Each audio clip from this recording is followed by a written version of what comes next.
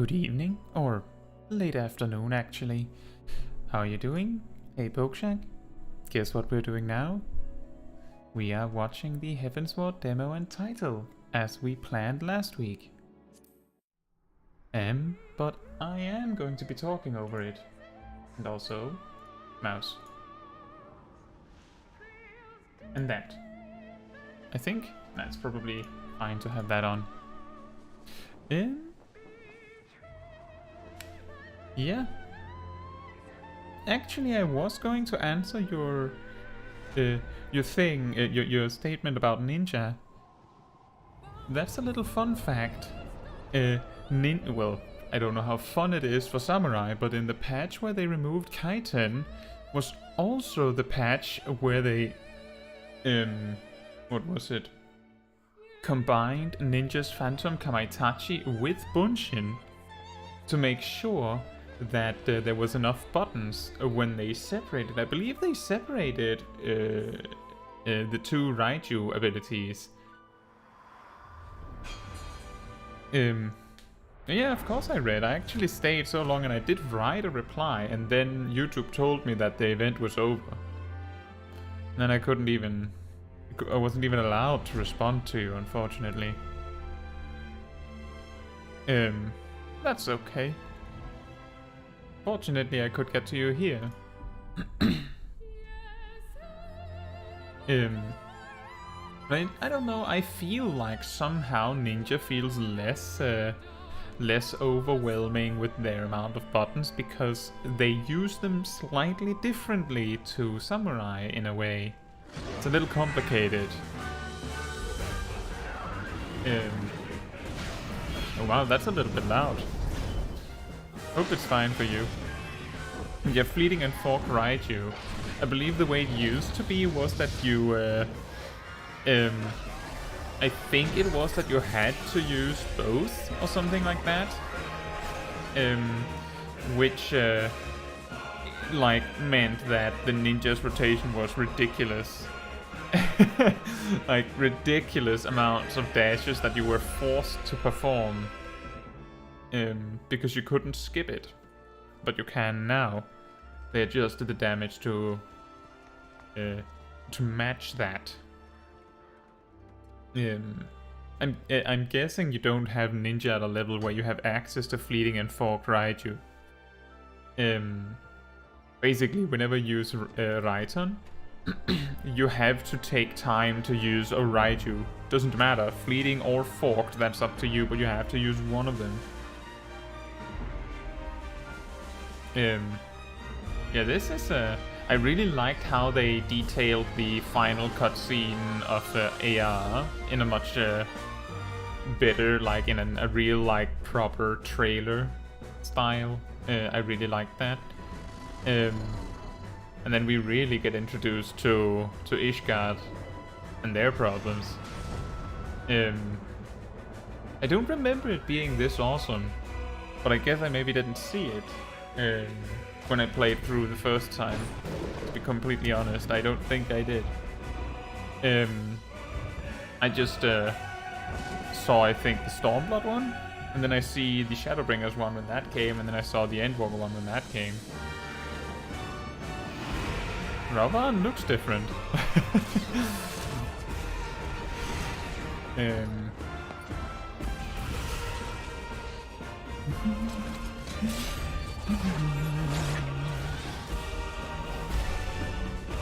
then we have there's also the excellent music, the critically acclaimed Heavensward expansion.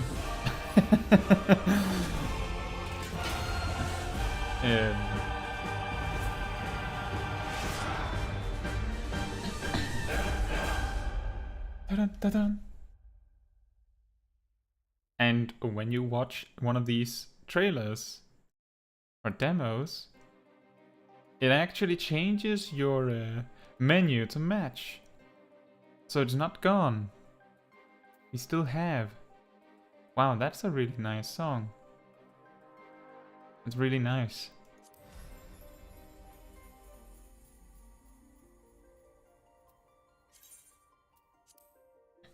Here we go, right into the queue. as is tradition.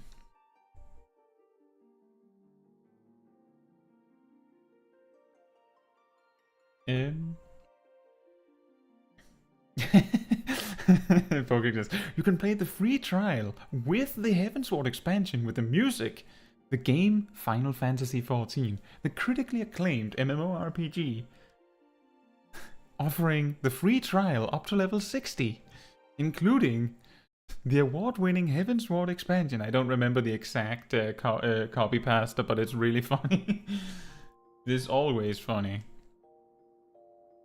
Pokeshak says, I see 2 Raijus do the same damage, but one is for getting up close. Exactly, it's like one of them just does the damage, the other one dashes you in. Now, the reason why it was particularly significant that there are 2 different ones is because, how can I say it?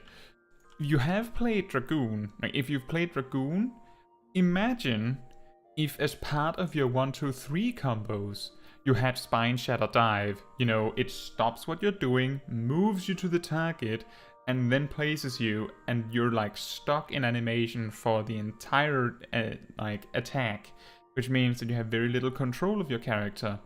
Now, the dash-in version of Raiju, I think that's the fleeting one, doesn't really matter, is both of them are GCDs, of course, and they're part of your rotation.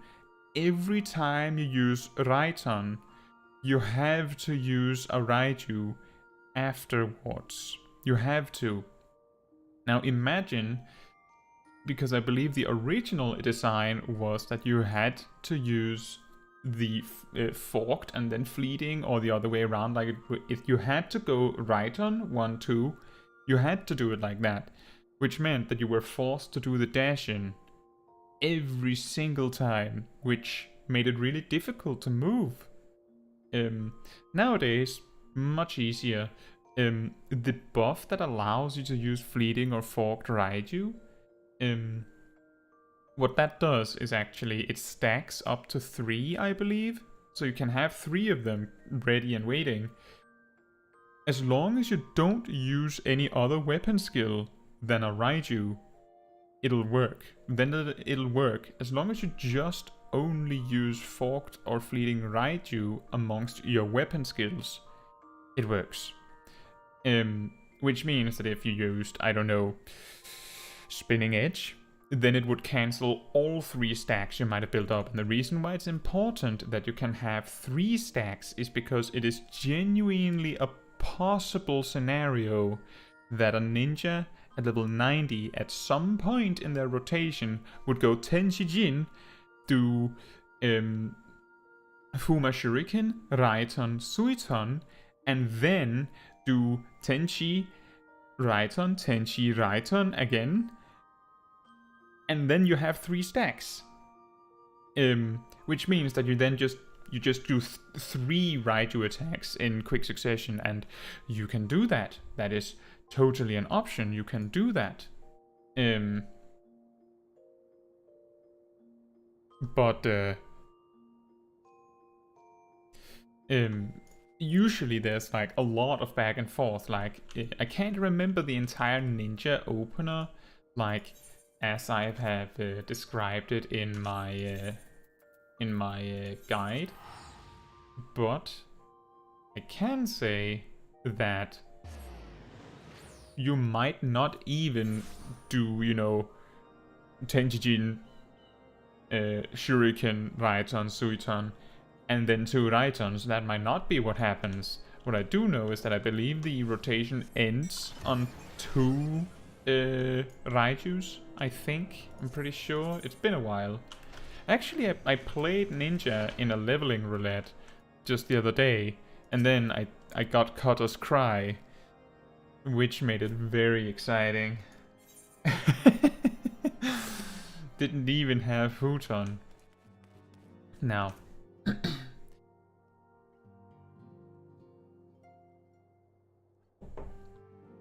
Now we're back with Tatara and Alphino, our only friends in the world, and Horsefon and Sir Emric. All of our friends. Because we don't know if the other ones are alive.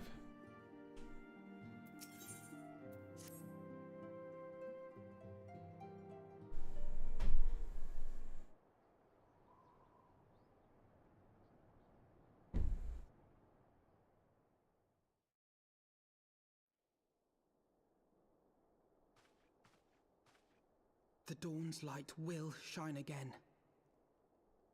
So long as we have these specious accusations hanging over us, we will struggle to achieve anything. You must go to Ishgard, as Tataru proposed. I will return to Uldar and set things right.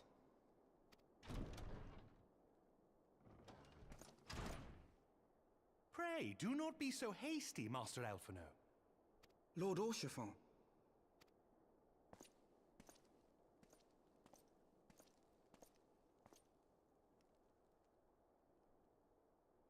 Full well do I understand your desire to clear your names. But now is not the time for drastic action. You yet have allies upon whom you can rely. There is no need to act alone.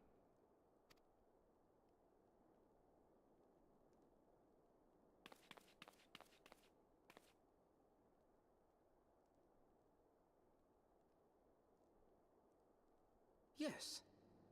Yes, of course. Pray forgive my impatience.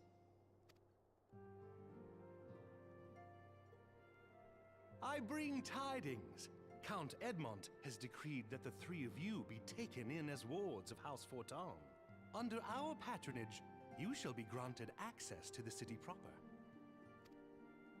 Pray, consider our manor your new headquarters, from which you may gather information and plan how best to proceed. Needless to say, should any of your missing allies be found, as I am certain they shall, they will of course be welcome to join you there.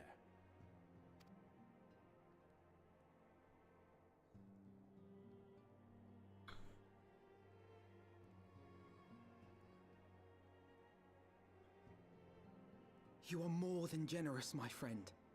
On behalf of my fellows, I humbly accept your offer of hospitality.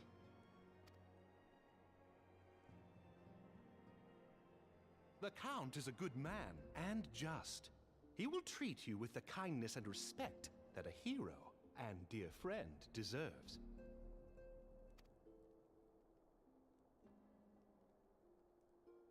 To Ishgard, then. Together. There we shall carry on the Scions Legacy. There we shall begin anew. Here!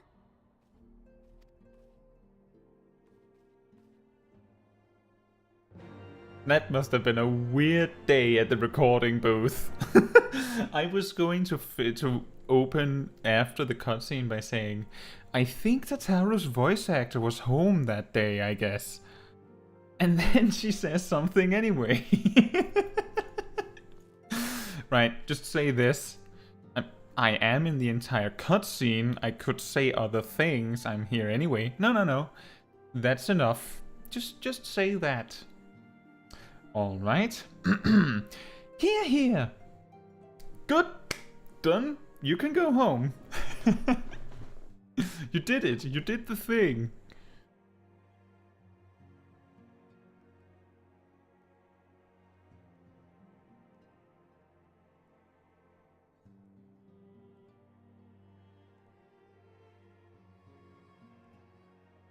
Now, hold your phone.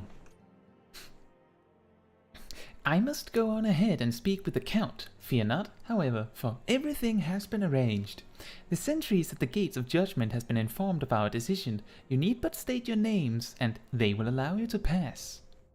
My manservant shall be waiting for you at the city gates, ready to escort you to our manor, where we shall meet again. Until then... There's something awkward about the word manservant to me.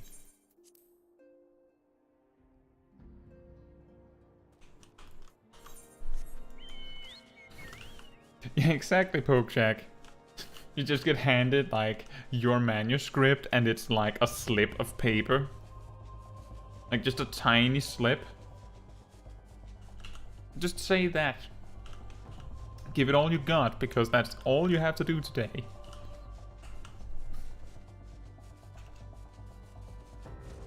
She really did nail that, though. You have to give her that. Wards of House Fortin? Ah, yes, you may pass. Thank you.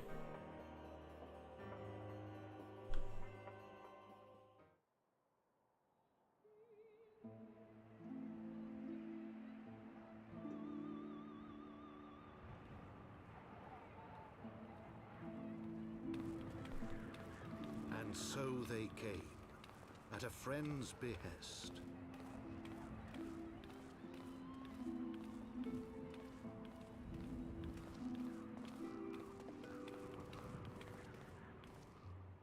Heroes once celebrated as saviors of Eorzea, brought low through treachery, their names blackened with royal blood. With memories of the lost and dreams of redemption, with hope yet in their hearts, they came.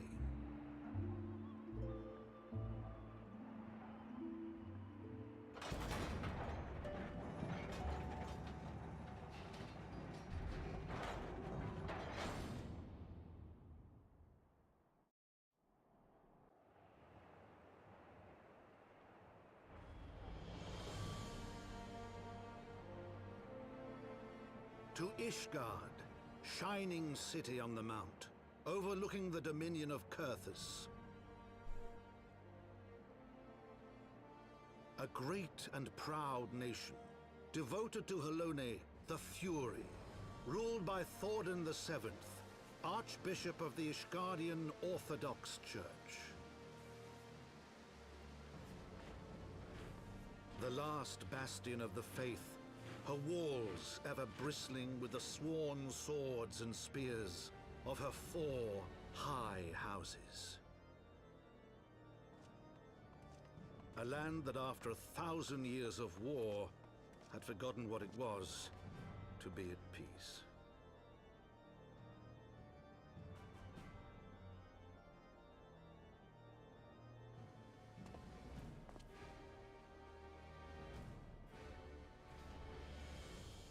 Through gates long closed, the warrior of light and her companions passed, entering at last a city whose history was written in blood.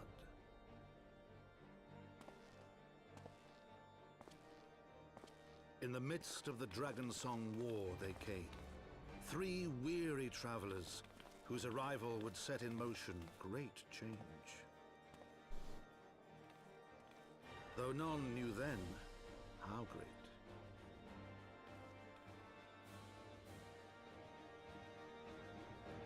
From the Memoirs of Count Edmond de Forton, Heavensward.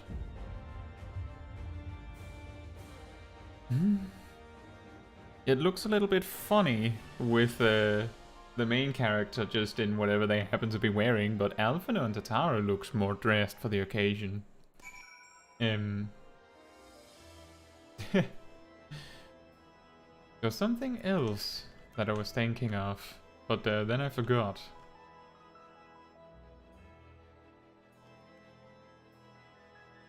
And we're here! Apparently in the afternoon as the sun sets. That's actually really, looks really nice.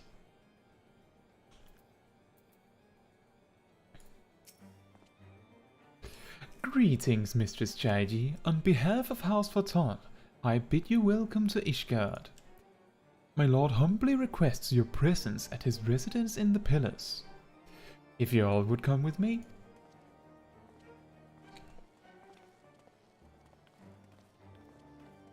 And then they just leave without me. Rude. It's okay, I'll just take the Aetheryte. We should probably... Is there an inn here? Okay, excellent. We should probably set this as our home point. Or our free point. Actually, our free point would be the smarter one.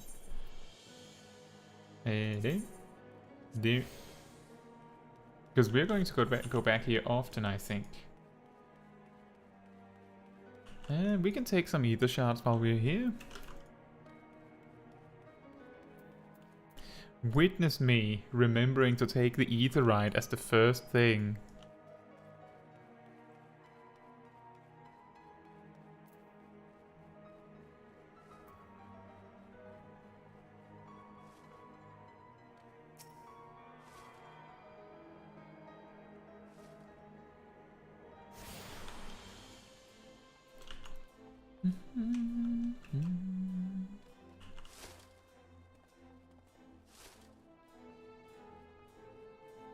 I imagine it's gonna be a little bit of a slow start. Every time we reach a point where we can do job quests, I'm probably going to pause the main quest to do that, given that we are extremely far behind on that.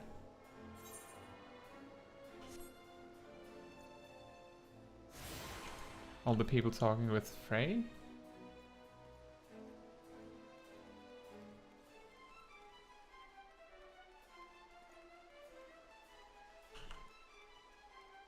Isn't that somewhere here that they start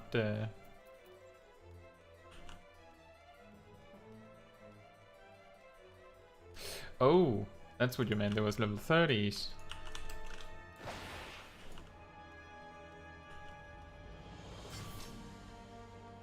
I mean, now that we are in Heavensward, that does give us a little bit of an advantage. If we want to tank or heal for any reason, we can just, you know, we can just pick up a job to do that instead of having to level from 1. Yeah, exactly. It starts in the upper zone on the right side, as you say.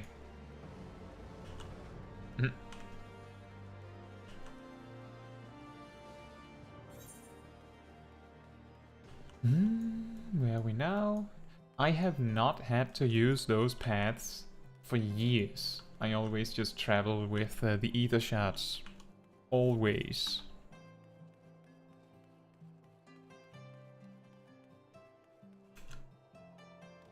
Ew.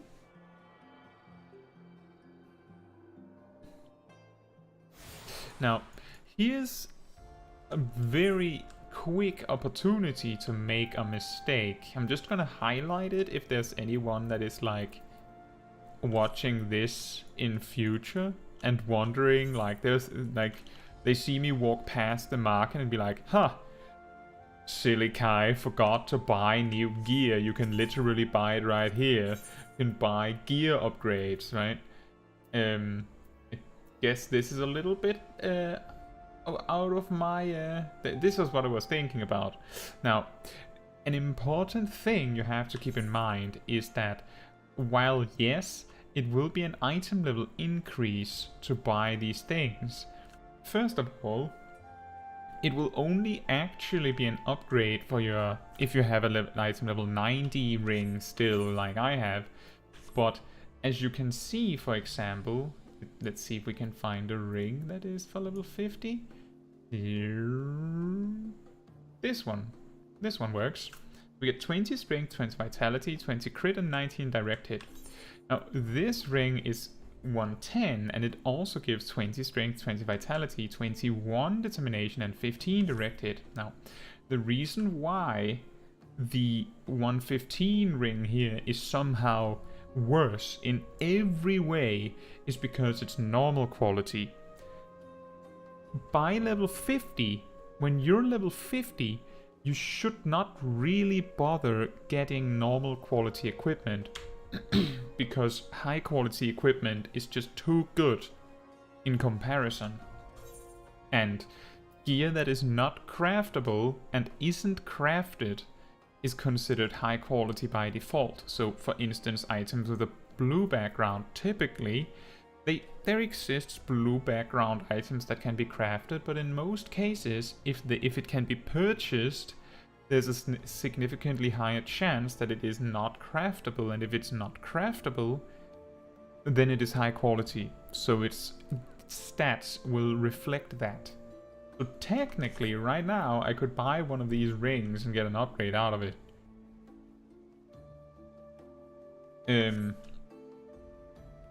However, I might as well use, like, if that's where we're going, I would be better off buying a ring with my poetics, and, I mean, we could do that, however, I just made it cost money to teleport to Mardona and do that. And I don't think there is one of those blue pouch guys here for a while, and also we would like to have those poetics when we reach level 60 gear instead. I just wanted to highlight this, because I have heard some people like to watch the VODs of these streams after the fact, and some of them might make this mistake if I don't say it.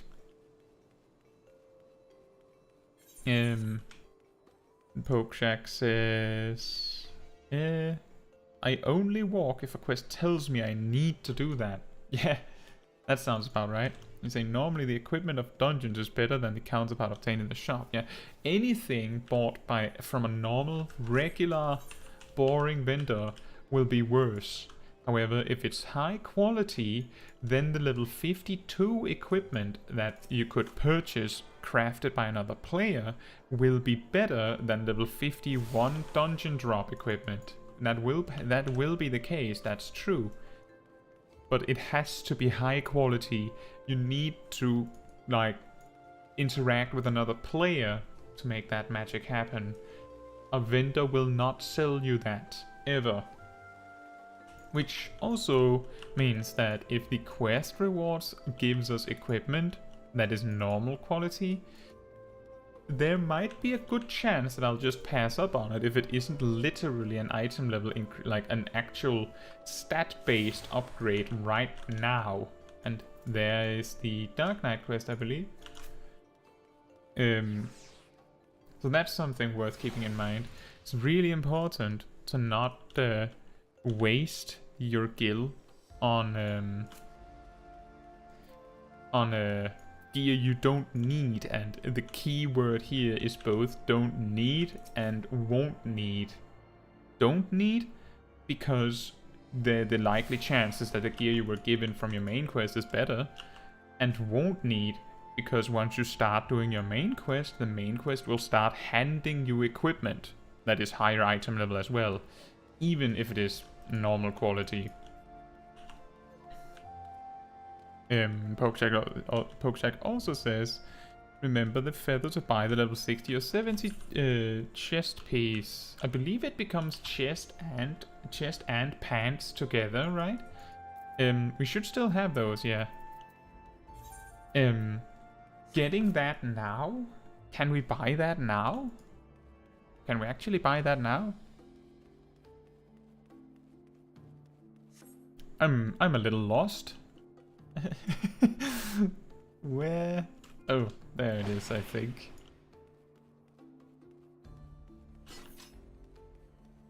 With the salvager, so we need to find a calamity salvager at some point to get that. I'm, I guess, here? What is this? Walking in Ishgard. Normally, why don't we just use teleports like normal people? What? I need to find the teleporter first? Now that's ridiculous. Yeah, the salvagers are only in the main cities. The starting 3 main cities. That's true, Pokeshack. We'll have to pass by there now. The reason why I'm not particularly worried about doing that is because having the gear will not help us much right now. You have attuned yourself to all the Ethernet shards in Ishgard. The gates of judgment are now accessible as an Ethernet destination. Wow. We can leave the way we came. Hello, Archifant? The warrior of light and her brave companions, walking the streets of Ishgard at last. What a glorious sight. I cannot tell you how long I have waited for this day. Allow me to present you my family home, Fortom Manor. I should like nothing more than to show you around, but everyone is gathered to receive you. Come, my friends, introductions must be made.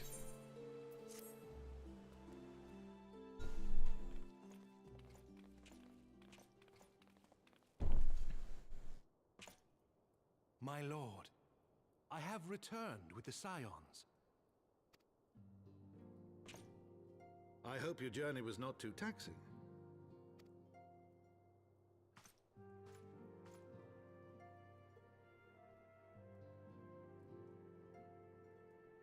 I, Count Edmond de Fortom, do bid you welcome. As wards of House Fortom, you shall be afforded every courtesy. My home is your home.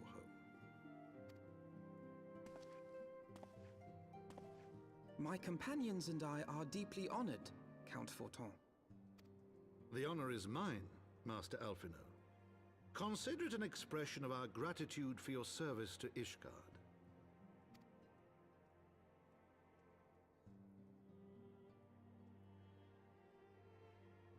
Forgive me, my lord, but are you not concerned? To accept foreign guests at such a juncture, especially ones with our reputation. Do not worry yourself on my account. 'Tis true that Ishgard's first thought has ever been the war effort, hence the closing of our borders.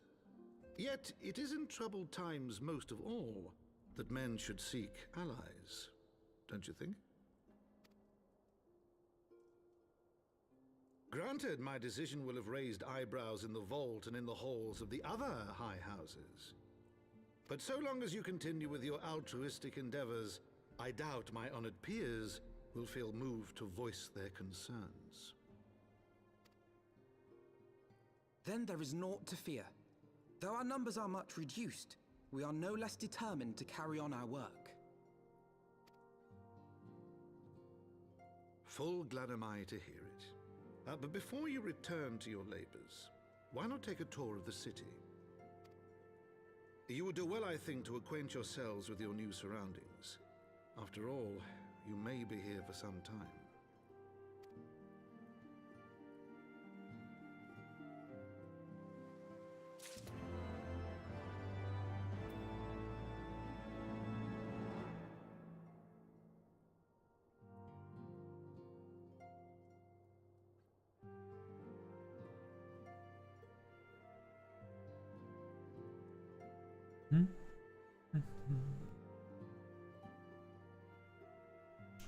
And Pokeshack says, I forgot to mention this before, but I applied the tips you mentioned in the fast leveling guide, and oh boy, it's much more enjoyable to do things in the meantime. I spam dungeons, and I reached in the last 48 hours.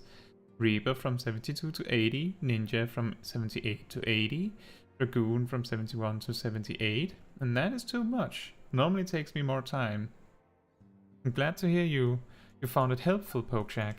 It's the thing is that I've been I think you might have been here to see it. It's been a while since people have asked about it, I think, but every now and then someone on stream asks me about tips for leveling, and an interesting point, and I don't think I don't remember if I mentioned this on a stream before, but the leveling guide actually, before I finished it, the manuscript was supposed to be like just a ranking of different leveling styles, but I realized that the leveling styles, which you see at the start of the guide, where it like list a few options and highlight a disadvantage of each of them, like talking about each style of leveling in a vacuum is not particularly interesting and not useful either, because we all know that.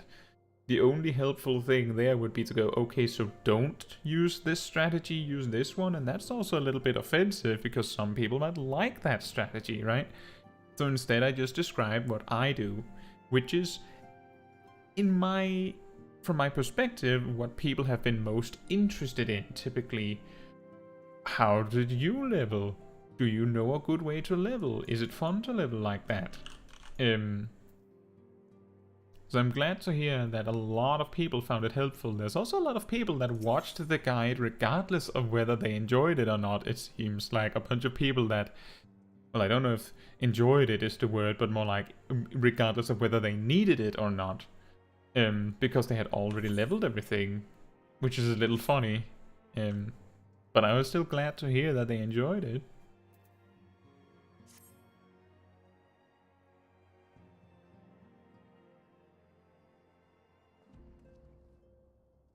Oh, no more voice acting. Oh, darn it.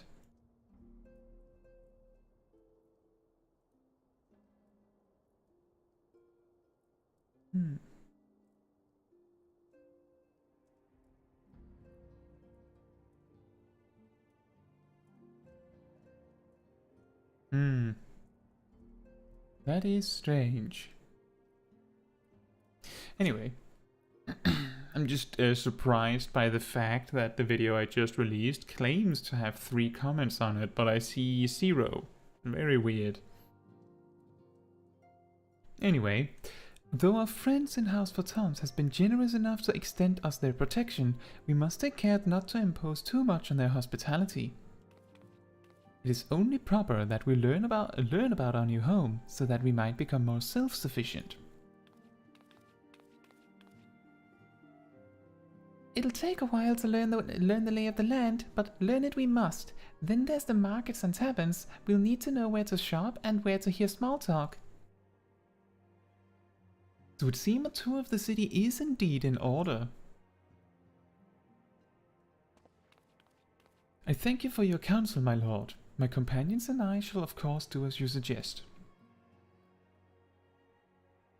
Very good. Then my manservant shall accompany you. He will be able to answer any questions you might have. Ah, but I grow forgetful in my dotage. There's something I must give you ere we part. Their documentation is in order, I trust? Yes, my lord.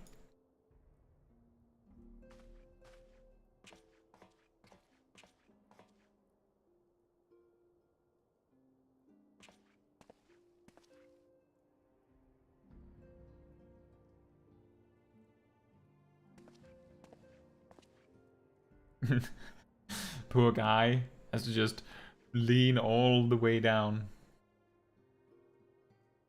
These documents identify you as wards of House for Tom. Given that our borders have remained closed for decades, many of my countrymen are unaccustomed to treating with foreigners. Should anyone happen to question your presence here, it may prove necessary to remind them that you remain under the protection of House for Tom. But let us hope it shall not come to that.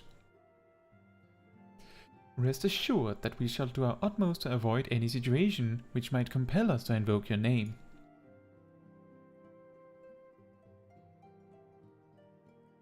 Caetsu, Tataru, the city awaits. Let's go!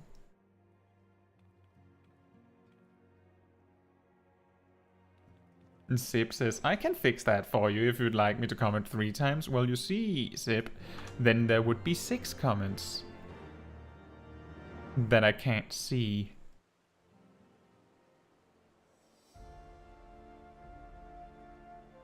Oh well, I'm guessing it's because of bots or something that get auto-hidden or something like that. That's my best guess.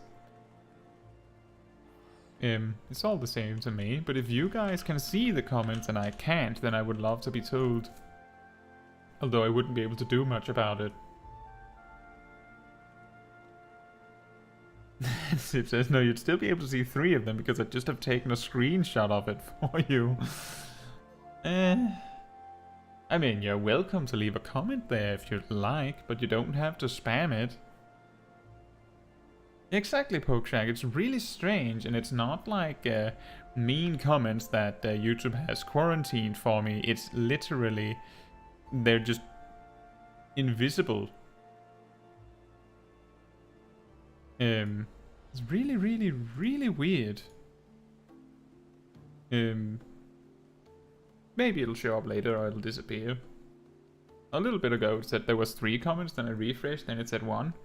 And then it said 3 again. So it's very, very strange, but YouTube is sometimes weird like that. For instance, right now, YouTube claims I'm speaking with no one. Yet you're here. So weird. As this is your first time in our fair city, pray permit me to show you to the Hopland, from whence we may gaze upon the splendor of the Holy Vault.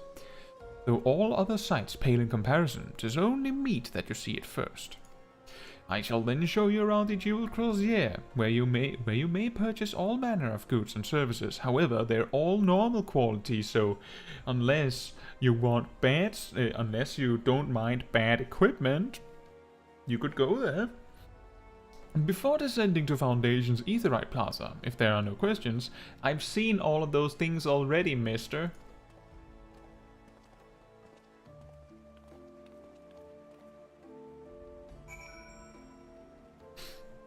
Yeah, I really don't know, Pokeshag. It's really like now it says there's 1 person, but I don't know if that's because someone just entered or if it's because it said, oh, Pokeshag has their main focus on the stream because they're writing a comment. And now he's back to having focus on his game, so now he's technically not watching or whatever. I don't know. I don't mind.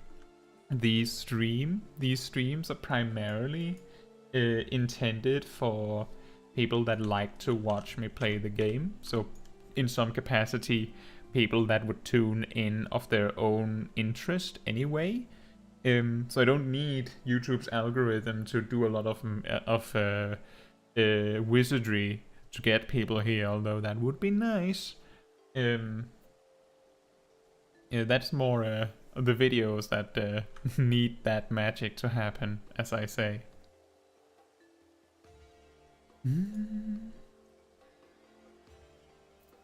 Now tell me about the vault. Oh, the Hopland, sorry. The Hopland, so named for the bronze great shield borne by a nation's patron deity, is the largest plaza in Ishgard.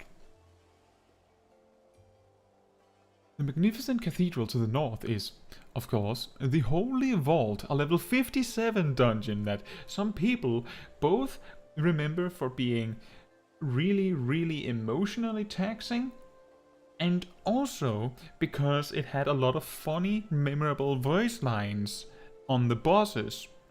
Anyway, that's besides the point. Let me continue.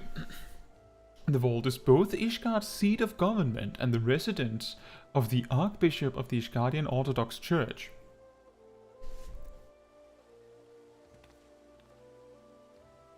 Begging your pardon, the statues to the south, are they perchance Thorden's famed Knights 12?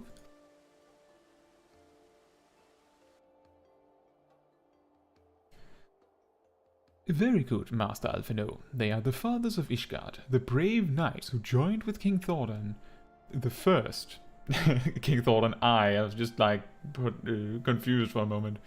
The brave knights who joined with King Thordan the First to put down Nidhogg and found this great nation.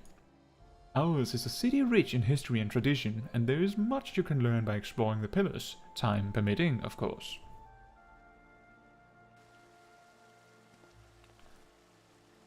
Now then, if you would follow me to the Jeweled Crozier, I shall introduce you to Mistress Elise,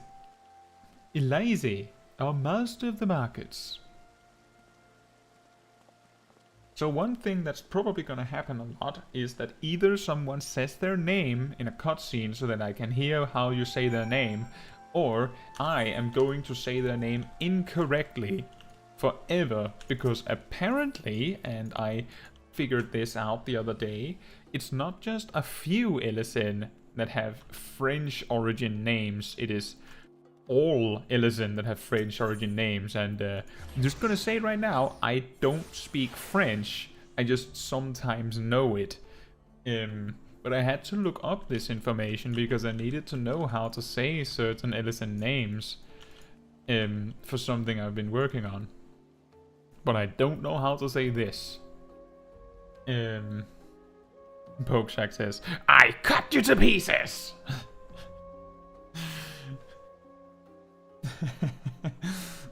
This shall be a mercy. Pokeshack says, listen to French, they eat baguettes.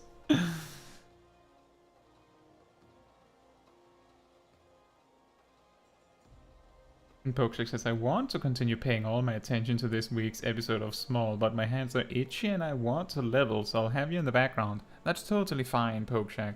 As long as you enjoy it, that's all that matters. You don't have to be like super active in the chat or anything. If you enjoy watching, then that's really what matters here, honestly. That's what matters.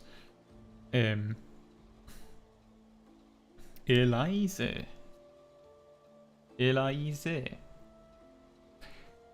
Well, you're clearly not local to traveling peddlers. Which makes you all tiny, small, minuscule, as you see.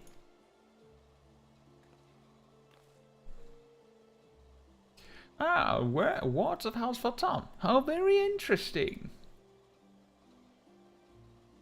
Count Edmond has granted us leave to remain in Ishgard for as long as we wish, which may be some time. Accordingly, we will have need of sundry goods, hence our desire to make your acquaintance. That is, of course, assuming you are content to accept the custom of foreigners. Should you be uncomfortable... Young sir, we do not discriminate in matters of money. If you have coin to spend, who are we to refuse it? Weapons, armor, accoutrement, medicine, materials, whatever you desire. It can be found in the crozier. Our merchants will be more than happy to accommodate you, as you shall soon see. Our next destination is the Aetheryte Plaza and Foundation, if everyone is ready.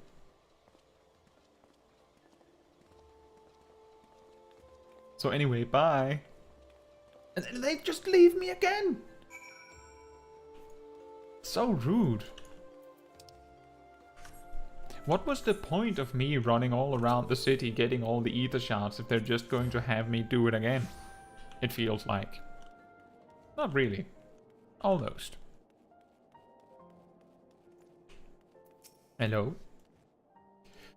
And here we have Foundation's Aetheryte Plaza. If you have yet to attune to the Aetheryte, it would be wise to do so now. Thank you. What's with that passive-aggressive comment? Maybe you should attune to it, though. I will take... This is a little mean, because we don't need this. We don't need this. But we don't need these things either. But they might be worth more than the silver pieces.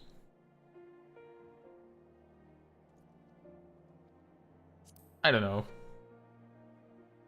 We'll take the money. We'll just take the money. It's fine. I wonder how many silver pieces we have by the time we need to clear this. Oh boy. Wow. 89.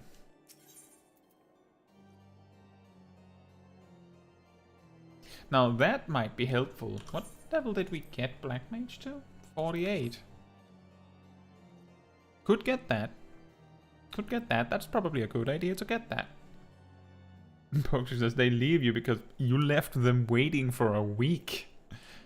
Okay. You're right. I shouldn't have done that. A big old meanie.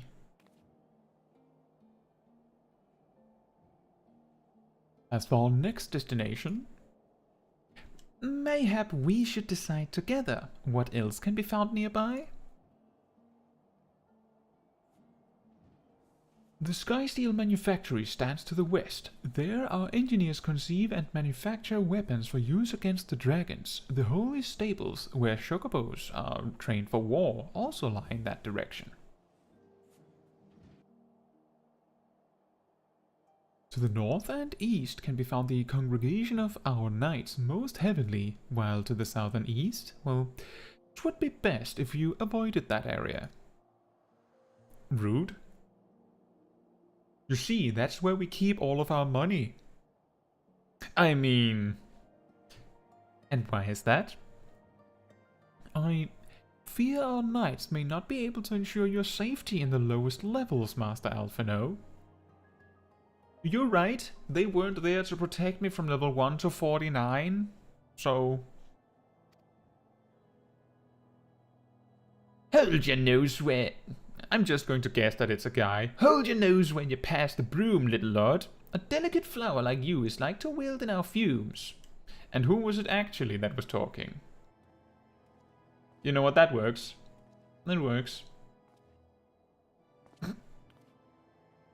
You misjudge me, sir, for I am no lord, but a humble traveller. Oh, come to see the sights, have you? Take a turn down the Hopland and gawp at the statues? Well, if you have mind to learn how the better half live, come and have a drink at the Forgotten Knight, if your nursemaid'll let you.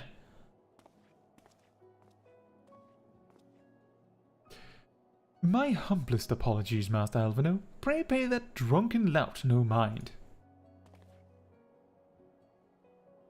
Oh, but I must. It would not do to refuse such a heartfelt invitation. Yes, I simply must see this forgotten knight for myself.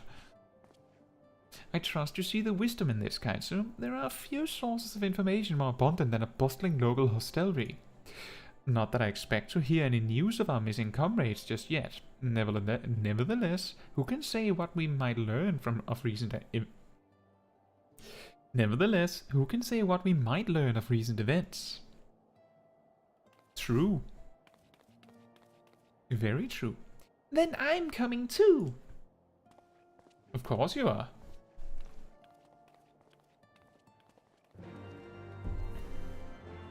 I'm just peeking over the chat blogger there. I am here, don't you worry. Just perfectly placed so that you can just barely see Smol Kai hanging out.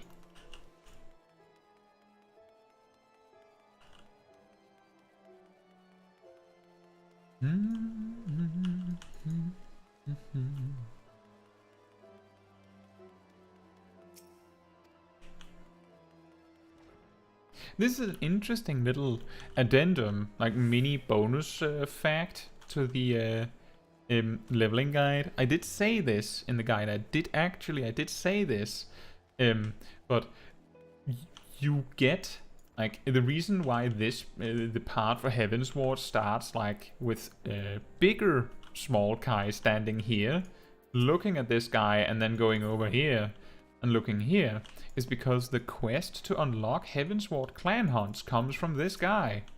This specific guy, but as you can see, no quest. Why? Because I don't have the rank and I haven't done the previous quest yet. You have to do them in order. Which means that there may be an argument to go back and get that done. Pokjik says, I did that quest yesterday. Oh, okay. Brilliant.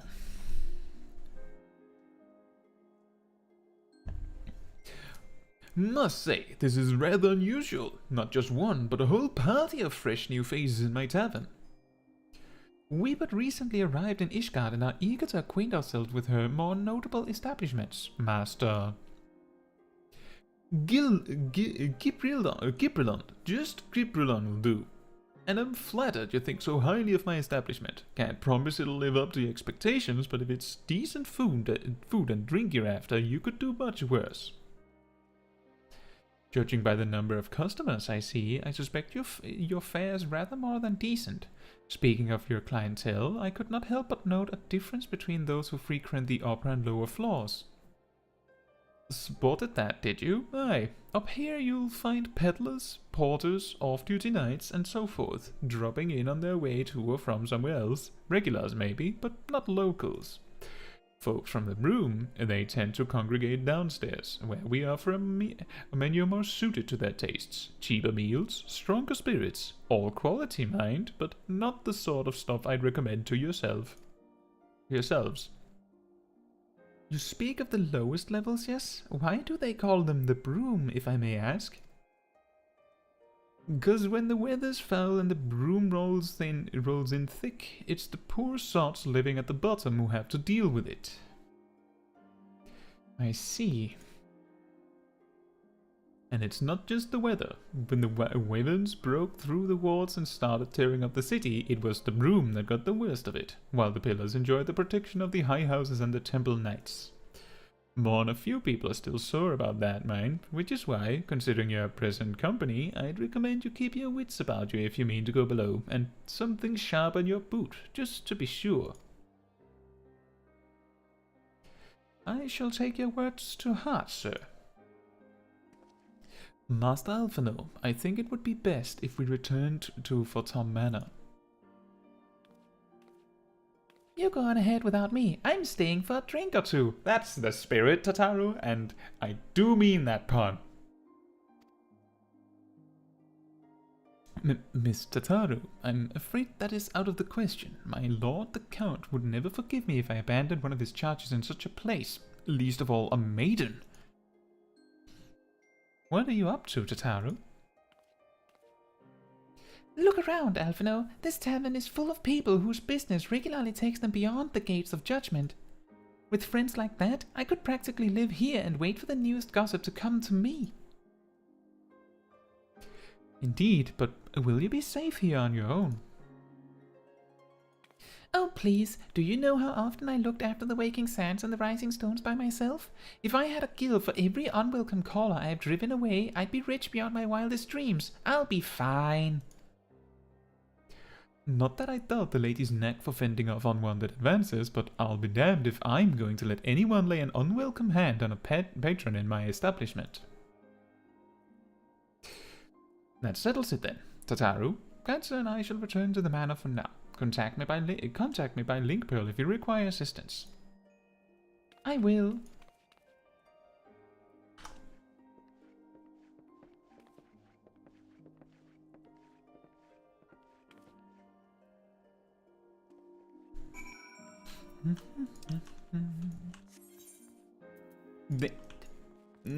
I would really like if they fixed that. This is really unhelpful. I know where that is, but like if I click this, okay, I actually land on the correct page. Still, it's a little weird that it does that.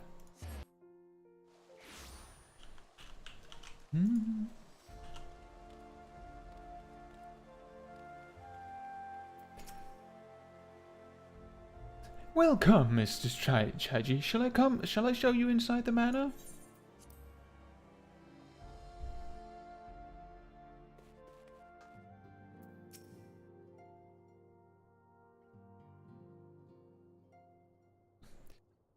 Tell us then, Master Alphino. Does Ishgard meet with your expectations?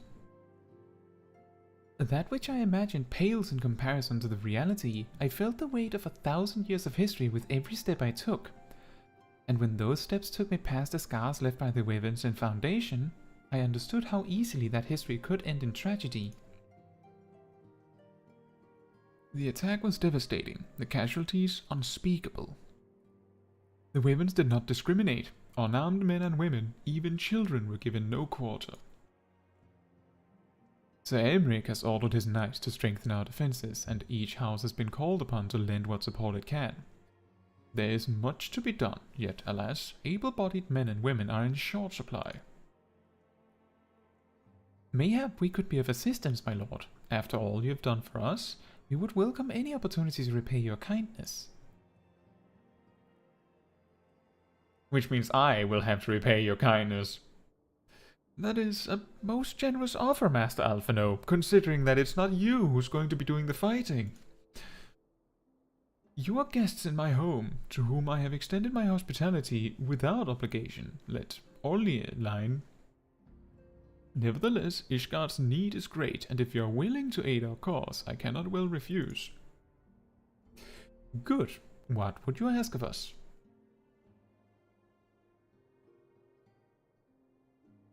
From what I have heard, you are an intelligent and persuasive young man. Such qualities may prove most useful to us in our efforts to secure provisions from foreign sources, identifying trustworthy suppliers, brokering contracts, and so on. You, on the other hand, is dumb as a rock.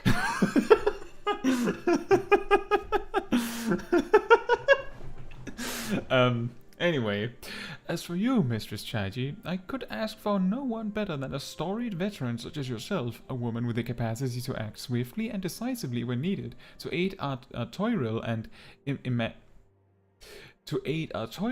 Imanalane in their duties. I beg your pardon? I am more than capable of carrying out my duty by myself. I have no need of our honored guest's assistance.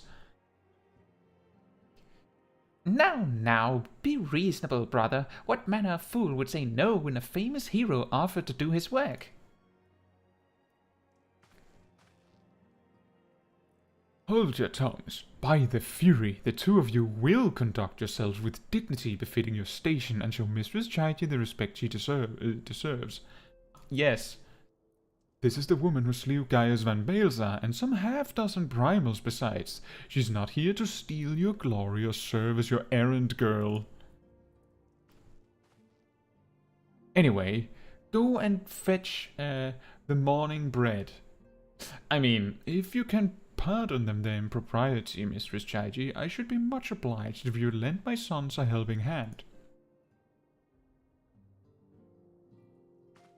My thanks. Fury willing, they may even learn something from you.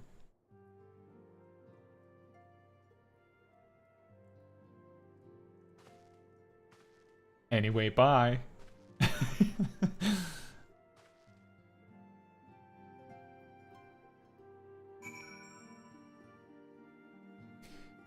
And Sip says, alright, I got my relic weapon for Gunbreaker now. Congratulations. Does that make 2? Let me just check my list. I have 7. I'm just kidding. Congratulations. I do have 7, but still, congratulations.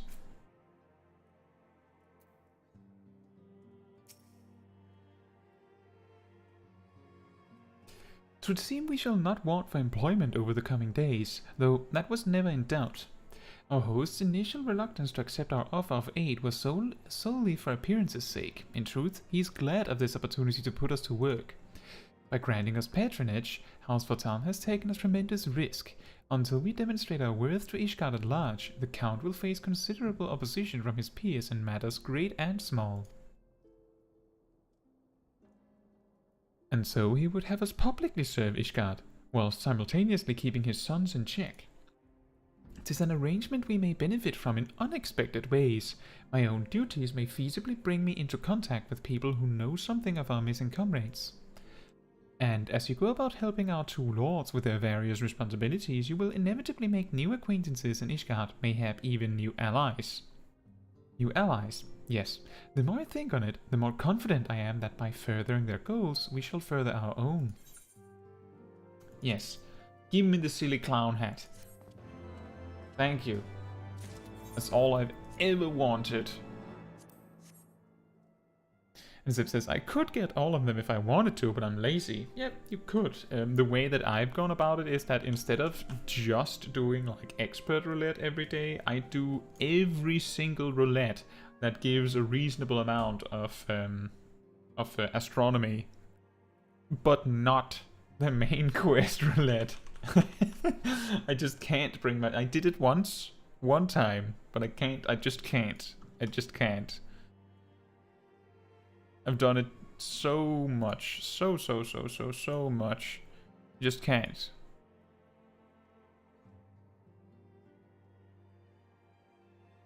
Hey, Manolane. And his little second in command over there. And Zip says, technically I could just do hunts. True, you could. Shall we be off then, old girl? But where are my manners? Manolane de Forton, second son of Count Edmond de Forton. True-born, that is.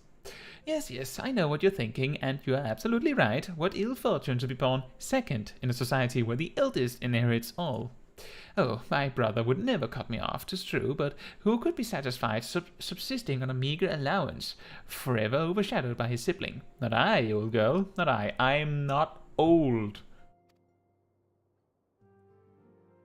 Which is why I need your help to ensure that this business in the Sea of Clouds goes swimmingly, so that the tales of my great deeds can win me a place in the people's hearts, or better yet, raise me higher in their estimations than I are Tyrell. Ambitious, I grant you, but then I do have a legendary hero to do my bidding. Ha ha ha! Oh, don't look at me that way. I jest. Anyway, we are to aid the good men and women of House Helenard.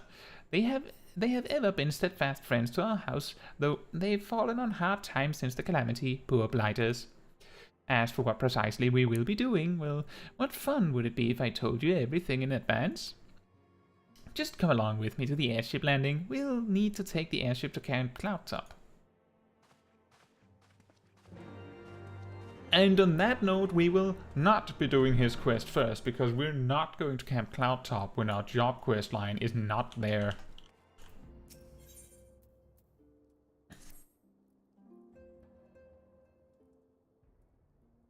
Let us begin anew, Mistress Chaiji. I am Sir Tyrell de Forton, eldest son of Count Edmond de Forton. You will forgive me my outburst, I hope. I meant no disrespect. I merely consider myself equal to the duties entrusted to me, unlike some. Alshafon has spoken of you often. If you are even half the woman he claims, I shall be glad to have you at my side. To the matter at hand, then, we will be assisting my esteemed compatriots of House Durandar and Jemail. You are aware of a friendly rivalry, I take it? I will suffice it to say the prospect of assisting said houses does not fill me with joy. However, it is the will of the Holy See that we set aside our differences at this crucial juncture, but we shall speak more of that anon. First, we must needs secure transport to Falcon's Nest. Let us make for the Chocobo stables in Foundation.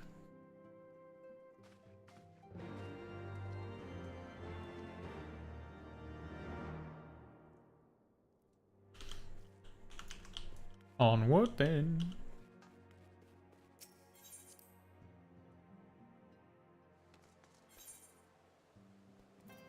Oh man. I am very interested, I'm a little bit interested to see what would happen if we got Lance Mastery before we got Wheeling Thrust and Fang and Claw, but I know that what will actually happen is simply that we will not be able to use the trait. It's that simple, so it would be a lot of effort to level 3 levels without doing the job quests, just to figure out exactly what we pretty much know will happen. So I will not go out of my way to do that, even if it would be kind of funny.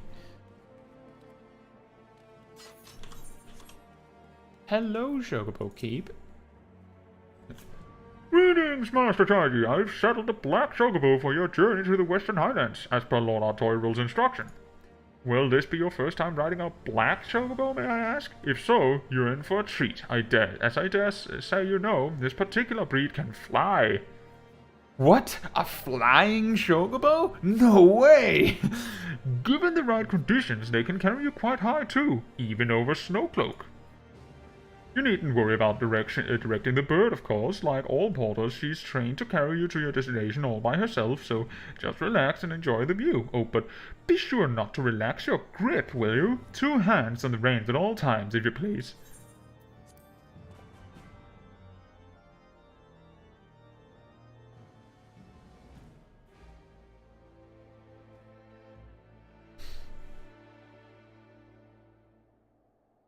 But what if I get thirsty on the way there?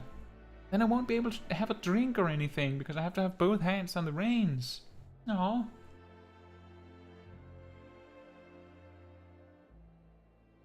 I can't even eat, like, candy. To the frozen wastes of the Western Highlands, once verdant tracts made pallid by the calamity.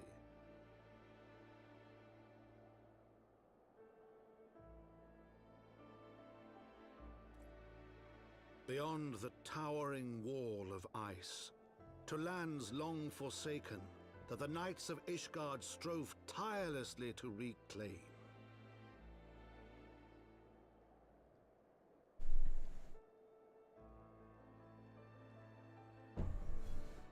To the hamlet of Falcon's Nest, once abandoned, now freed of its pall of snow and ash, she came.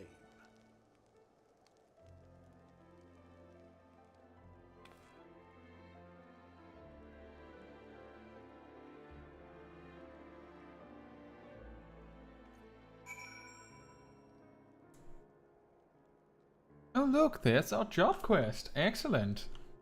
Hello, Artoriel. You look ready for battle.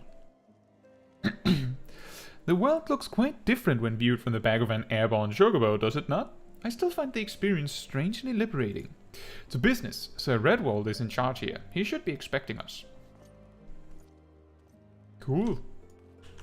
A chocobo keep. Let's talk with him to remove the exclamation point and then never use him. Hello. Well met, traveler. Might I interest you in a chocobo, porter? Ah, do not tell me. This is your first visit to this stop. I shall update my register with your name so that you may access this location in the future. Thank you. Anyway, bye. I see an aetheryte. I see an aetheryte. Do we have extra, like, reduced cost teleports? Because we might as well grab this one, eh?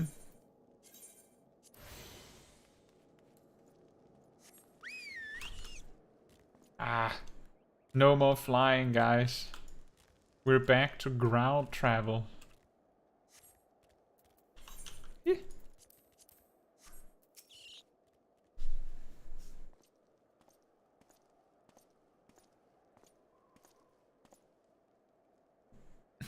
It has been far, far too long.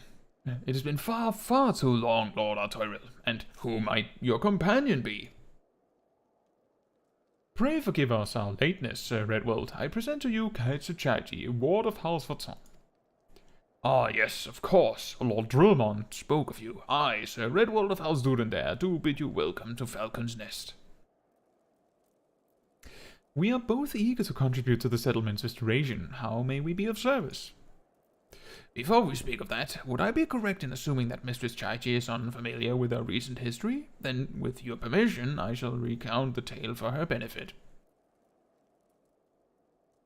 As you may know, Falcon's Nest was once a hamlet with a small garrison of knights and some few villagers, and then came the calamity.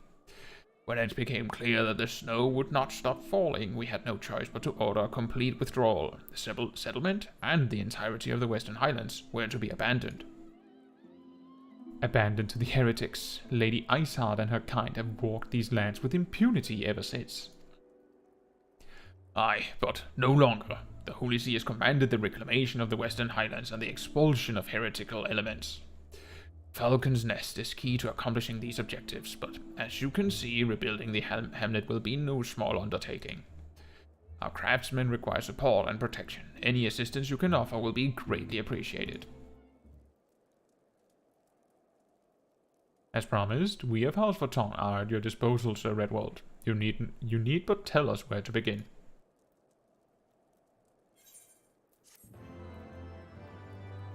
Pokesix says, "Let me fly! Let me fly! I don't like it. I don't like it here. I want to go back to AR. AR. A chest piece. And it is actually an upgrade because it's high quality. Woohoo!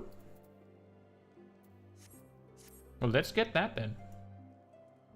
Several craftsmen in service to House Jamail are contributing to the restoration of Falcon's Nest. These men and women are quite skilled at building and repairing fortifications, but their progress has been hampered by a number of factors. Roth, their foreman, tells me he has need of a woman with your talents. Would you be so kind as to seek him out? I need someone specifically to poke the wall that I'm building. That tends to make it build better. Yes. Indeed. Indubitably.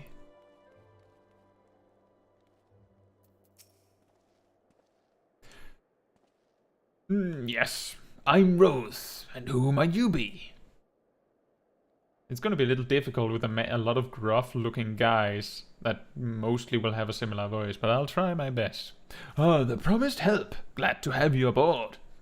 I have the honor of overseeing this fine mess you see before you. Send me over on one of them black birds, same as you, to build and mend and tell others how to build and mend. Let me just try that again. Send me over on one of them black birds, same as you, to build and mend and to tell others how to build and mend. But fury take me, this ice, it's bloody unnatural how fast it forms.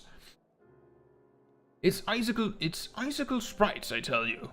Mark my words, there are pockets of them here and there, just waiting for me to turn my back so they can sneak out and do their dirty work. So I need you to search the hamlet and put an end to it. If you stand watch long enough, you're sure to find them. If you just stand around, they'll appear, trust me. Just take my word for it, mate. Okay, I will randomly stand somewhere and wait. Just for the sake of example, I could, for instance, stand in this corner where no one else is, right? Just as an example, I'm just thinking out loud, you know? Oh, what a coincidence. What an incredible coincidence.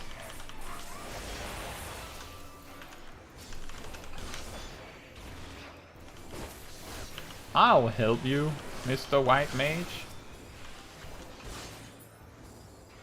There you go.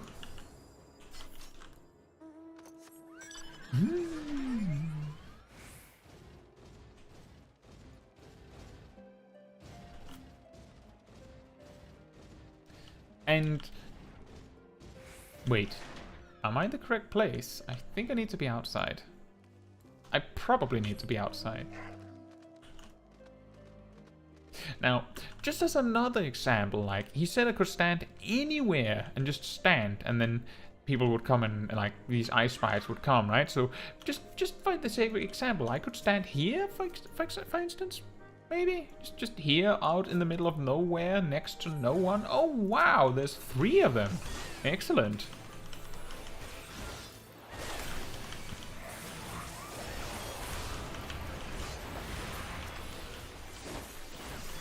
It's really silly. It's like sending you to every corner of this base, and he said you could just stand around and they would come to you, probably.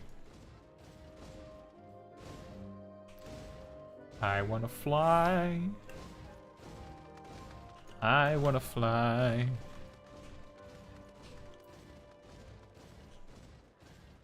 Hello? Oh, there.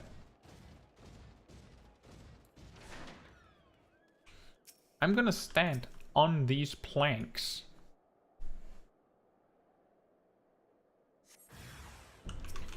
Another 2.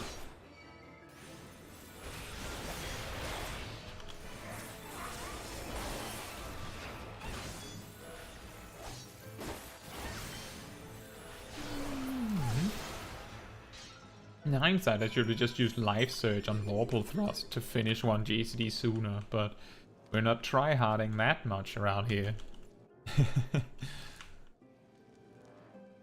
Hello, Rose. Hello, Rose. Hello. Ha! Now there's a woman what looks like she's found her marks. You're just the sort we need around here. The guy that'll hop to when she sees a task undone. Yes. Thank you. Wait, can I? Oh, excellent. Perfect. I've forgotten to bring out Ayam Kasil again. You're a dab hand at Warcraft, I can tell. Not that I've any skills at arms to speak of mine, but it doesn't take an expert to recognize expertise. Be a ways to keep you to myself when there's others would need help same as me. So if you're keen to keep on doing what you've done, I'd ask you to head north to the Pike, the bloody huge statue out in the wastes, if you've never been. Mason by the name of Theramon is out there tending to the thing. Good man, Theramon, but I reckon he's taken on too much work for one. Might be there's something you can do for him. Oh boy. Oh, excellent. Excellent. Yeah, we'll just put your quest next to your main, like your job quest. How's that?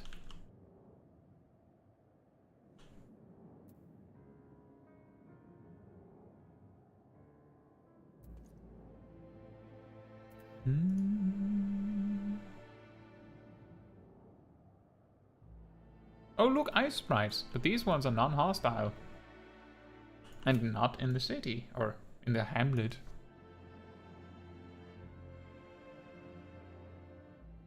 Dun dun dun dun dun dun dun. Deep eyes.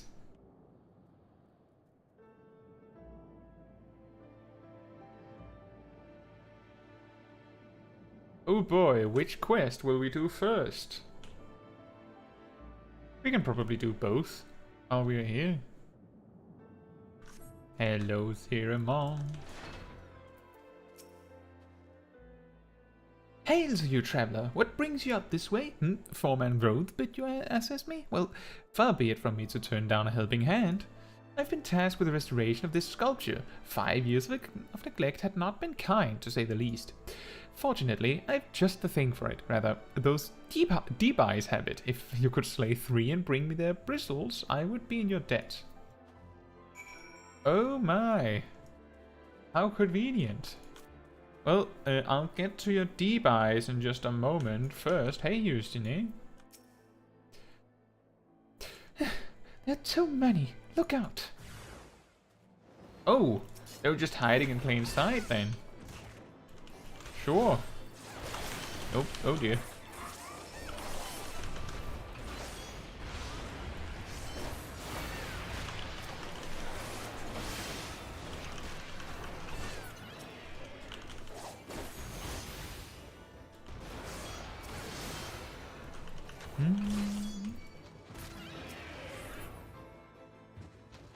Was that it? Okay then, Houston, what do you want now? I owe you a debt of gratitude. Our lessons have not even begun, and I already have you... And already you have seen me on my knees. Anyway, I had been trying to match what lance work of yours I'd seen, but without success. That was how the dragons managed to overwhelm me. well, you see, you have to be short for it to work. Had I but fallen back on my tried and trusted techniques, I would have made short work of their ilk. But what would I have learned then? Nay, what I know is no longer enough. The war exacts a heavy toll on us all, but none more so than we dragoons. If we are to survive, we must grow stronger. I must grow stronger. Caetsu, will you demonstrate your techniques to me? I would study your movements up close. You need to be like 3 stones tall for my techniques to work, you know. Aye, I suppose you have the right of it. There's no substitute for live foes. Come with me then. There's a suitable place west of the Black Iron Bridge. Ah, shucks. Guess I'll have to fight these Levi's then. Hello, Levi.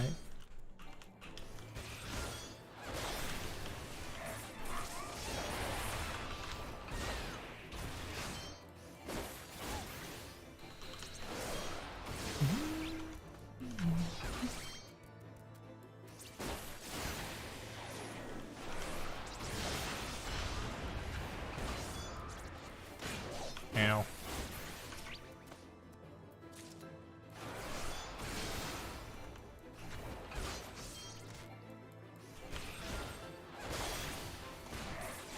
It's always a little weird for me when you get a get a main quest where it's like, I don't know, kill 3 things in the area. It just feels like you get reminded that, like, somehow it reminds me that, oh yeah, right, this is an MMO. Is it such a classic, like, oh yeah, kill 10 boars or something, I guess. There you are. Have you the bristles? I do. Feel how coarse that is? That's why they're perfect for scrubbing the soot from this statue. Beautiful, isn't it? The spitting image of Heldrath, first of the Azure Dragoons, and one of Ishgard's founding fathers. A symbol of everything the Ravanians despise, which is why they've taken to searing it with dragonfire every time they pass by. But no longer will we suffer this desecration of our nation's hero. Soon this statue will be as it once was, a proud, shining testament to the determination of Ishgard, and a message to the heretics that we have returned. The work may be hard and the conditions harsh, but as a proud Ishgardian, I could ask for no greater honor.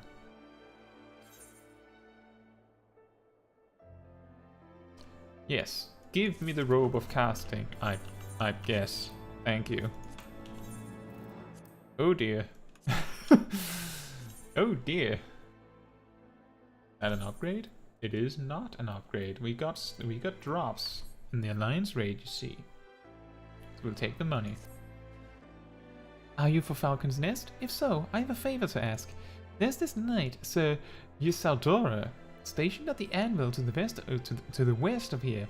She's always treated me with kindness and respect, more than I deserve, to be honest. Any road, while you were away, she came through on patrol, and I think she might have left a package behind. It's a bit of a detour, but would you mind returning it to her? My thanks to you, friend.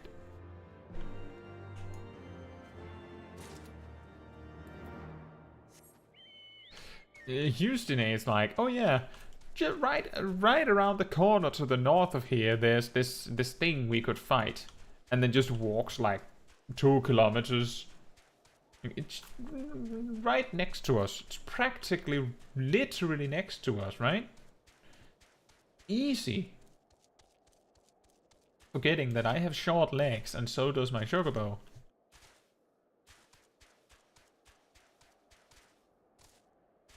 I forgot to summon I am Kisil again.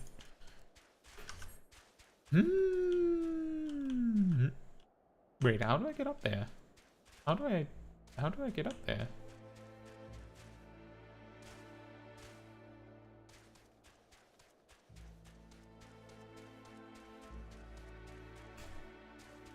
have found it. I think. That's a weird path. Maybe I took the wrong one. Anyway. Hello.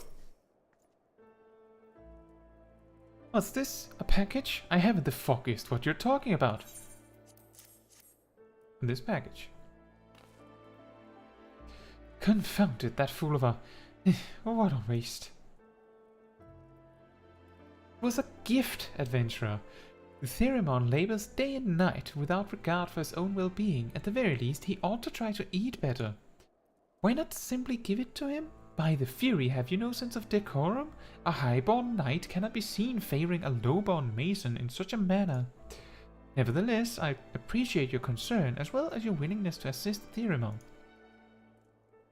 May your journey back to Falcon's Nest be safe and swift. Pray give my regards to Sir Redwald. And then we summon I Am Casil before I forget again. And then we go and do the job quest.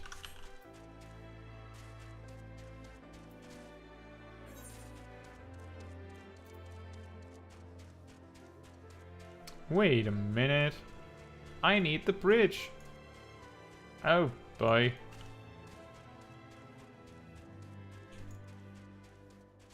It's been a long time since I traversed this zone on foot.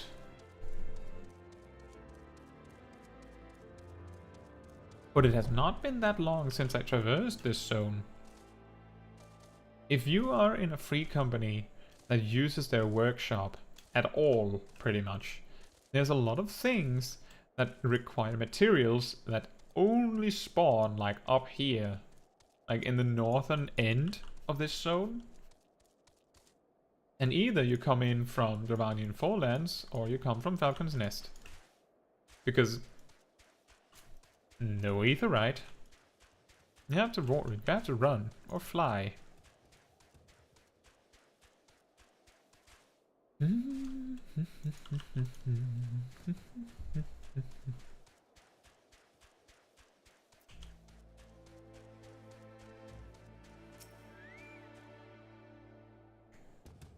Oh yeah, right. Houston is there. I was like, wait, why are we standing here?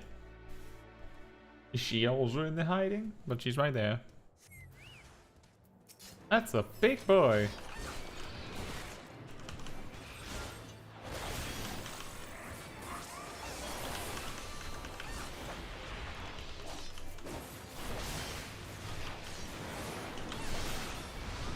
Deal. Alright, Houston, eh? How do you think of that? You like that? Did you learn something? The techniques you employ differ not from mine, yet you overcome the enemy with such ease. What is it that separates us so? What is it that you're doing that I am not? I'm probably like 11 levels over you, Houston, eh? That's probably it. Or I'm small. Did I hear you rightly? You see no difference between our lance work, but in the course of considering this, you conceived a new technique? Yeah, I just remembered. It just came to me, like, oh yeah, like if I wave around my lance like a flag for a moment, then people around me become stronger, right? Genius. It's pretty smart if I do say so myself. A way to draw out your comrade's strength? Such an approach had never occurred to me. And small wonder, perhaps, for we dragoons are taught to be relentless in offense. In order to bring down dragons, we strive to jump higher and strike harder. But in my single-minded pursuit of what I believe to be perfection, it would seem I ended up fighting only with my lance. So focused was I upon delivering that next blow, I rendered myself blind to other possibilities. You have opened my eyes, Caetsu. If I am to transcend my limits, 'tis plain I must cast aside my preconceptions. Ah, but the hour grows late. I must needs return to the congregation. Would you care to accompany me? It may interest you to see how your fellow dragoons live.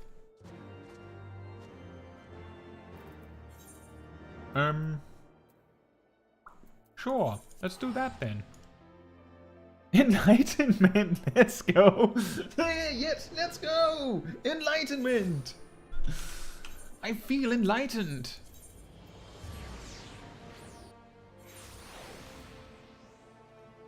Feel the power of enlightenment!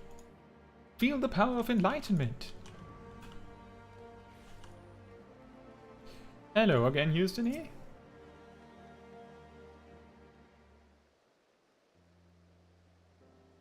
Welcome to the home of the Dragoons. I had a mind to show you the premises, but my father has paid me a sudden visit. This is my father, Montergains.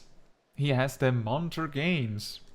Father, allow me to present to you my mentor, the Azure Dragoon Quest. 'Tis an honor and a pleasure both to make your acquaintance. I hope you will forgive me for inconveniencing your plans, but what is a father to do? Dedicated to her duties as she is, my daughter scarcely comes home, and so I must go to her. Father, please, we've spoken about this. I but strive to be a dragoon worthy of the name, as you yourself were. All that I do to honor you. My child, you would honor me best by taking care of yourself. Well, I shan't overstay my welcome. Seeing you hale and hearty is enough. Till next time. Poor guy. He is so kind to me, even though I share not his blood. Like so many others, I was orphaned by the war. I would have died long ago, cold and alone, had he not found me and taken me in. All that I have, I owe to him. It was for no other reason than to honor my father that I followed in his footsteps and became a dragoon. But if I am to live up to his legacy, if I am to protect Ishgard as he once did, I must needs grow stronger.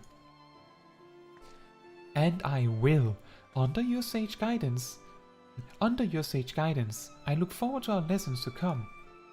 Ah, it nigh slipped my mind. Sir Albrecht wished a word with you. Pray seek him out at the observatorium at your earliest convenience, perhaps after you have had a wander inside the congregation.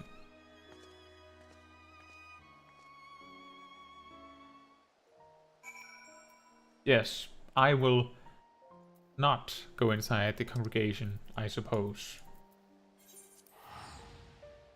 Pokecheck says it's a double meaning because I reached level 74 with Monk and now I have that. Enlightenment! We're both enlightened on this blessed day.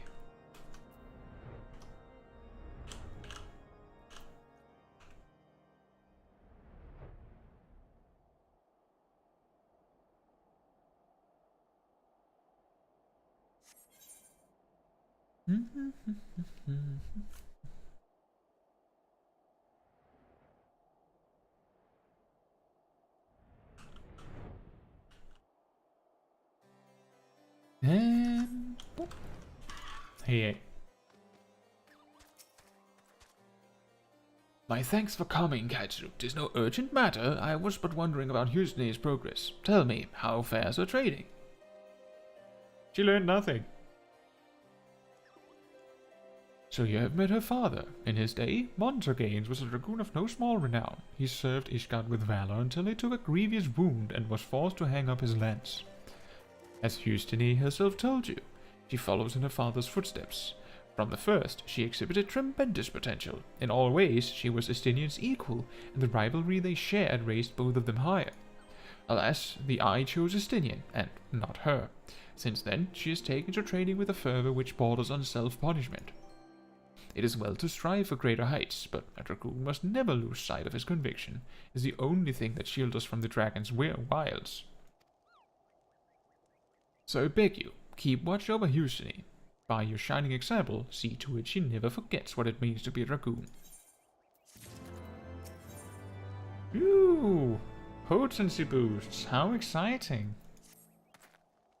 Thank the Fury you're here, but moments ago we received word that Growly's horde is advancing on Ishgard. Even as we speak, Houstony prepares to go and meet them in the field. Alas, with most of the dragoons absent on another mission, I fear she sorely wants for lances. I would have you lend her yours, Caetsu. Pray make haste to the congregation and join her. You got it. back to the Foundation then.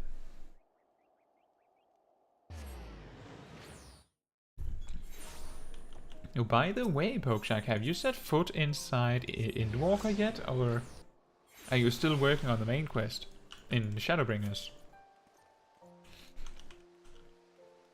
Hello, Houston. Houston.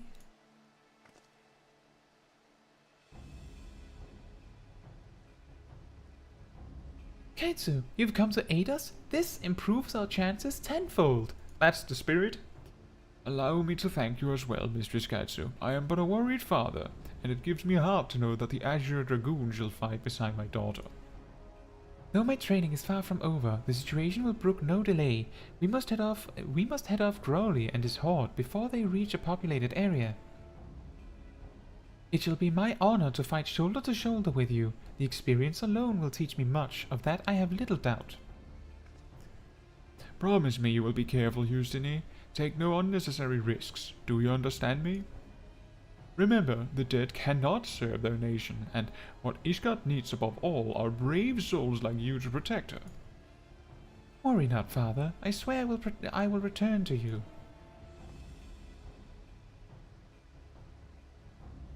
See that you do, my child. Now, before you go, there's something I wish you to have.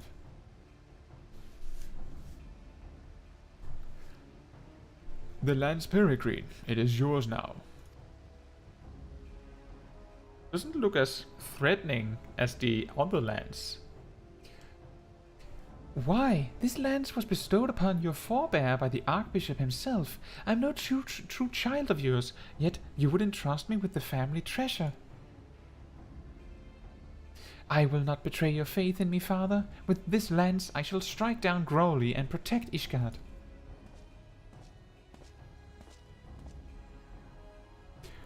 Houstony, it is time. It has been a while, my friend. I had the honor of overseeing your training when you were but a fledgling dragoon, and I shall be honored to fight beside you. Comrades, at last report, Growly and his horde had gained the Western Highlands. We shall lie in wait for them at the pike, with me.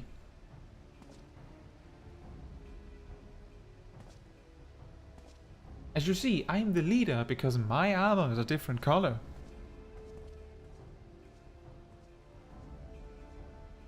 Mistress Caetsu, may I have a moment?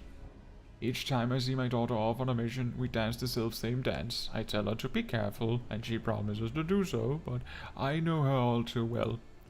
Houstony burns to distinguish herself in battle, that she might repay me and my lady wife a perceived debt.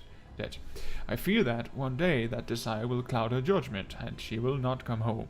And so I beg you, pray watch over my daughter. Sure. You got it, mate. And back to Falcon's Nest, and then we'll do some stuff and probably be sent out into the field again. And it'll be all good, and we'll be very efficient with our quest completions. And I once again forget that I cannot fly. Hey, Red Ball. I must applaud your initiative, Mistress Chaiji. Roth tells me you have been quite busy. Alas, we have not the time to thank you properly. I have a task to which I would commit all able-bodied men and women, you and Lord Artoyril included. Gloves? I'll take the money. Pokechek says, I finished 5.3 and begin to level up. I can't stop my instinct to level up all jobs, and the ending of 5.3 feels like an ending, and I love it. Which one was it 5.3 was again? Let me just be sure. So did you like the music in the trial?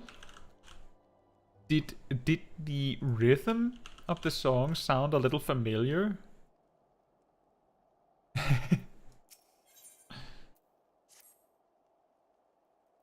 Calm as ever, even when you must surely sense the gravity of the situation. A veteran through and through, just as Lord Drulamon said. Good.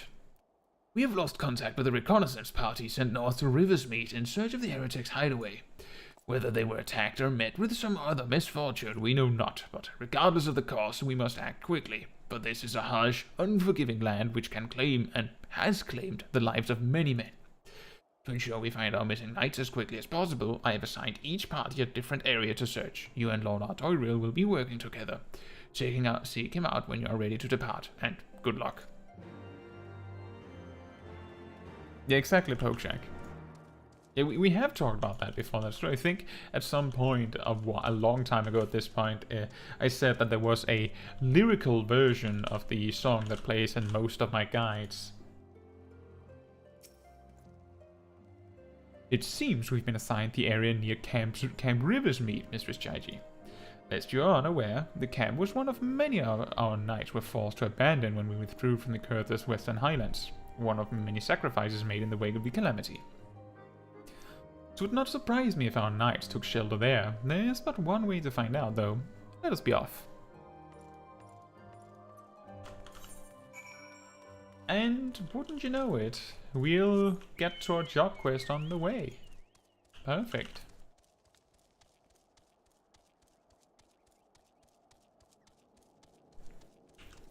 Yeah, To the Edge is an excellent song.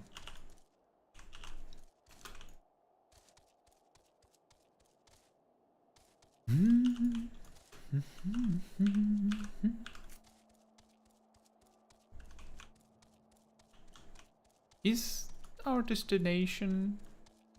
on which side of the bridge is it? Is it over the bridge? Oh, the bridge is there. Excellent.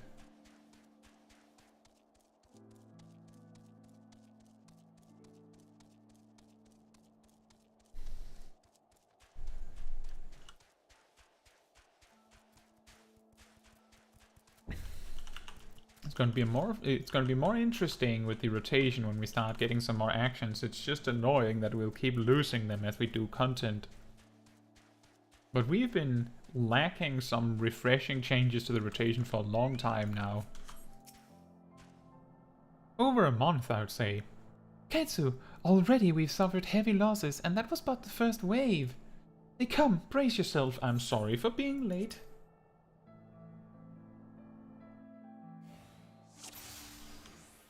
The true thrust.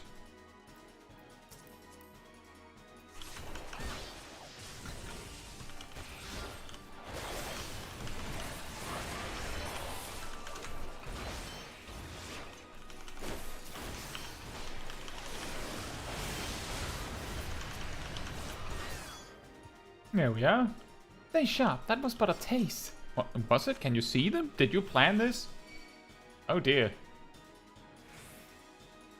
That's a lot of enemies.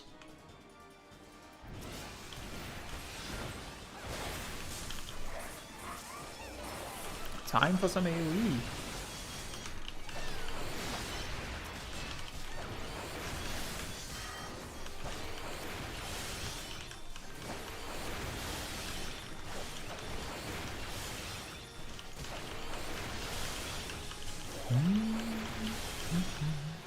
Oh, there's only 2 left.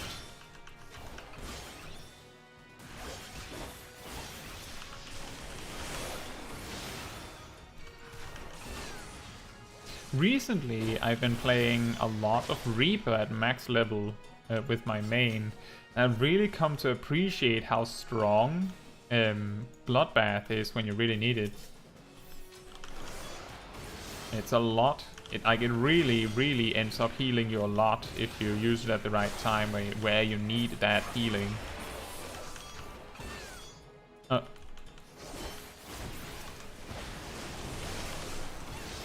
I'll take the ass.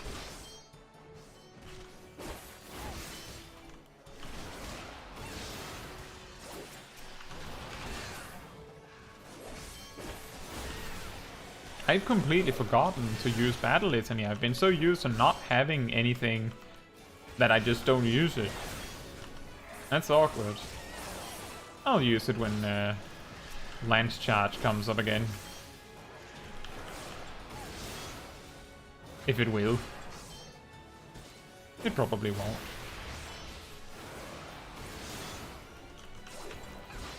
Dodge it, Houston A. You're trying to learn my tactics. My tactics is step 1. Don't get hit by telegraphs. You can dodge. What are you doing?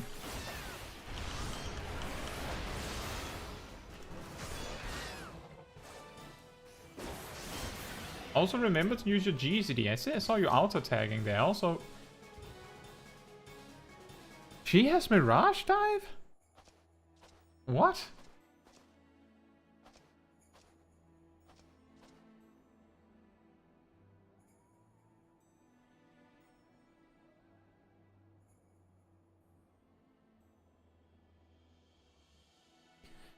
That was the last of them, yet Growly is nowhere to be seen. Were the reports mistaken? Such a price we have paid, only for our quarry to elude us.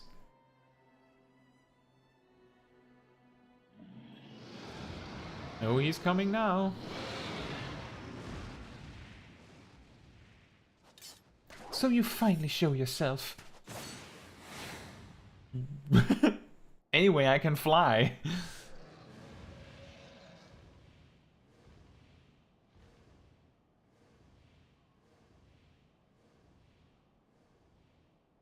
Imagine if Dragoons could just do that. They could just launch themselves and fly temporarily. It's like an open world action, a bit like Bard's Performance.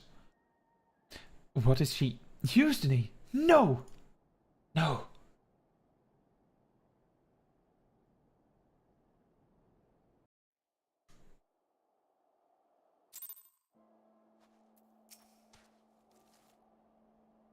By the Fury, this is a disaster.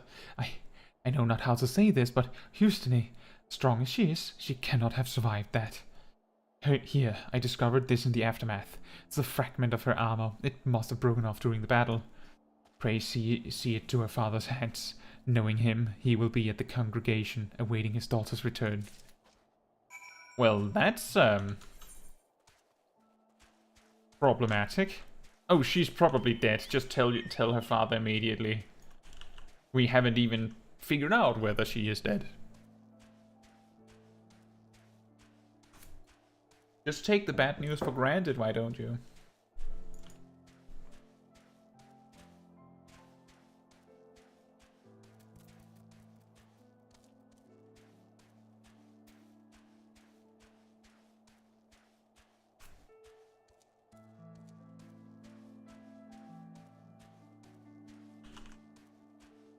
Artoirel. Hello, Artoirel. I hope it isn't too confusing that I switch between two stories like this all the time. There, below us, Camp Riversmeet, or what remains of it. I see no way to descend the cliff safely from here. Should we fall, the beasts below would make short work of us. Come, I know a path to the riverbed below, east of the Black Iron Bridge.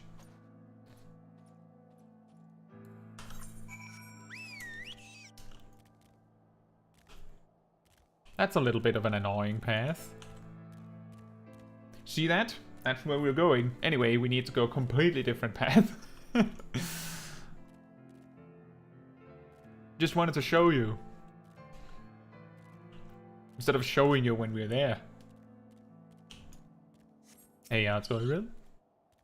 If the reconnaissance party came this way, I see no sign of it. Still, it is possible that recent storms have obscured their trail, or that they took an alternate route to Camp Riversmeet. Until we investigate the camp itself, we cannot be certain. We must press on.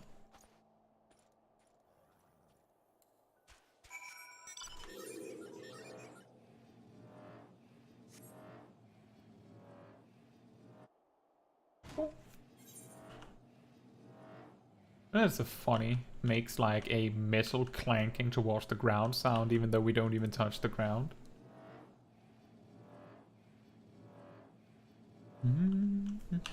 I wonder if we'll get to 62 before we get all of our spells. And Pokeshack says, how can I report people?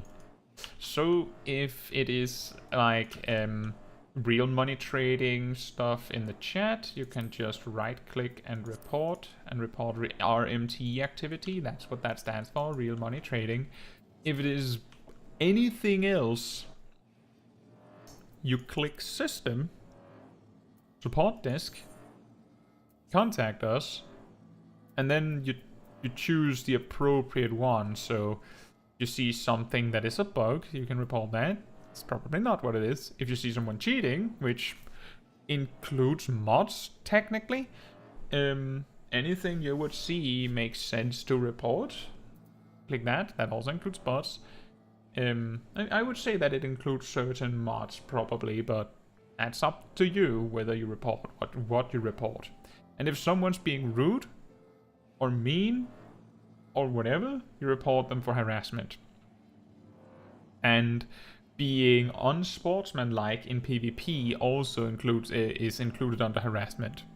And unsportsmanlike includes throwing fireworks at your corpse. I hope that helps, Pokeshack. What happened? Ha.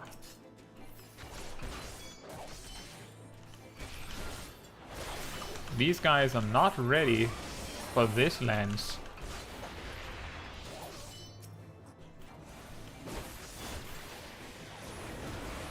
Especially not that guy.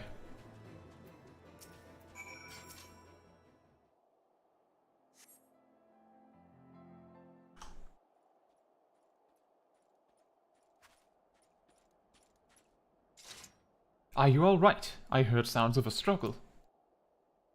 Thank the Fury. I thought no one would come. 3 heretics slain and 1 knight saved. Just like that. You certainly live up to your reputation, Mistress Chaiji. What happened here, sir? Is there no one else? We were caught in a furious blizzard north of here, my lord. Naught but white all around, until we saw shapes moving towards us. Running towards us, with naked steel in their hands. I cut down a few of the bastards who came close, but the others, they were shouting and screaming, but after a while I could only hear unfamiliar voices.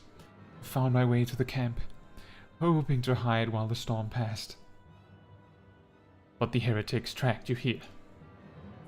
My lord, the heretics' hideaway lies somewhere to the north. We must move quickly, before the snow buries all traces of their passing. For my brothers, we must...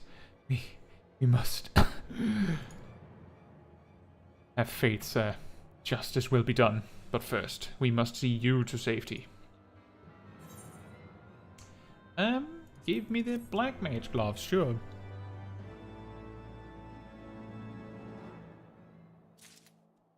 Yep.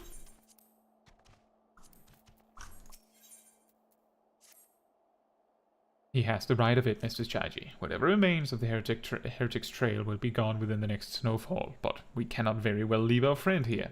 I will see him to Falcon's Nest and gather reinforcements. In the meantime, I would have you search the area to the north of the camp for signs of the attack. Should you pick up the Heretic's trail, do not wait for me. Follow it back to their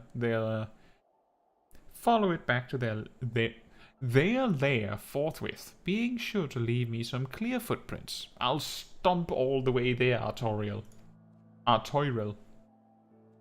I realize that this plan may place you in considerable danger, but I see no alternative. That's fine. Rest assured, we will not be far behind, and Caetsu? Thank you.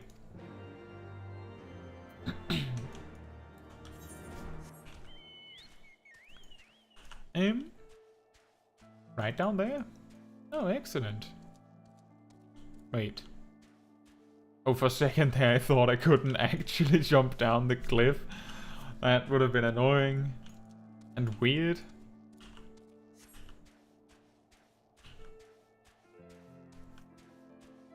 And annoyingly weird.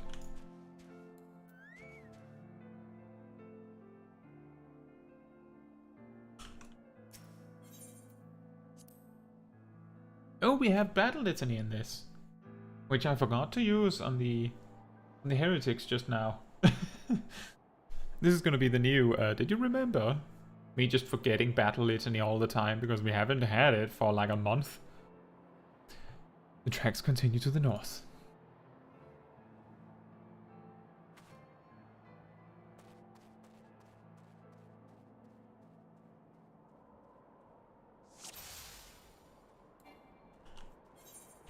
Then we go north. Suspicious footprints. And a random mob. The tracks continue to the north.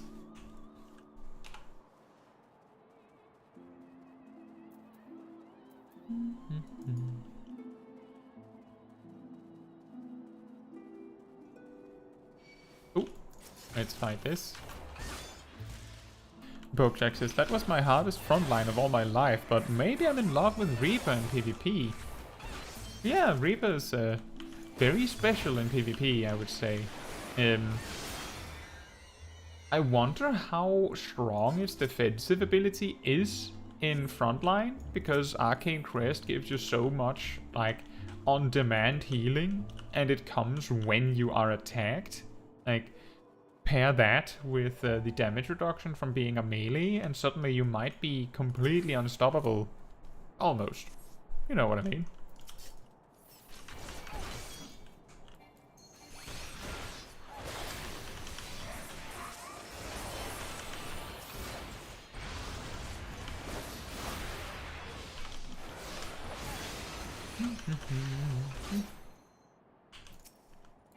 But what's with the random straggler?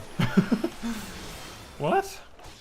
He's the spineless heretic, but he's stronger and healthier than the 3 ones I just fought? He's the only one here that is strong enough to be able to tank a few hits, and he's the one running? He's making a mistake.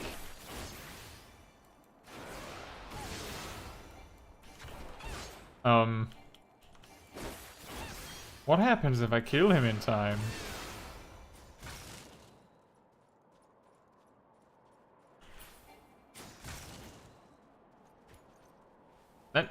So I'm just supposed to guess now, I suppose.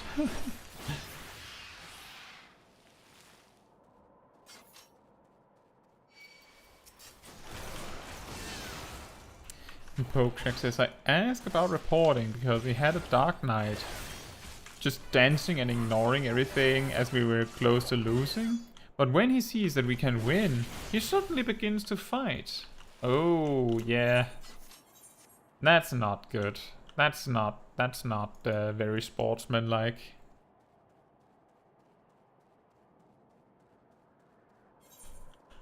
Numbers?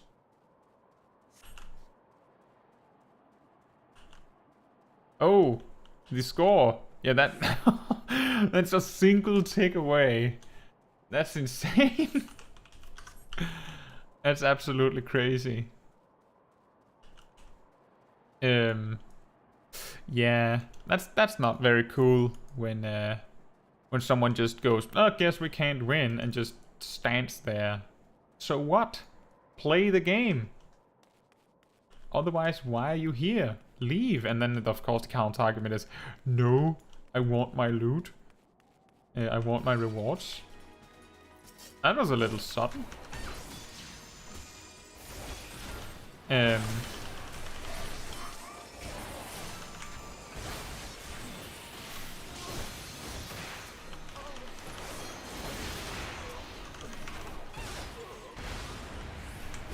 Yeah, that's a good example of a reason to report someone for unsportsmanlike behavior. You may want to include when you're reporting that incidentally they started moving when suddenly it appeared that the match was winnable, which is probably even worse than just, you know, being AFK, I would say.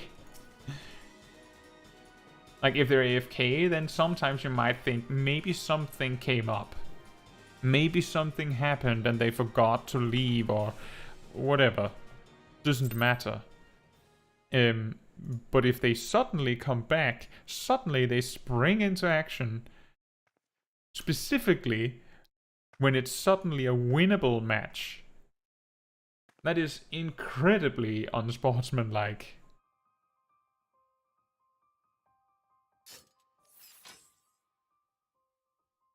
Looking for me, I presume.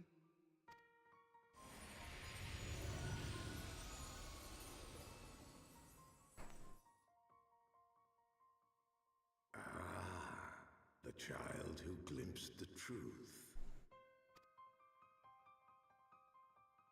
No! It cannot be.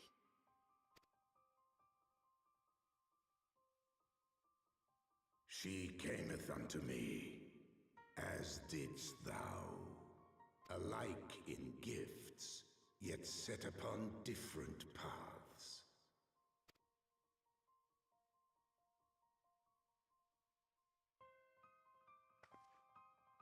He speaks true, warrior of light. Like you, I have been blessed with the echo. The visions terrified me at first. They came without warning. I wondered what I had done to deserve them. But I had no time to ponder such things, once the calamity came. The land turned against us, and in a matter of hours, Falcon's Nest was buried under 10 fulms of ice and snow. We had no choice but to flee for Ishgard. We came to the wall, and while we searched for a way through, there was an avalanche. And then I was alone. So I set forth for Dravania. I knew full well what might happen where I found. But I could not survive on my own. I was found, of course. And not by a mere dragon, but by the great worm Hraesvelgr. And it was then that I knew why I had been given this gift. For with it I heard his voice, and saw the truth through his eyes.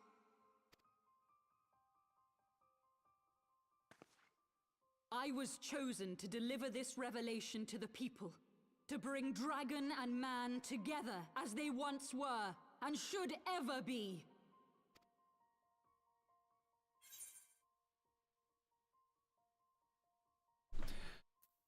Killing civilians won't bring them together. Or, what of the innocents who died when you attacked Foundation?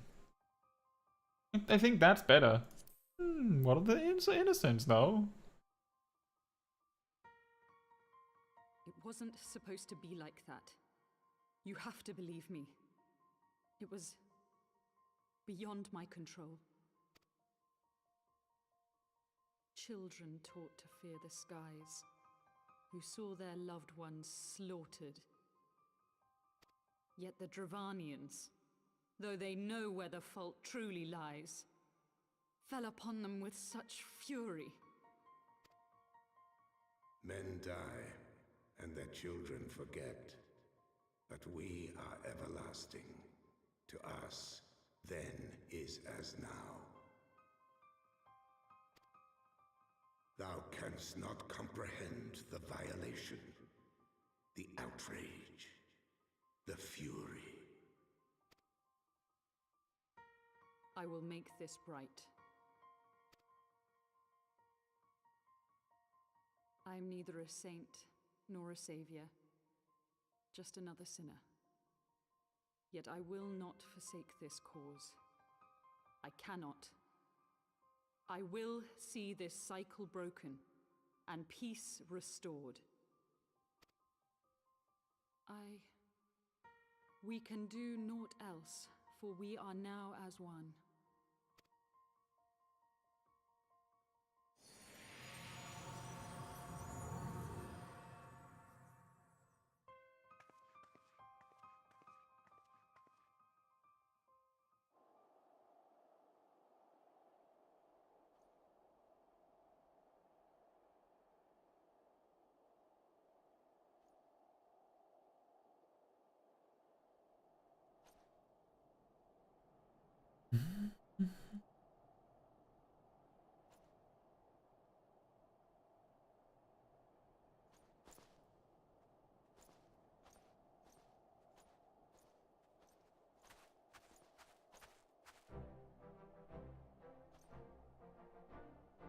Mistress Chaiji, praise Halone that you are alive.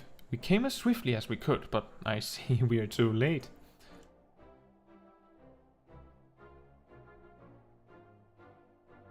So they were lurking in the cellar of this farmhouse. 'Tis a pity Lady Iceheart escaped, but we must not let that detract from your accomplishment. We have them on the run. You have dealt our foes a telling blow this day, my friend, and I shall see that your efforts are recognized.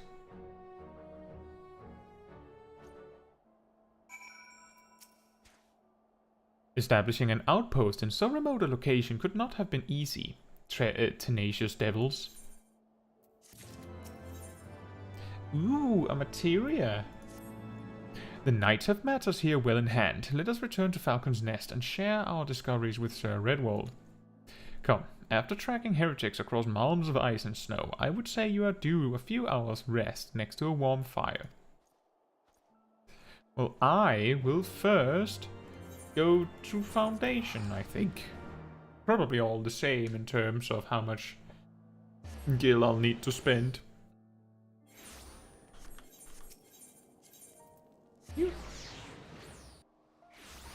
Not that that's an issue, we have plenty of money for the things that we need.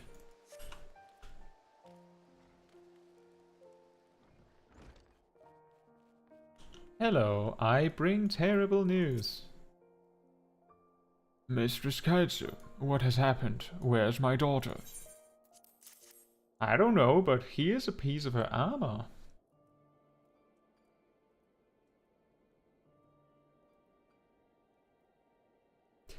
This scrap, a piece of her armor? But why bring it to me?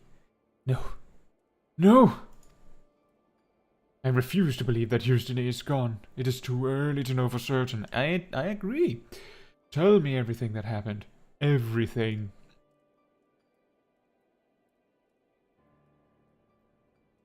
So she leapt upon the dragon, piercing its hide, after which the creature carried her westward.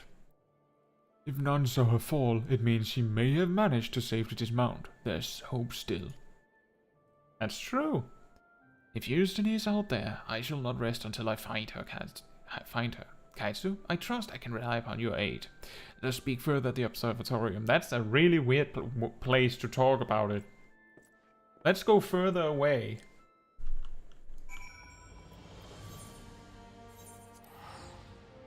Pokecheck says we lose at 6 minutes with 400, 1500 and 1100, and in the end blue that is close to winning stay at that point all match, but they never get the final points.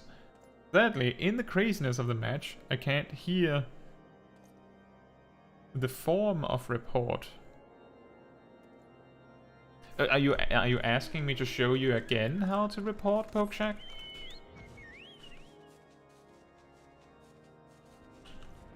You sail, love of my life. I miss you. Aw. Well, she does look nice. Okay, I will show you again, Pokecheck. Are you ready? Tell me when you're ready. Because it takes like 1 minute to show you.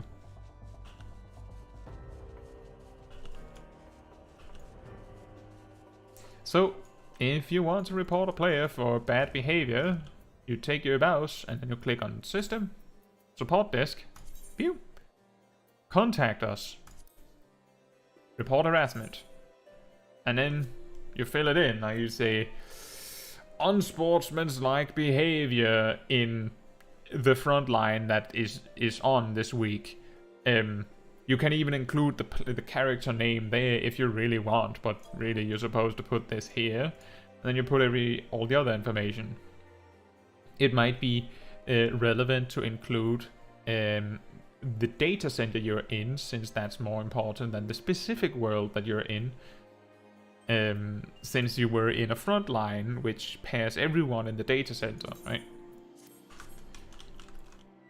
That's basically it. You just fill in the information. Usually if there's like some time specific stuff, I refer to the server time if I can, rather than my local time, because that makes it a little easier for them to follow, I think. Without further ado, let us consider a course of action. As Monza gains dares to hope, if Eugenie was not shaken off Growly's back, there is a chance she yet lives. She will have ridden the dragon until such time as she saw an opportunity to dismount. The question is where? The worst possible outcome is that she has been taken deep into dragon-ruled lands, far away from her allies, Well, I pray that this is not so. We must be prepared for anything. Eustony is one of our very best, and Ishgard can ill afford to lose her. For the nation's sake, and that of her father, let us find her and bring her home. I will track Growley's movements in order to ascertain Eustony's location. Like as not, the search will take us into the heart of enemy territory. Pray keep your landsarm honed, for we shall soon have need of it. Now my jumps are better.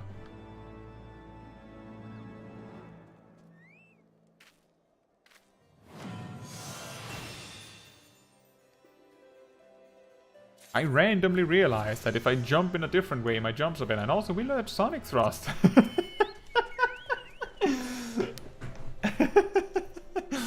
We've done it. We've skipped like 4 things. 3 things. Just 3. We've acquired AoE that we will not be able to use when it really matters. It seems your training proceeds apace, Caetsu. Would that I could say the same of our search for Eustony. With heretic activity on the rise of late, our forces are stretched thin. The Temple Knights have not the men to spare for the search effort. Be that as it may, we are not without leads. A short while ago, a peculiar report arrived from the front lines. In a recent skirmish between our knights and a band of heretics, one of the enemy was wielding a lance bearing a striking resemblance to Peregrine. The lance is a treasure belonging to Eustony's family. If the reports are true, these heretics now have it. However, the villains came to possess Peregrine. It is more than likely that they know something of Eustony's fate. If we can find them, we may yet find her. West of Camp Riversmeet, in the Western Highlands, a regiment of knights hunts the selfsame band of heretics we seek. I would have you join them, Caetsu. It is our best hope for a clue. And now we need to go to Camp Riversmeet.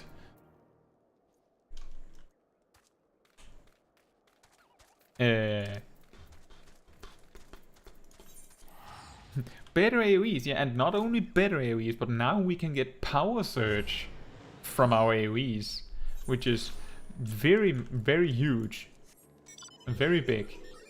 Because then we don't have to do 1, 2, 3, and then AoE. We can just jump directly to the AoE if we want to. However, not in any actual content.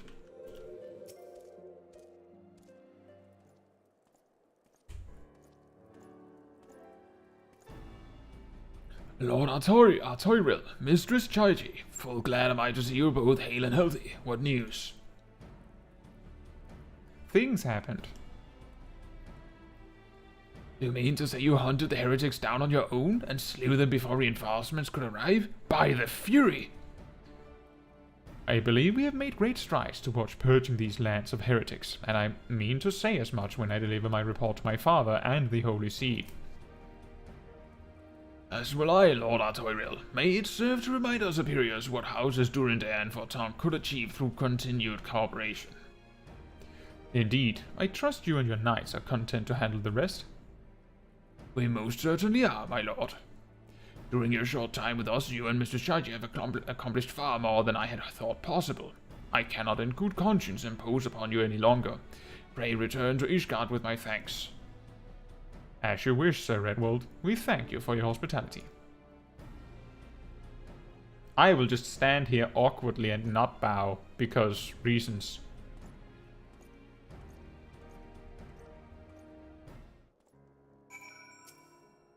We can give him a little bow, right?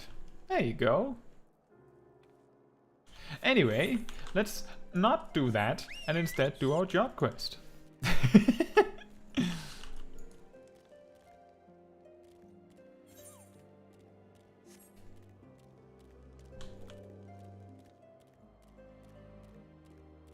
This is already very tedious. Every time we go to anything in Western Highlands, we have to go this long trip. And because we can't fly, we need to go this way around to do it safely. So there's no point in going directly there.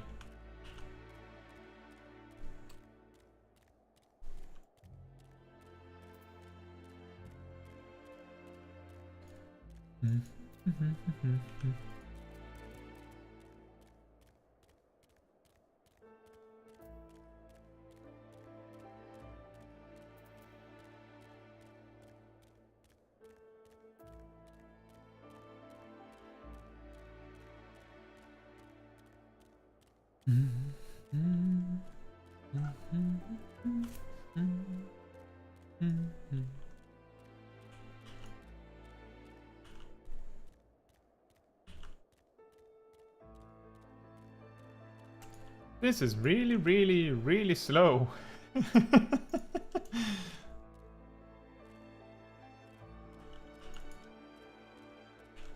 Like, I get it. It's of course because there is no civilization out here.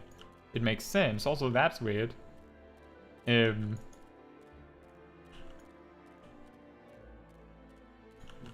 Welcome to new expansion. Thank you. I will walk for a while, apparently.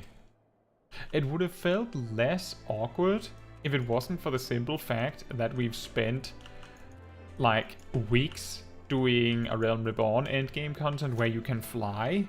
You didn't used to be able to do that, and even running fast was something you had to unlock. So we dropped directly to oh, you're kidding me. Dropped directly from super fast flight speed to this.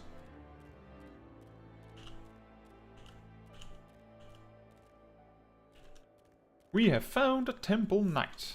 Hello, Temple Knight. Salbrick sent word that you would come. The heretics retreated through yonder pass, the man with the lance peregrine among them. Our forces are giving chase even as we speak. Needless to say, we should be grateful for their Sure Dragoon's aid. Oh, down there. You got it. Realm. They're named after the sound my mouth makes. Realm, realm, realm, realm.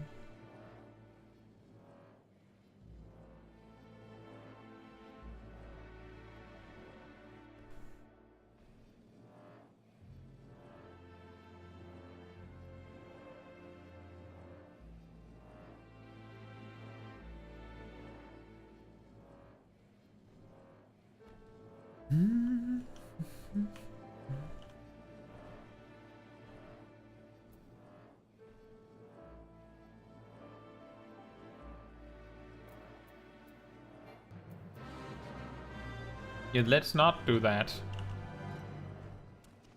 You can just hear the battle music suggesting that that's not going to go down well. Wait, up? Ow. Ow! That's, incredibly inconvenient. Ow. Here? Do you mean here? I'm hoping you do. Looks like yes.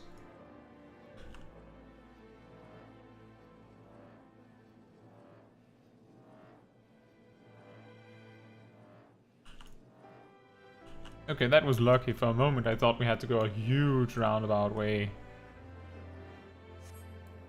Oh, we found Houstony. So...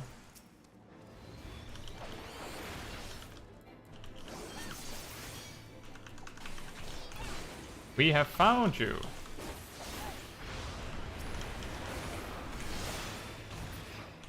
Is there more?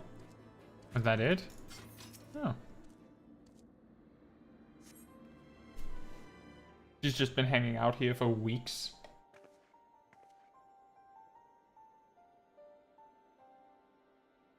Why is it only your chest piece that's missing? I find myself thanking you often of late, Caetsu. When I leapt upon Growly and pierced his hide, the creature responded by soaring and attempting to shake me off. It was all I could do to hold on to the shaft of my lance. High as we had climbed, I could not safely dismount, and so I bided my time, waiting for the right moment to jump clear of my unwilling mount. Alas, the beast had other ideas. It bore me straight into the heretic's midst, and I was swiftly overwhelmed and divested of my weapon.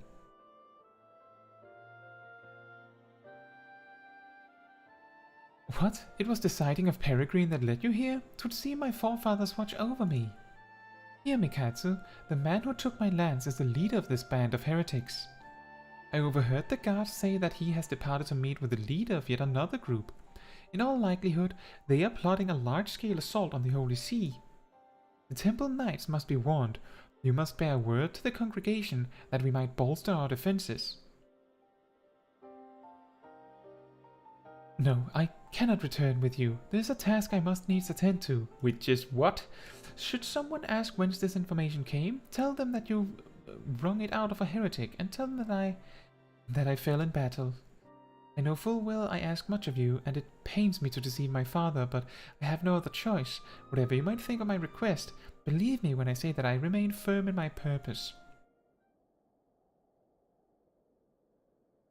It's nothing. I but took a glancing blow to the chest. I must go now, as must you. When you return to the congregation, deliver my message to Sir Handaloop. Please take care of my comrades and my father. Okay then. Alright then.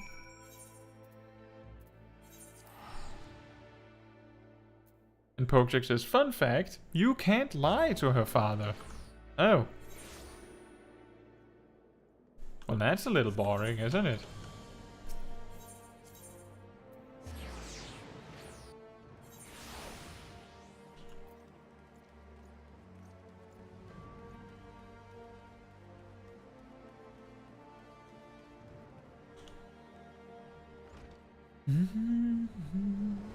Hello, Handaloop. Hildene, slain? I cannot believe it. To lose one of our best while Growly's shadow looms over us still. But we must deal with each threat as it comes. First, we prepare for the heretics, and I thank you for alerting us to their plan. Now, loath though I am to place this burden upon you, Montergains must needs be informed of his daughter's passing. He has gone to meet Sir Elbrick at the observatorium. Pray bear the news to him. Oh, thanks. Oh, man. Awesome. Let's do that first. Let's just do that first. It's free to return to Ishgard anyway, so let's do this first. Whee!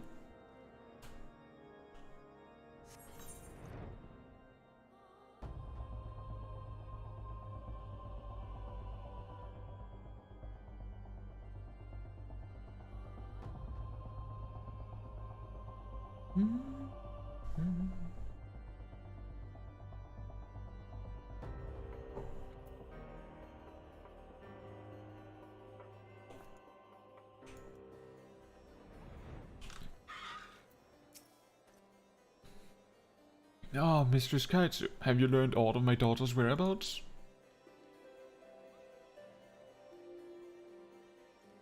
What? Slain? No, it cannot be.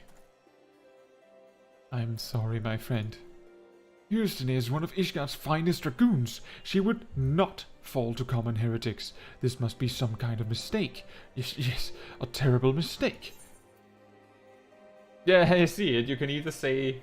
You can tell the truth or remain silent. So you can choose to not say anything. Is that what you mean? That won't work?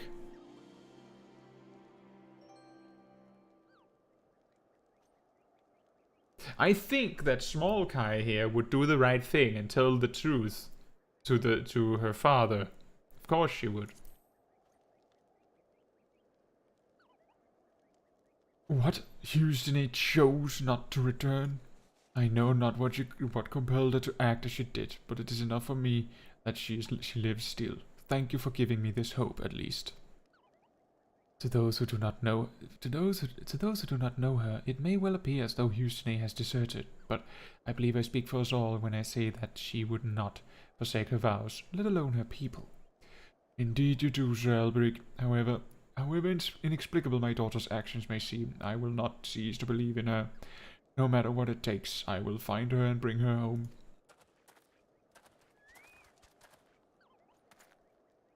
Montergains puts on a brave front, but I fear the weight of worry may prove too much for him to bear, yet another reason to find Hildene with all haste. Now, it seems plain she means to go after Growly and to recover Peregrine. And while these objectives alone do not explain her decision to leave, they reveal to us where she is like to be. I shall track down the leader of the heretics, the man who has Peregrine. You, meanwhile, must continue dedicating yourself to your lance work. The trials of recent days made you stronger, but I sense that the greatest tests are yet to come. See to it that you are full ready to face them. Ooh, Fang and Claw!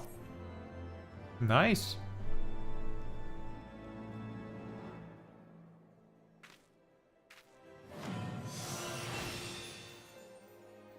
And now, we must start pushing actions to the side, like so. And there we go. Ooh, wheeling thrust. You come at a good time, my friend. I have tidings to share regarding the heretic we pursue. Yeah, I come at a good time. I never left. They call themselves the Bloodbearers, and their leader is a man named Methionian. He and his minions are capable of assuming the form of dragons. Such a transformation is possible by partaking of dragon blood. I dare say you have borne witness to it, and it grants the individual unholy strength. Though the sanguine substance is precious, the Bloodbearers have access to an abundant supply owing to their pact with Growly. That is why they have been able to offer our forces such fierce resistance. Now, my sources tell me that the Bloodbearers have been sighted in the Chocobo Forest, if used in a means to reclaim Peregrine, as I believe that is where she will go, and so must we. Pray meet me at Tailfeather. We shall begin by making inquiries around the settlement. And now we have to just do main quest for a long time, because I think that Tailfeather is like 54.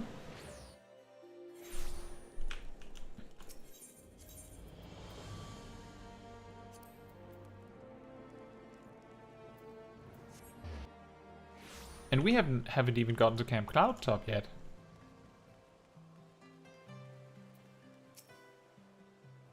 Welcome, Mistress Chaiji. Shall I show you inside the manor? Yes.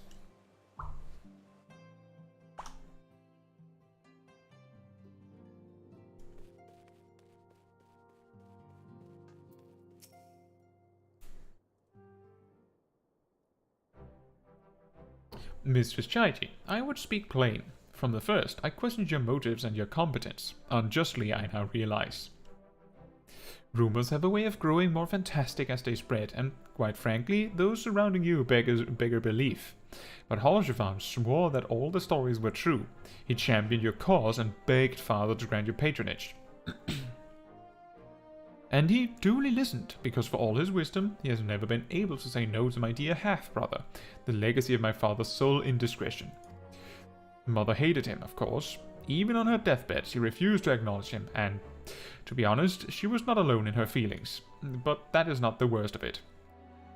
At Camp Riversmeet, when we came upon the wounded knight, I knew immediately that one of us would have to pursue the heretics alone, an onerous task, fraught with danger.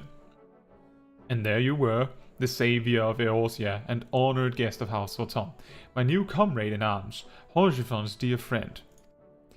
I told myself it was to be a test, but part of me hoped that you would fail. Yet you accepted the task without a word of protest, nor any sign of fear, and you duly tracked the enemy down, faced him alone, and lived to tell the tale. Plainly, Horgevan had the right of it all along. That I doubted your strength bespeaks mine own weakness, but I will not doubt you again, Mistress Chaiji. On that you have my word.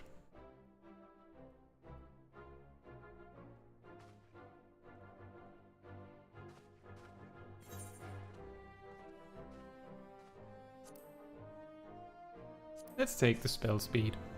Bogtrick says technically you can't lie to him because you can only say the truth or remain in silence, and then you'll just be forced to tell him the truth anyway.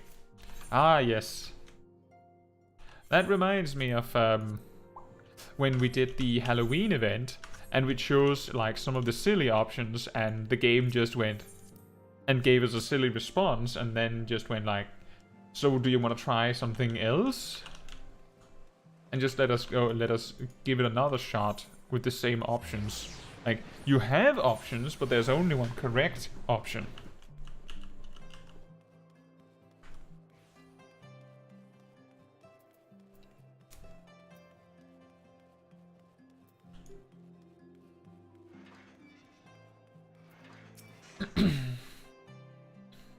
Are you ready to depart, man? The airship bound for Camp Cloudtop will be leaving shortly. Yes.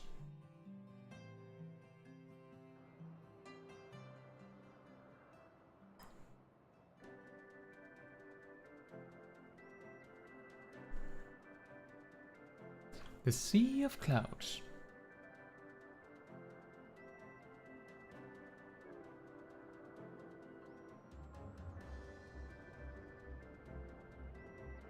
Upon an airship, conceived within the fecund mind of Sid Garland, renegade prodigy of Garlemald, who had come to call Eorzea home.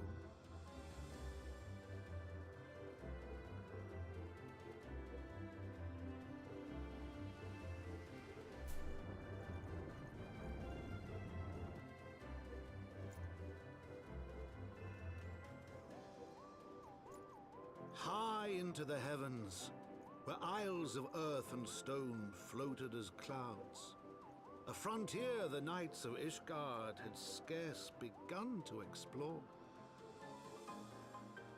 To a fledgling outpost, within the Sea of Clouds, where careworn scouts ever scanned the skies for winged shadows, she came.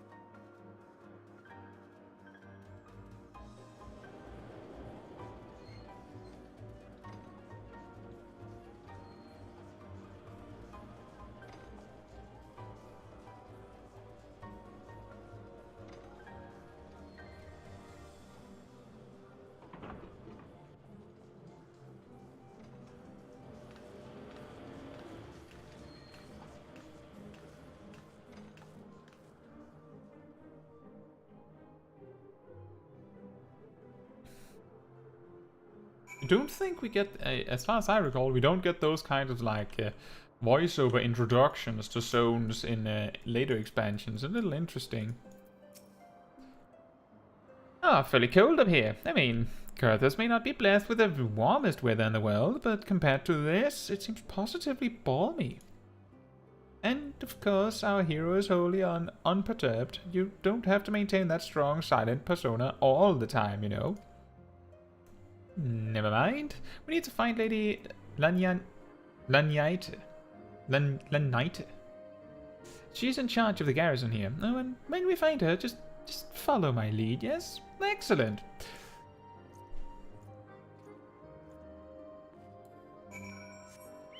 And I will talk with the Aetherite.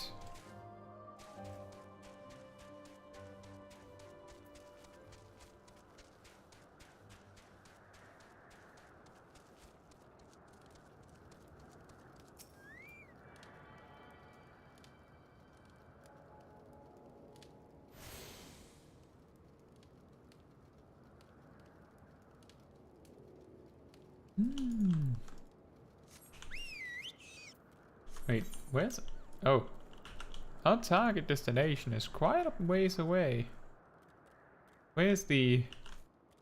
Oh right, the way down is over there. In a while. Imagine being on foot in the Sea of Clouds, am I right? Oh look, a chocobo key. Hello. Same thing as always.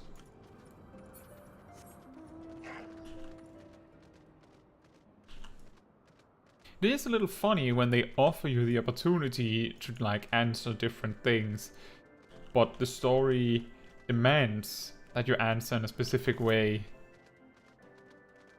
And it makes sense because if you don't tell Houston's father the truth, then the story might play out significantly differently.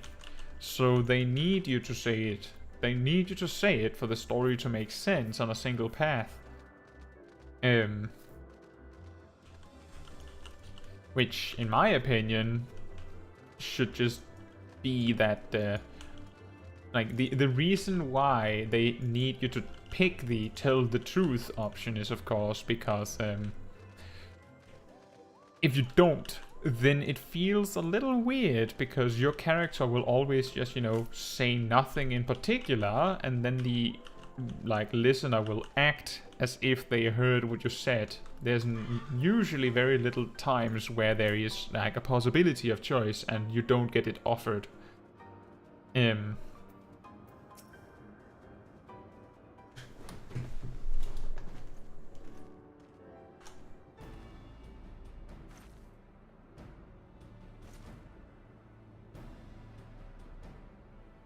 Mistress Chaiji, welcome. I am Sir Lanyite.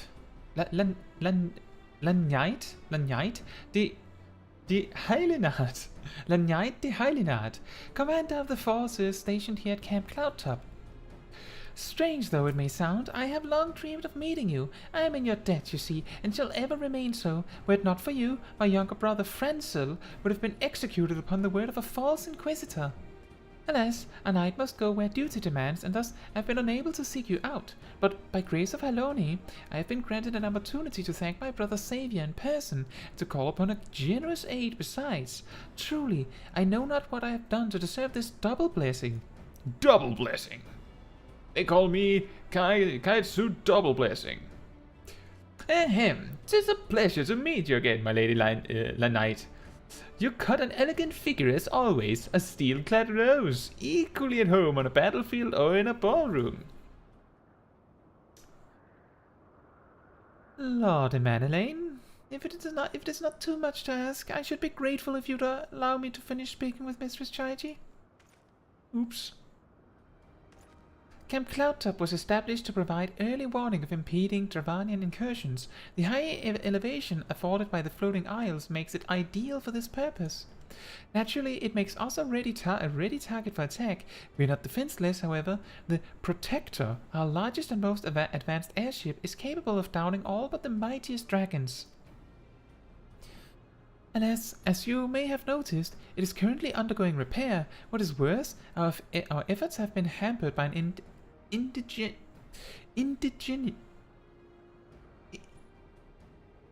What's the word?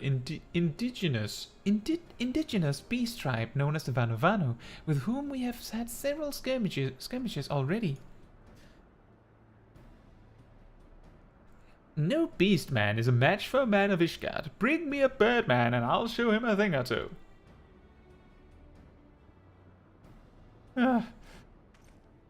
I fear much and more may be asked of you in the days to come, Mistress Chaiji. And you don't exist, apparently. Pokefax says, Smol Double Blessing Smith. Yes. It is I.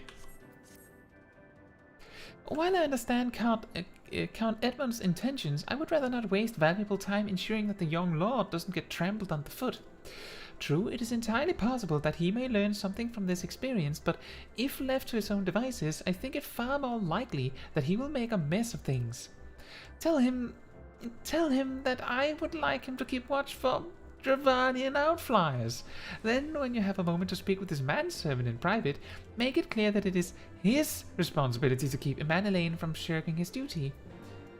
Bam, bam, bam, bam. A request from Lanyite? Why didn't she think to ask me in person? Surely she must see me standing here but a few yards away. That's a good point, actually. That's a really good point. Oh, never mind. What is it?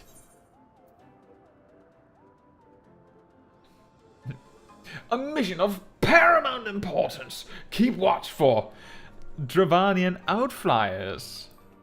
A mission? Yes, of course. That is why I'm here. I shall do as my lady asks. Hey, alright? Mistress Chaiji, I do not believe I have properly introduced myself. My name is Honorite, and I serve at the pleasure of Lord Emanuelaine. Lady Lanyite would have me accompany Lord Emanuelaine on his mission? I understand completely. I will do my utmost to keep him out of harm's way. Awkward.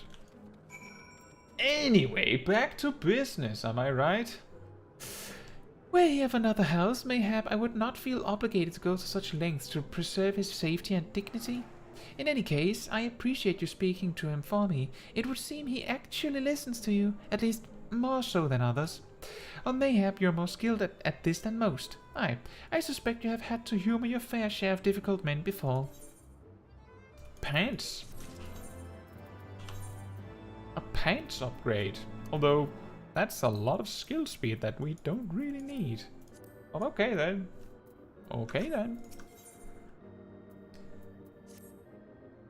Now that the Mana Lane is out of harm's way, we are free to discuss matters of actual import, such as our struggles with the Vanu. We first encountered the Vanu several years ago, when we had just begun to explore the Sea of Clouds.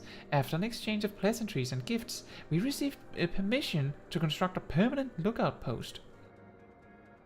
There was peace between our peoples for half a year, until suddenly, for reasons unknown, their attitudes toward us changed. They began to attack our foraging parties without provocation, forcing us to rely more heavily on supplies flown in from Ishgard.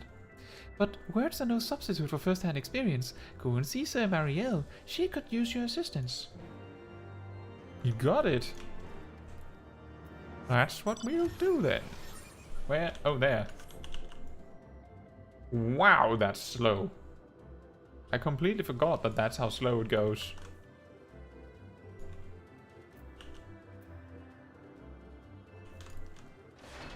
Hey, Marielle. Mistress Chaiji, I presume? Lady Lanai told me you were coming. How did she do that? How? Marielle. Incoming Smol. I hear you've never faced a Vanu before? Well, spend enough time on patrol and you're sure to cross paths with them eventually. These birdmen are native to the Floating Isles. I say birdmen, but they're not at all like the Ixal, unless that Ixal's mother was a Gigas. Rude. Here, let me mark several locations on your map. If you discover any Vanu in these areas, kill or drive them away. Gee, I wonder why they're hostile with you now, if they weren't before. Unless, of course, you didn't kill them first. Who knows? I don't remember what the reason is, but my guess is that some heretic fought with the Vanu, and then the Vanu just goes, person, also person, kill both, yes?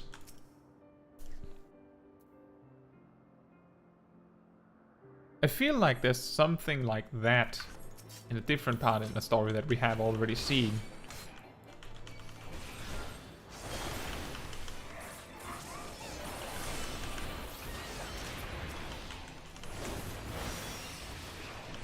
We don't even get to use Fang and Claw because the enemies die too fast. Oh. Now that's awkward.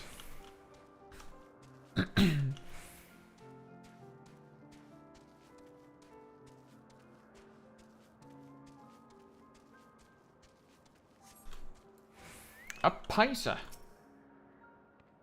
Such a random creature that has almost become like almost a little bit iconic for the game.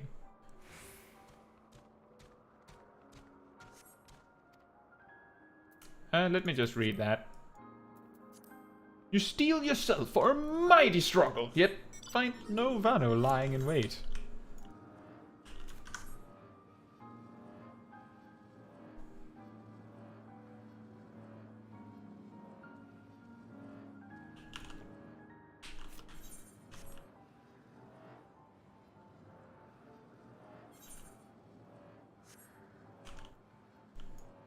By the way, Pokeshack,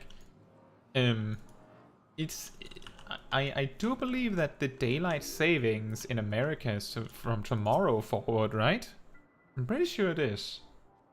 A little important for me because apparently it's different in Denmark.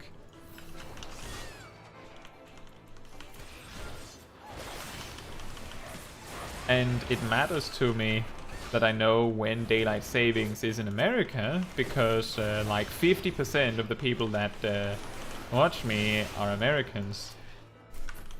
So I think there's a lot of people that would appreciate that the time that I do stuff doesn't just randomly change by an hour. I'm pretty sure that it's Sunday this week. Or Monday next week, something like that. It's easier if you can get it from someone that is directly affected by it. And Pokeshack, you're there, right?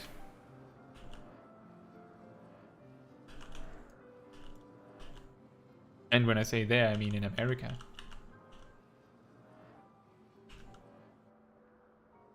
Somewhere in that region of the world at the very least. If you don't know for sure, that's okay. And if you're busy with something else in your game, that's also okay. I have of course said that you don't have to be super active in the chat. It's just... you might know. Finished with your patrol? Anything to report? 4 casualties. Maybe it was too much to hope for a day without a skirmish. At least I can take solace in the fact that Haloni has blessed us with a mighty ally. And you have blessed me with baggy pants, apparently. Thanks.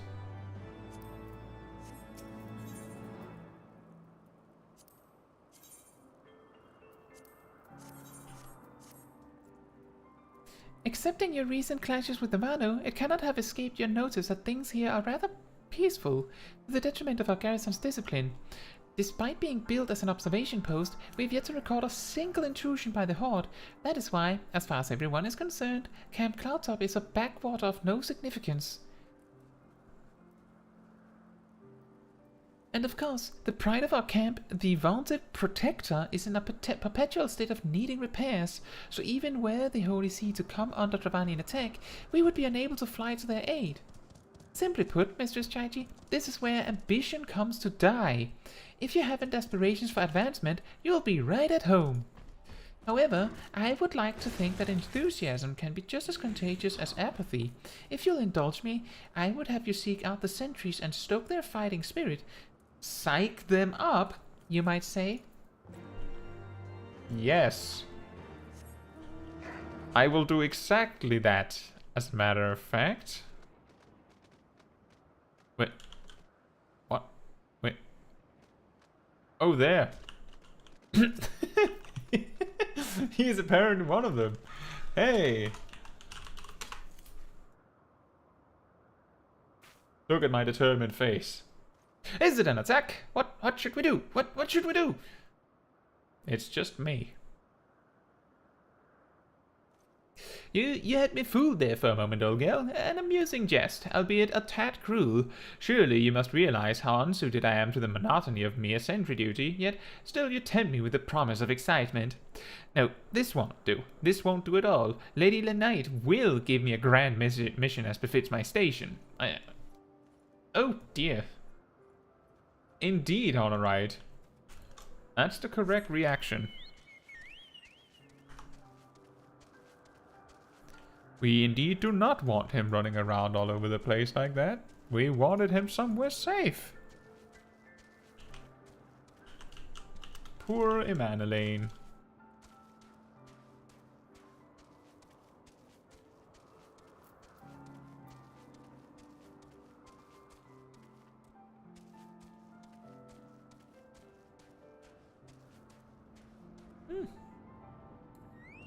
They randomly waved at me.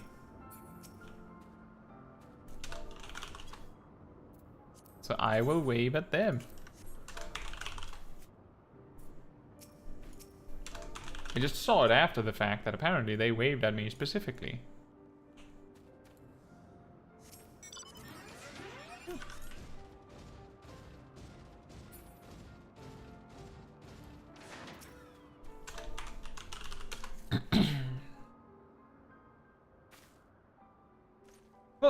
What is it? Is it the Horde? By the Fury, whatever possessed you to do that? I'm awake, worry not. After the shock you just gave me, I doubt I'll sleep for a fortnight. Oh, sorry.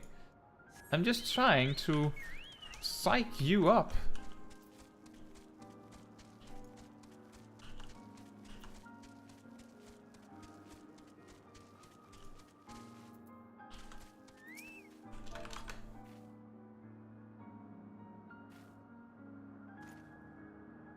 Ye gods, where did that come from? Fine, if you insist, I will make an effort to be more alert, but really, I fail to see the point. We're hundreds of miles away from the front lines, which is just the way I like it. Thank you very much. Well, that sounds enthusiastic.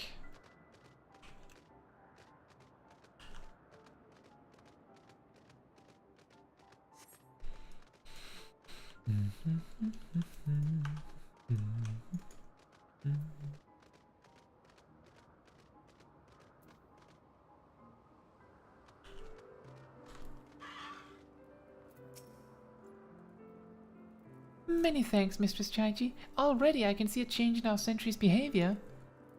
Beg your pardon? Lord Madeleine said what?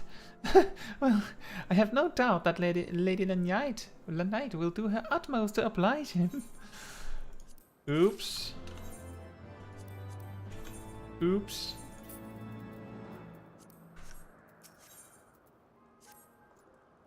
If Lord Madeleine is going to demand a more dangerous duty, then I expect Lady Lanite will want you to accompany him.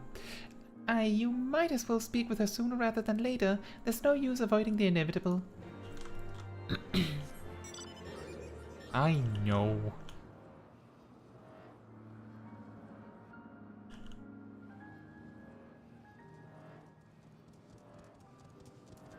Whoop.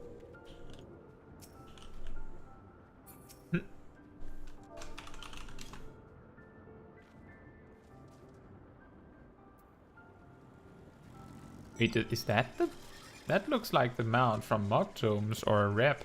Probably Mog Tomes based on when well, like the fact that it seems that he's leveling through the storyline now. Yeah, cool. Mistress Chaiji, Lord Madeleine has just informed me that mere sentry duty is beneath him. I understand we have you to thank for this epiphany.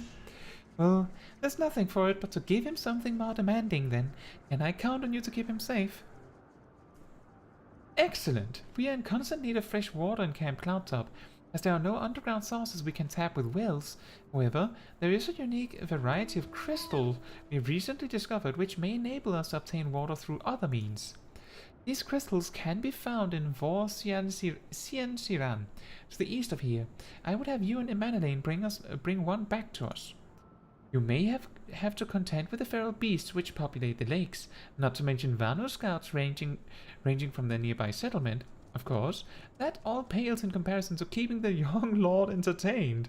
But you have doubtless grown accustomed to that by now. Good luck, and be safe. Thanks. Oh wait, you're here. Hello. Lady Lanite told you to tell me about my mission once again? If I didn't know any better, I'd swear she's avoiding me. Anyway, what is it? A vital mission, on the success of which the very survival of Camp Cloudtop rests. The procurement of potable water. Finally, it's about time she entrusted me with a mission of real import. Right then, let's go, let's go. Alright, how are you gonna protect alright, mate?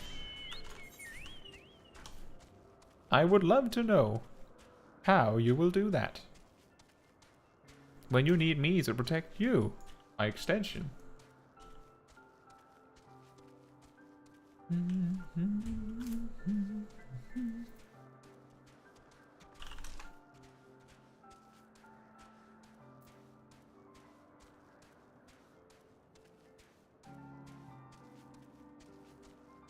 And onwards we go.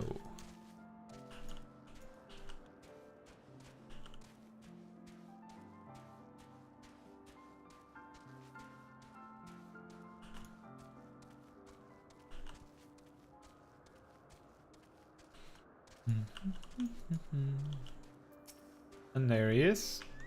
What have you found, Madeleine? So this is the Zian of legend, and nary a Vanu in sight. How disappointing. I could do with some sport. I know. Why don't you and I make it a competition? Whoever finds the superior specimen wins. Honorite shall judge our entries on size, purity, and say, aesthetic sensibilities. Let us begin at once.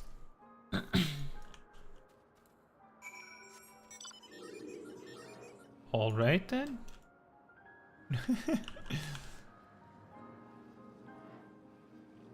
That's a big area to look for an item. There's just someone fishing.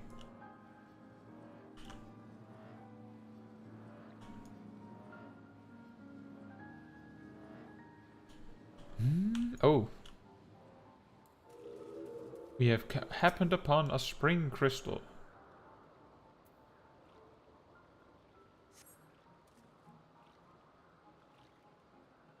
This water crystal does not appear to exhibit the properties described by Lady Lenite. Perhaps you should inspect another.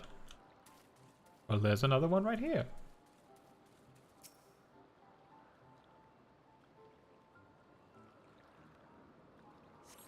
This water crystal does not appear to exhibit the properties described by Lady Lenite. Perhaps you should inspect another.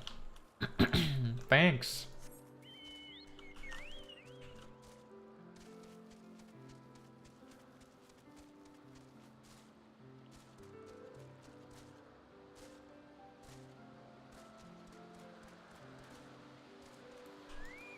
How about this one?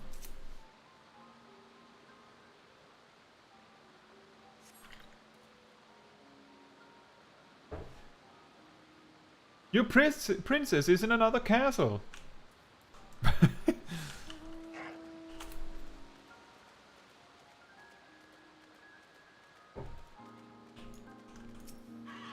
How about this one? And your princess is in another castle.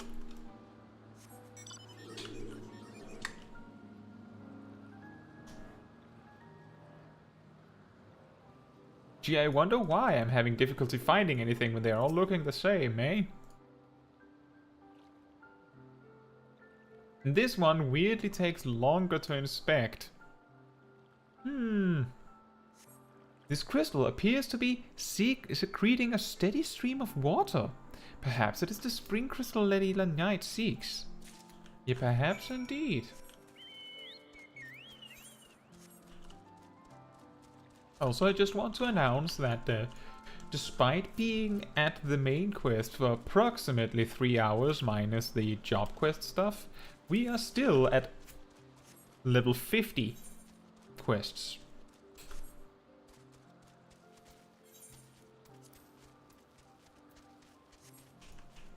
Right, Primal Fear, that was a side quest we didn't need to do that I randomly picked up. That's right. I just got confused for a moment because it said specifically that it was already completed. Like, why would I have that?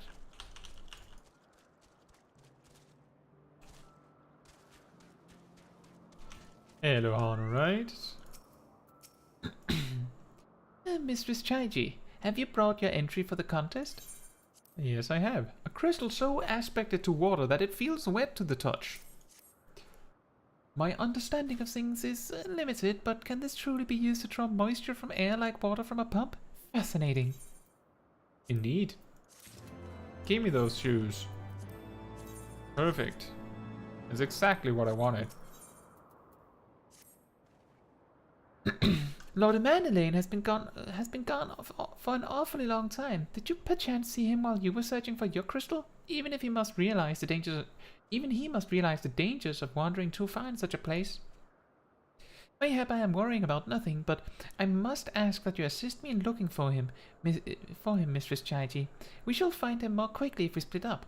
Pray search the southeastern area of Warsian Shiran as swiftly as you are able, and rendezvous with me in the north. Farewell and good luck. I feel like he's commenting on my size. Do it searches as quickly as you can on your tiny legs.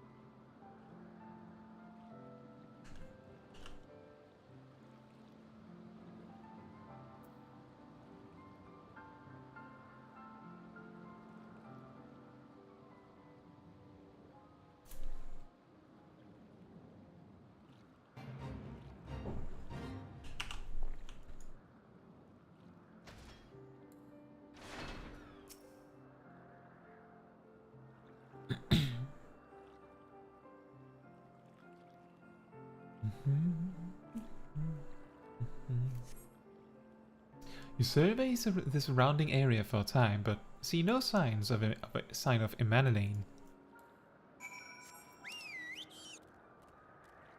So alright, I found a random rock, stood on it for a little bit, and concluded that I have no idea what I'm looking for. Yes, I know what a mana lane looks like, but... And so what?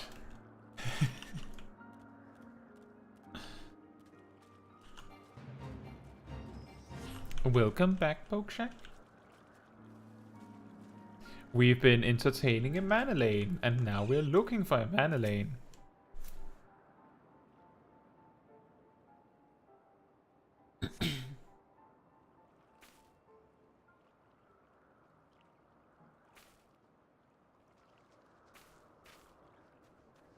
Mistress Chaiji, Lord Manolane has been taken by the Vanu. Of course, yes. They had my lord surrounded, a whole gang of them. Please, you must come quickly. East and north with the big boys, yeah. the Ixal crossed with a Gigas birds.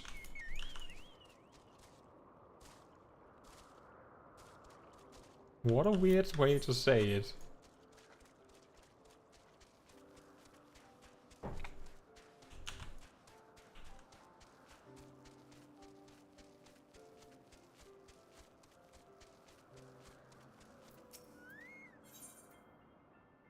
A series of unfortunate events.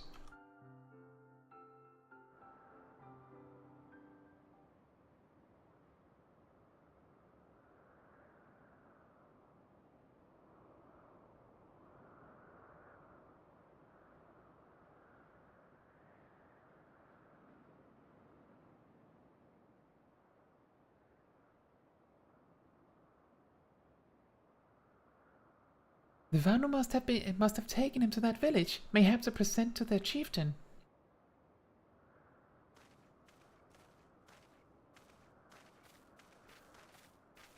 Anyway, bye.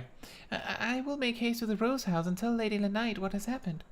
Yet by the time I return with aid, it may be already too late. It may already be too late. Forgive me for asking, Mr. Chaiji, but should you spy an opportunity to sneak past the sentries and rescue Lord Manolane in my absence, I beg you to take it. I know he can be a trifle presumptuous and insensitive and, well, insufferable, but he doesn't deserve this. We nod silently to each other. Yeah, you're probably right. He doesn't deserve this. He deserves something, but not this. Ixal, but thick. And they're dancing. Dun, dun, dun, dun, dun.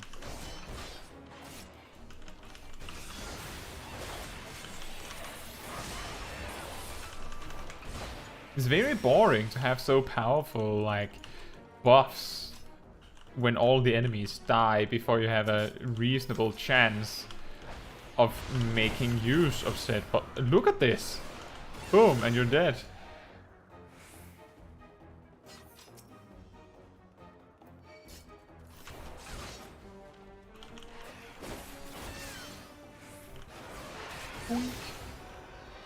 I'm not sure what we're going for, so I'm just beating up every single bird on the way.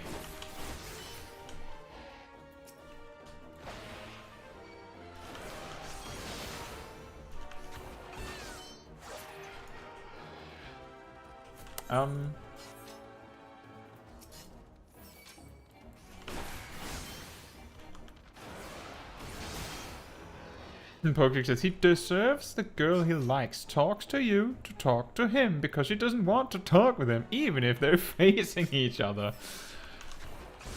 Oh yeah, that's a really weird punishment, but I guess you're right. That is technically a punishment. You know what the saddest part is, Pokeshack?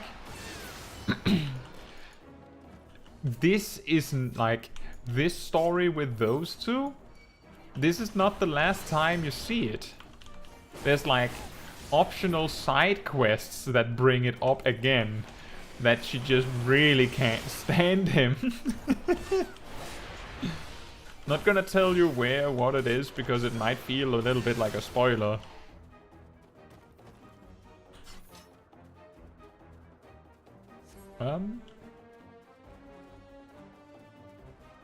Where? Oh, there.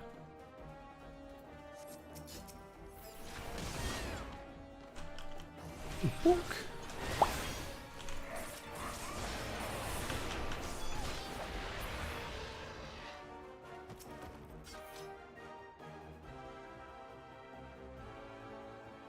And Pokju says he does not deserve the things that happen to him later in the post Heavensward story.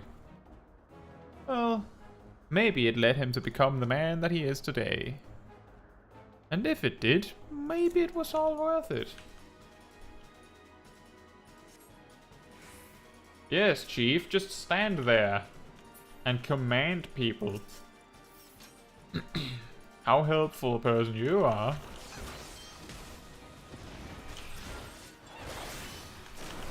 Oh, whoops. I completely messed that combo up, didn't I?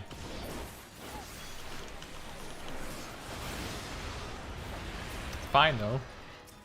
Let's go, Emanelane the Lofty. And Emanelane?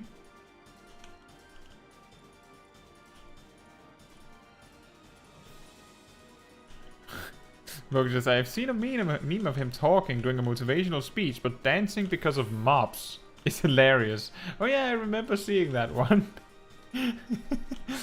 Oops, overwrite the wrong thing.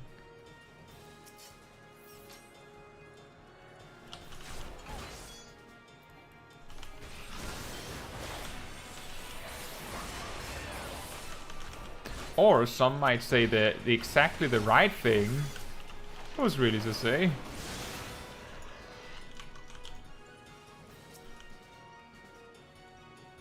Oh! Harshafond is here.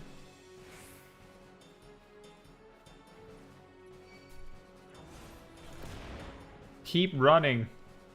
You better keep running. Ow. Okay, fine.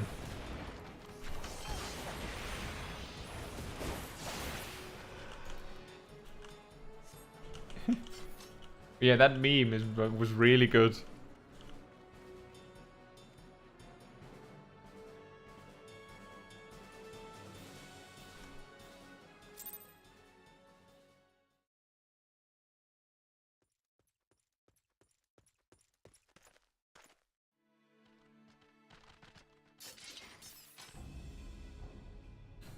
Reinforcements? Anger of Honu, chief of mighty Vundo, royals like blackest storm clouds.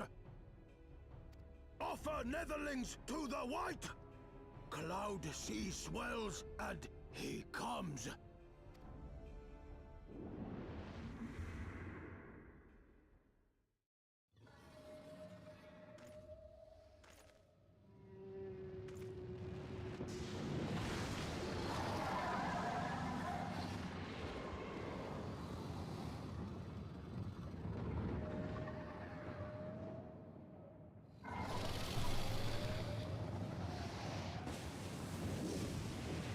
Nice flip!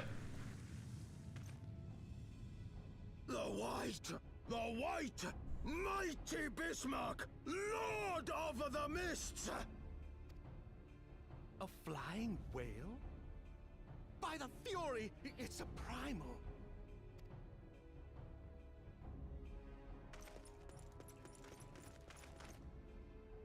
We must away.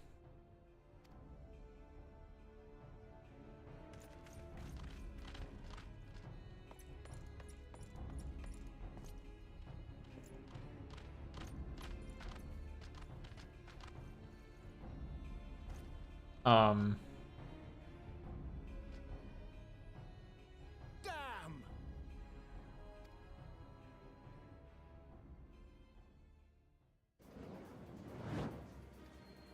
Bloody typical. All right, we're going in. Why sit here? Aye, Chief. Aye, Chief. All aboard!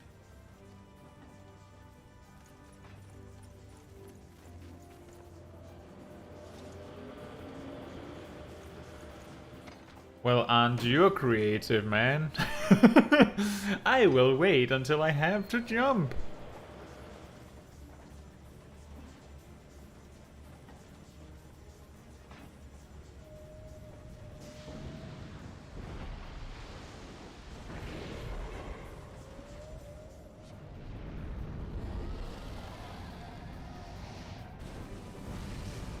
Miss!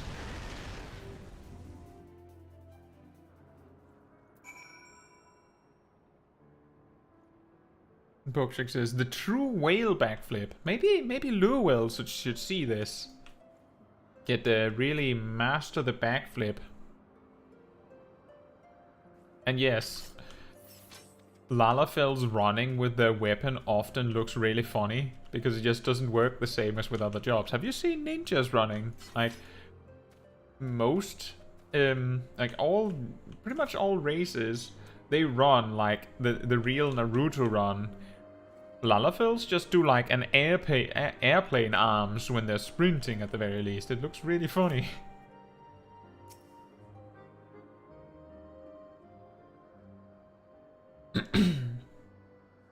The gods only know what might have happened had we not been around to save you. No need for thanks, though. It's not as if you haven't done the same for us on a few previous occasions. Alright, more than a few. It was but blind chance that brought us together this time, in case you were wondering. Yeah, I was just gonna say, why? The Holy See has petitioned the Ironworks for assistance with this creation of theirs, the Protector. Apparently, they just can't seem to get her flying. Anyway, I came to Camp Cloudtop to cast an eye over the ship, only to learn that you had arrived some few days before with an Ishgardian lordling in tow. Small world, I thought. Just as said lordling's manservant skidded into view, babbling about his master having been captured and you risking all to rescue him. And the rest, as they say, is history. Right, well, I hate to cut short our reunion, but I am here on business after all, and the boys are already hard at work. Don't worry, old friend, we'll speak again soon, I promise.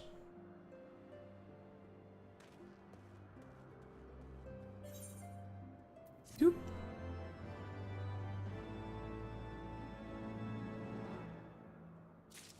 A giant sign comes out that says dodge. Dodge this. Okay, I will be right back.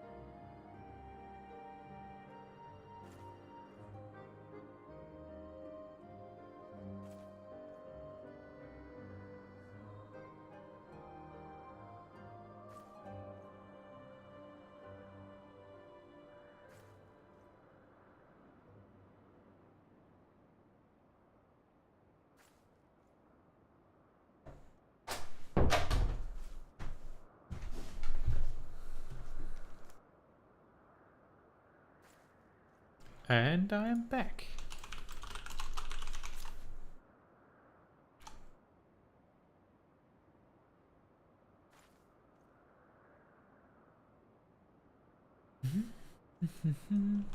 Now, Emanuele, how are you doing? How are you feeling? Bit awkward, ain't it? Very well, I admit it. It was an incredibly harrowing experience. I could very well have died, you know. Me. Dead. On the other hand, by risking life and limb in the line of duty, I did succeed in uncovering the existence of a new primal, and that, old girl, is no small feat. I have made an historic discovery. A fact that even Lady Knight will have no choice but to acknowledge. Yes, I am rather looking forward to basking in the sunshine of her praise. Speaking of which, isn't it time we made our triumphant return? I don't think she's gonna appreciate it, though. Just gonna say. Don't get your hopes up, mate. Oh, wait, we're in the rested area. Boing, boing, boing. Get those platy shoes off of me. I need my... What shoes are those? Rain boots. We're dressed for any kind of weather if it involves rain, specifically and exclusively.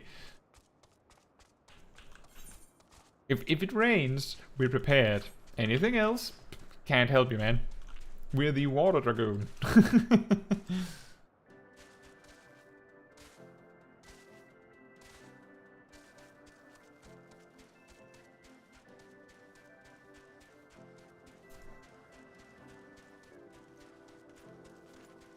We have become the Water Dragoon.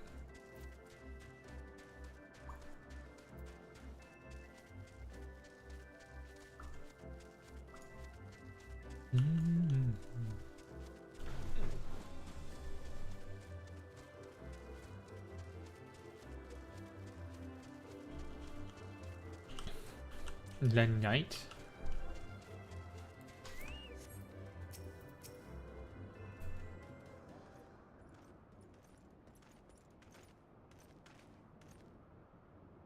Praise Halone, I feared the worst. What happened out there?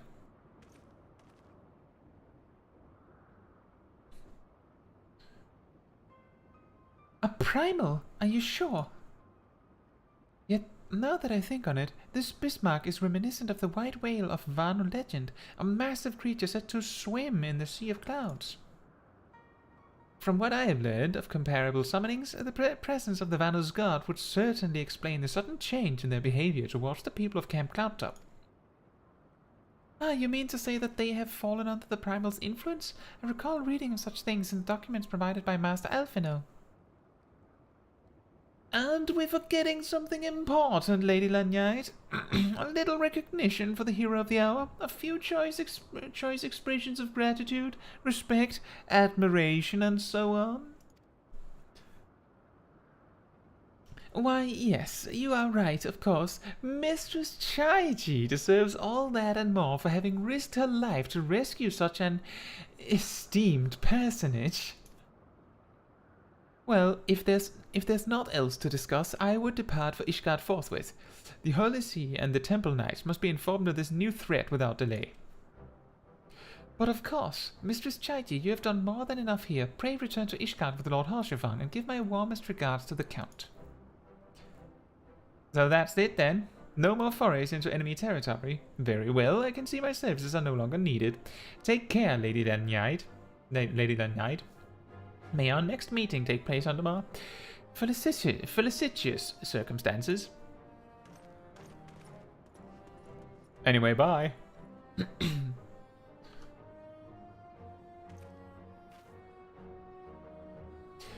All's well that ends well, eh? To the airship landing then. We can speak on the journey home.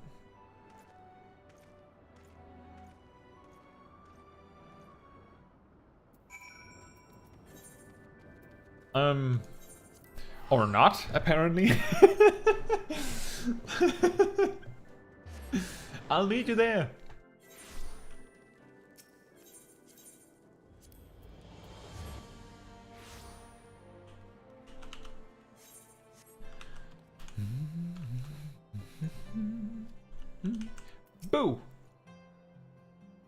I confess, I have always been rather fond of airship travel. The chill of the wind upon your face, the warmth of the blood pumping in your veins from the excitement.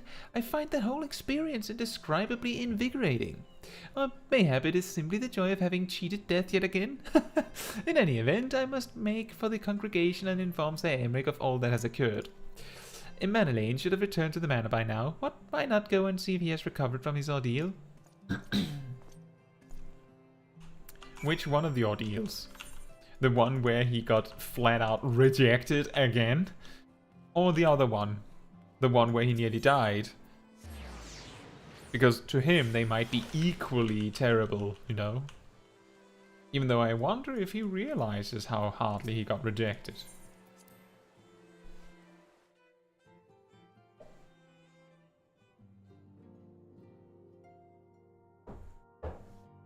Like, he got super rejected. Like, wow, he got rejected. Anyway.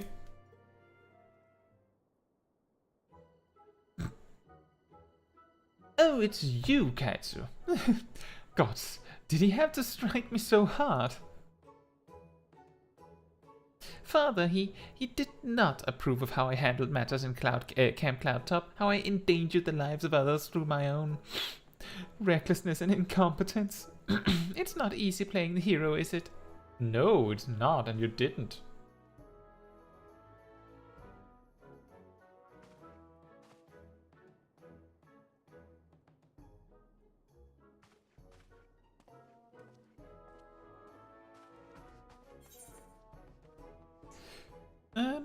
Determination, I guess.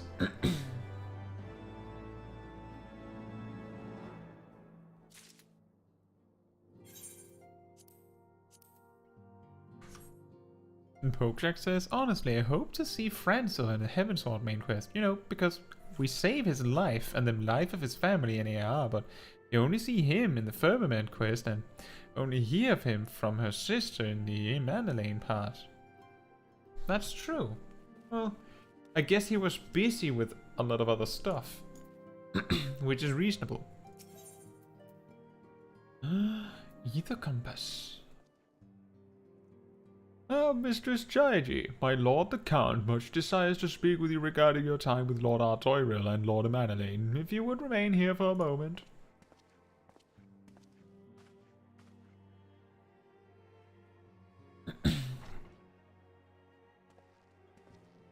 Alright, I've got my stick. Returns. I cannot thank you enough for saving young Manolane's life. Aye, he told me everything. I've also received letters from both House Zamail and Durandare praising your conduct, and that of House Forton.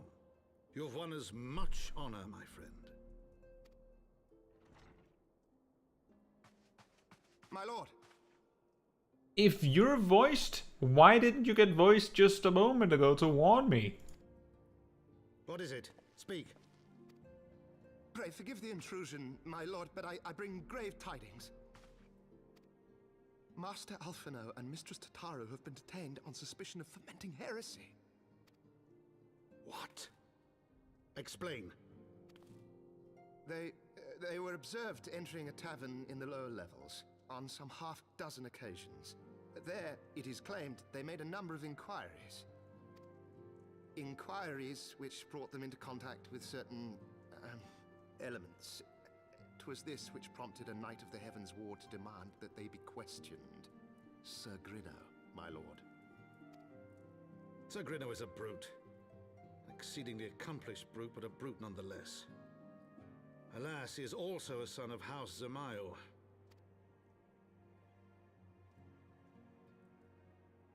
How quickly we forget the petty nature of men. I'd wager your friends are no more than pawns in another of my countrymen's games. Such is the way of things between the high houses.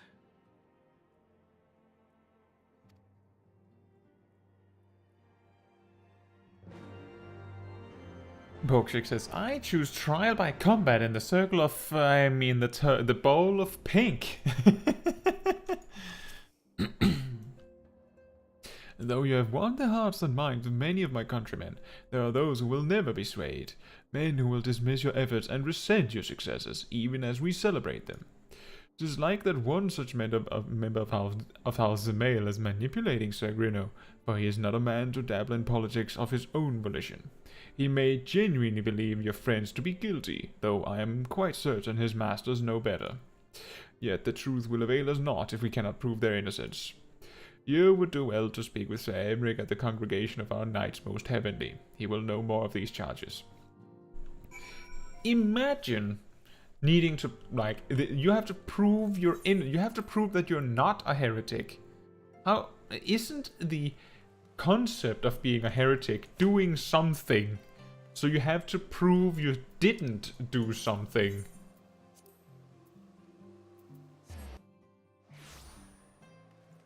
What?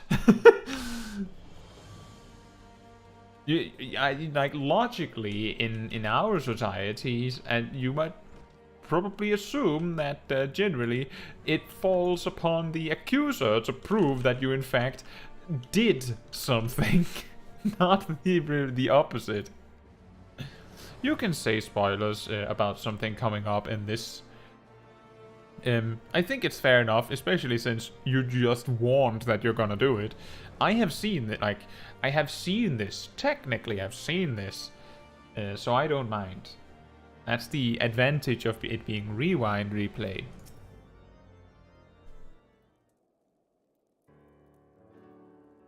It has been too long, Caetsu. Would that this visit came under happier circumstances. You come to plead for Master Alphino and Mistress Tataru, I take it. Word of their detainment reached us while I was delivering my report on the Vanoprimal. Truly, I know not which is more ludicrous, these charges or that flying feathered whale.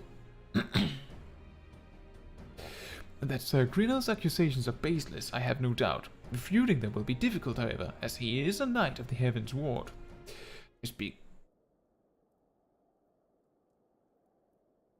Who cut the music?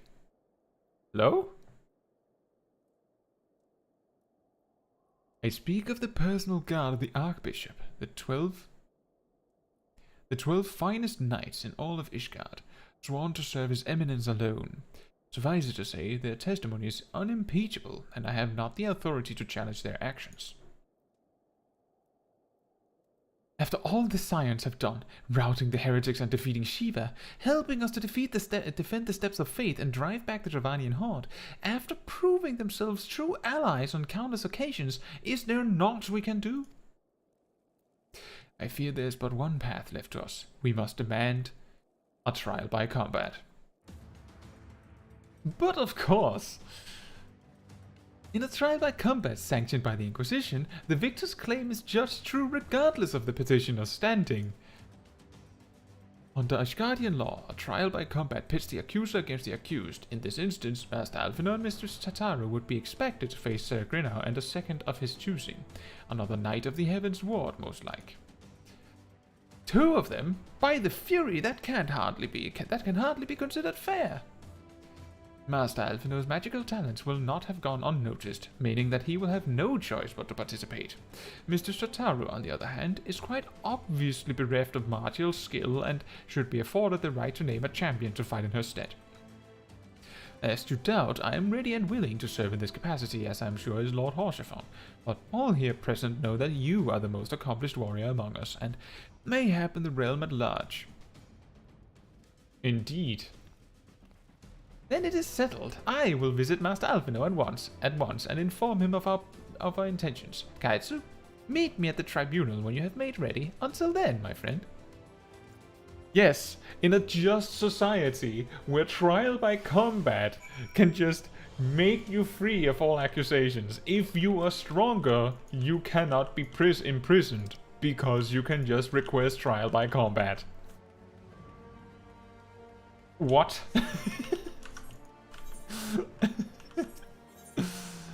And Pokeshak says, it's not this part I'm thinking about. It's not this part. I'm thinking about La Habrea helping the old man for the Thornton summon. About the death of La Habrea being super anticlimactic, being the rival that they sold you during all A Realm Reborn and part of Heavensward, and later saying that he is the equivalent of Elidibus and Emmett Silk, and that good Thornton kills him, And in the end, Thornton has been the easiest trial of the whole story with Ifrit, in my opinion. The strong people are not bad people, no? Well, that's the hope. Now you have to keep in mind that Halone is like a god of war in some capacity. So a society that prays to such a god would obviously believe that the people, the stronger fighter would be the more blessed person, and as the more blessed individual, they would automatically win because of this blessing. So naturally, it doesn't matter who's stronger, because by Halone's blessing, the just will stand victorious. Now, the problem there is that the Holy See is corrupt. They know that their Heavensward will typically win any trial by combat, which means that they can make accusations as they please, because the Heavensward's accusations are impregnable and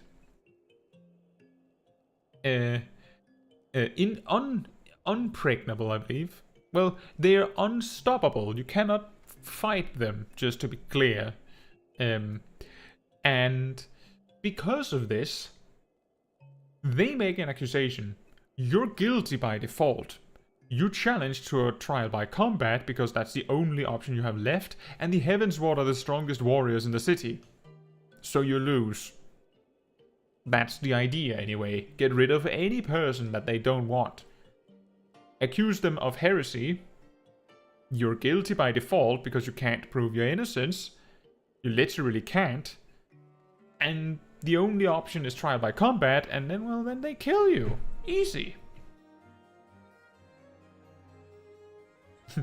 By the Fury, he won the combat with all the proof pointing against him. So I guess he's innocent. I guess he's not a murderer then.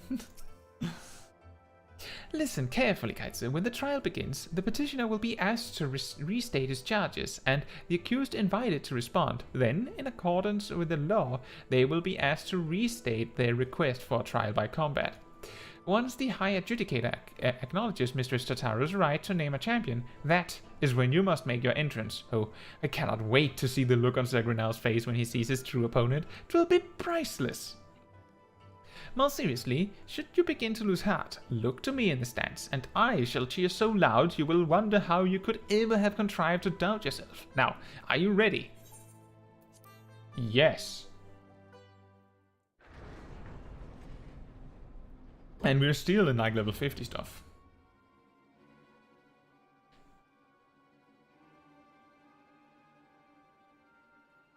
We are gathered here today under the watchful gaze of the Fury to ascertain the guilt of 2 souls in a trial by combat. Petitioners, step forward.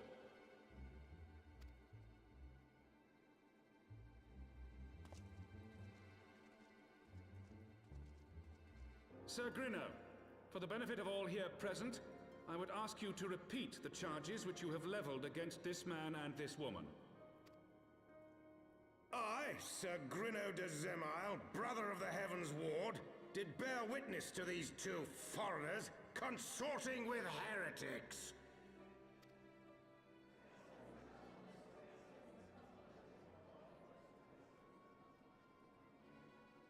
Let the accused step forward.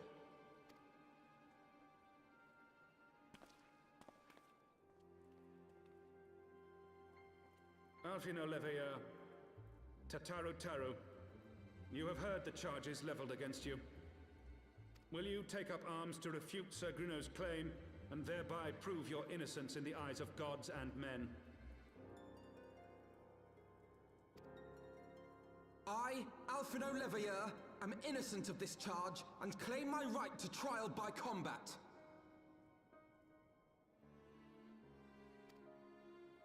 I, Tataru Taru, am innocent of this charge. But I am no warrior and cannot fight.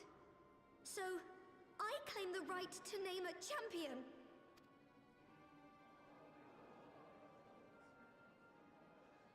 To the old and the infirm, the young and the weak, this right we allow. Very well. Who will stand for this woman?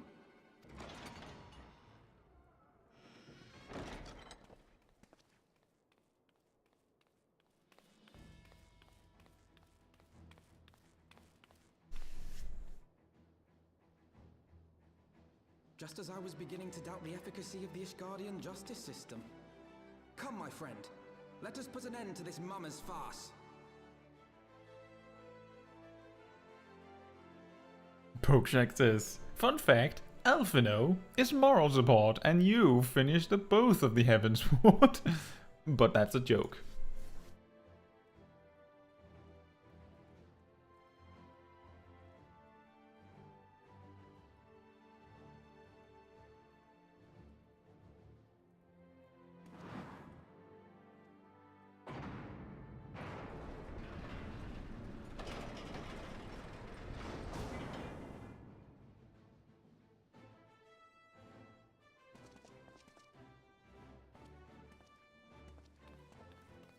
Do we get a judge or something? Oh, we get a gate. Excellent. O Halone, render unto us your judgment. Raise up the righteous and cast down the wicked.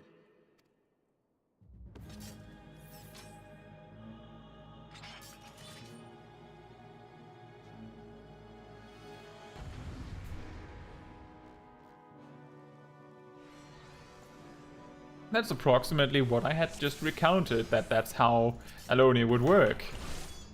That's exactly what he said. Pretty much, right?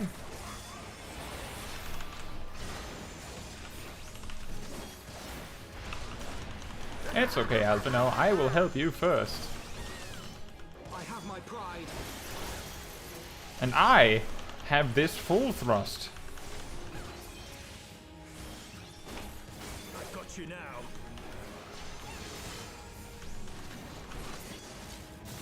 No, you don't. Wait a minute.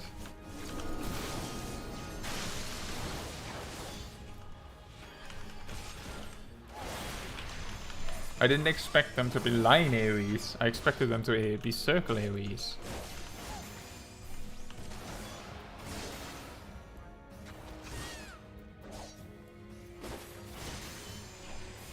Ah yes, the classic Heartstopper. If only I knew what it did. And bye. Funny. Did you just say funny?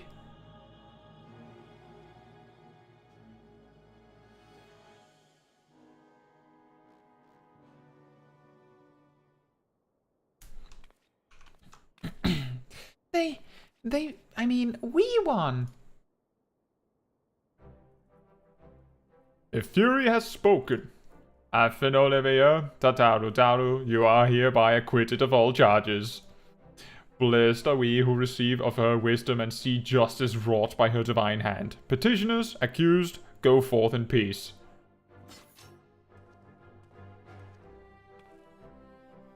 Delivered from an untimely demise yet again. My thanks, as always.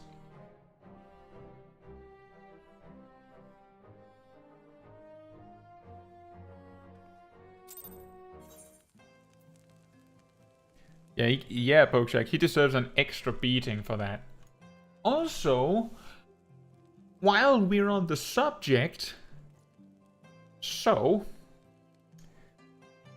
two Heavensward, or well, a Heavensward brother there, accuses us, and then we claim innocence, and we prove it by trial by combat,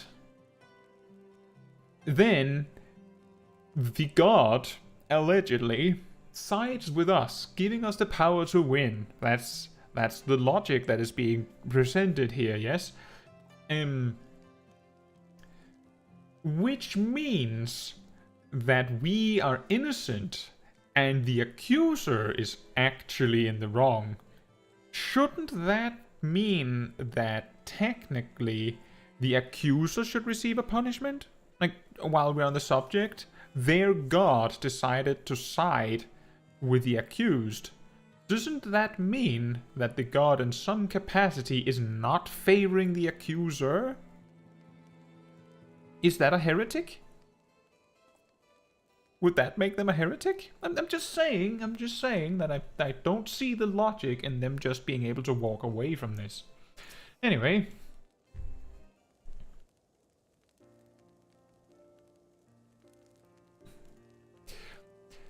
By the Fury, what a splendid victory! To see how you strove in the face of adversity, two brave young souls bound together by the puissant bonds of camaraderie. Why, it stirred me to the very depths of my soul. Having been treated to such a rousing spectacle, it seems only right that I present you with a humble token of mine admiration. Pray receive of me this chocobo whistle. With it, you may summon a black chocobo, fully trained and ready to fly.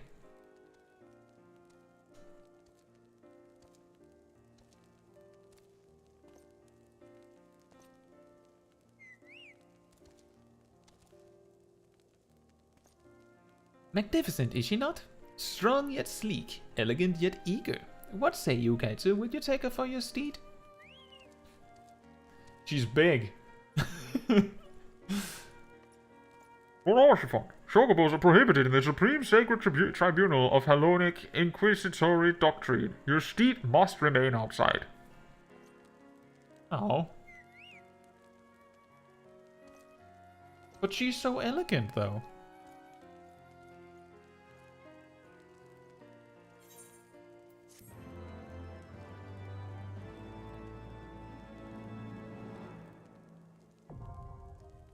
Ether currents are now accessible. And collection expanded such that Ether Compass has been acquired. You have obtained a black chocobo. When riding this mount, you have the ability to fly. Provided certain conditions have been met. Unlike all of your other mounts that will equally also fly provided certain conditions have been met. To fly in a given region, you must first find and attune to all the local ether currents. In order to attune to some ether currents, you will need to complete certain quests. However, most can be discovered via exploration. To aid you in this endeavor, you have also obtained an ether compass, which will provide you with both the bearing and the distance to the nearest ether current upon use. The ether compass can be found under collection in the duty section of the main menu. To review your progress, select travel from the main menu, followed by ether currents. The funny thing about them pointing out that the black chocobo can fly is that the rest of that message has been updated because the ether compass used to be located here. And they have made sure to change that.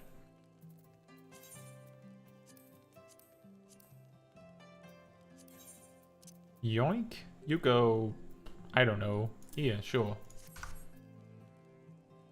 Pokejack says, because Heavensward are the good boys and we can all make mistakes, even the best ones. In summary, don't bother me, I'm planning bad things.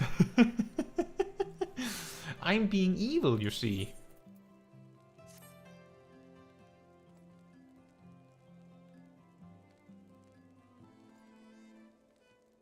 Black chocobos are all well and good. But the true reward for your efforts is the exoneration of your comrades. These shall be released upon the completion of certain minor formalities, which I mean to see to personally. In the meantime, pray return to Forton Manor, then the Count has done so already.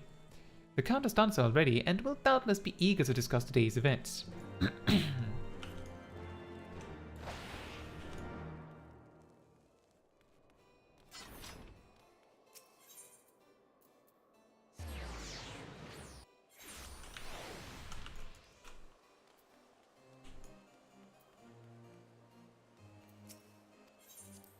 So that is what we do. Hello, Edmond. Alone smiles on us yet again, Mistress Chaiji, guiding you to victory and setting your comrades free. I confess, I did fear for your safety, which is not to say I doubted your prowess, you understand. I merely knew the strength of your opponents. You do have a habit of exceeding my expectations. Besting two of the Heavensward while the city's elite looked on. By the Fury, anyone who hasn't been paying attention to you will surely do so from now on.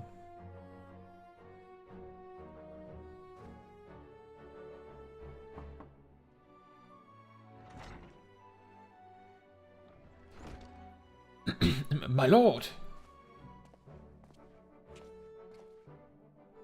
We've just received a message from the vault. His Eminence the Archbishop requests the presence of Mistress Chaiji. An invitation from the Archbishop? What an honor. A personal summons is indeed a great honor, and given recent events, you would be wise not to delay. Go, Mistress Chaiji, we shall speak anon. A priest will be waiting for you outside the vault. Identify yourself to him and he will escort you inside. So back where we just were-ish, almost. Almost.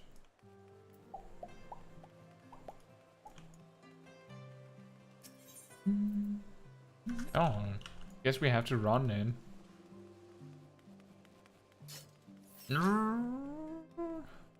I'll stab ye. The scariest tiny person dashing towards you. Anyway. Hello, priest.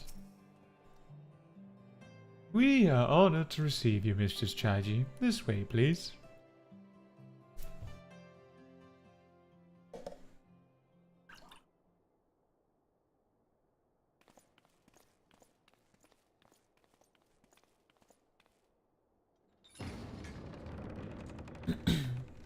Wait, my glasses! No, my glasses! I need my glasses!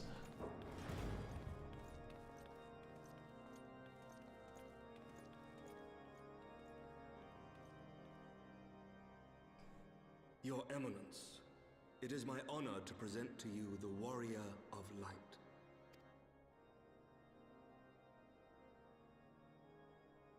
I have heard the tales of your many grand endeavors. The Lord Commander has also been most effusive in his praise. I am Thordan VII, Archbishop of the Ishgardian Orthodox Church, and I bade you come here that I might offer my personal apologies. You will forgive me for not calling upon you as courtesy would dictate, but as you can see, my more sprightly days are long behind me. But I digress. Your companions were wrongly accused of heresy and subjected to gross indignities. This, I am sorry to say, was the result of negligence on the part of our nation's protectors. Negligence born of an excess of zeal. Is that not so, Sir Zephyrin? Yes, Your Eminence. Regrettably, it would appear that we of the Heavensward were in receipt of erroneous information. Sir Grinno has ever been headstrong. He pressed charges before the truth had been ascertained, for which I most sincerely apologize. An unfortunate misunderstanding born of an earnest desire to serve Ishgard, but one which should never have occurred. For who could doubt the character of those who bested Shiva and drove the Horde from the steps of faith? Not I. That much is certain. That will be all, Sir Zephyrin. I would speak with our guest in private. Your Eminence,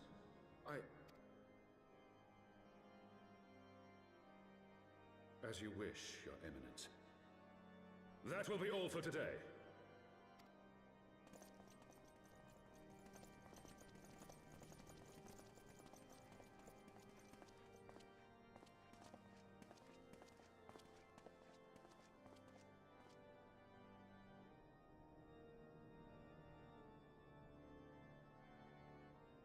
Privacy is a luxury rarely afforded one in my position.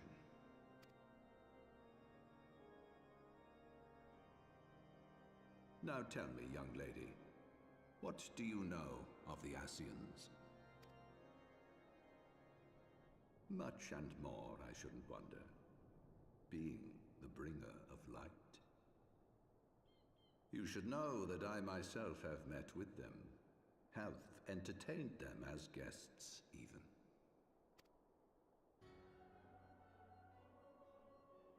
Those harbingers of chaos and strife offered us power, that we might continue our war against the dragons. I have no intention of aiding their cause, of course, nor less of being their puppet. Yet, were I to refuse them outright, I should learn naught of their true objectives and remain powerless to stop them.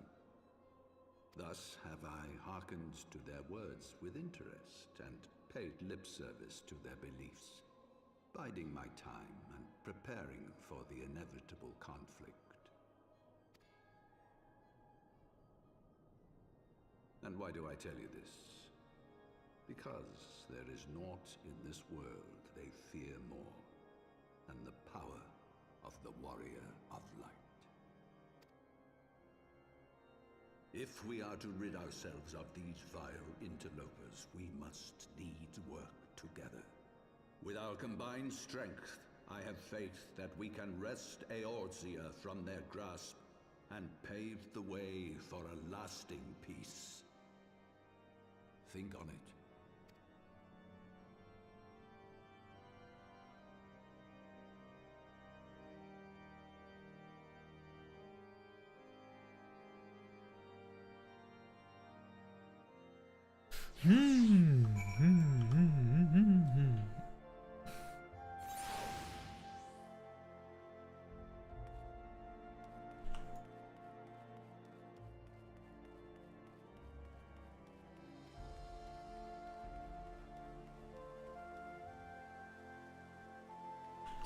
And back to Photon Manor again. Forward and back, as they say.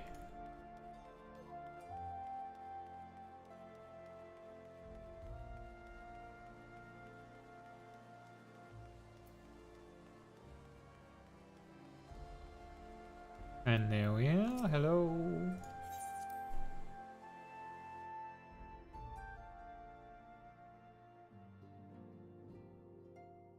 Oh, the two people we saw in Camp Cloudtop was just there and waving at me again.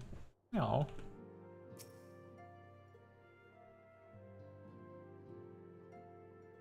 There you are. I confess, I was more than a little concerned when I learned that you had been summoned to the vault. What did they want with you?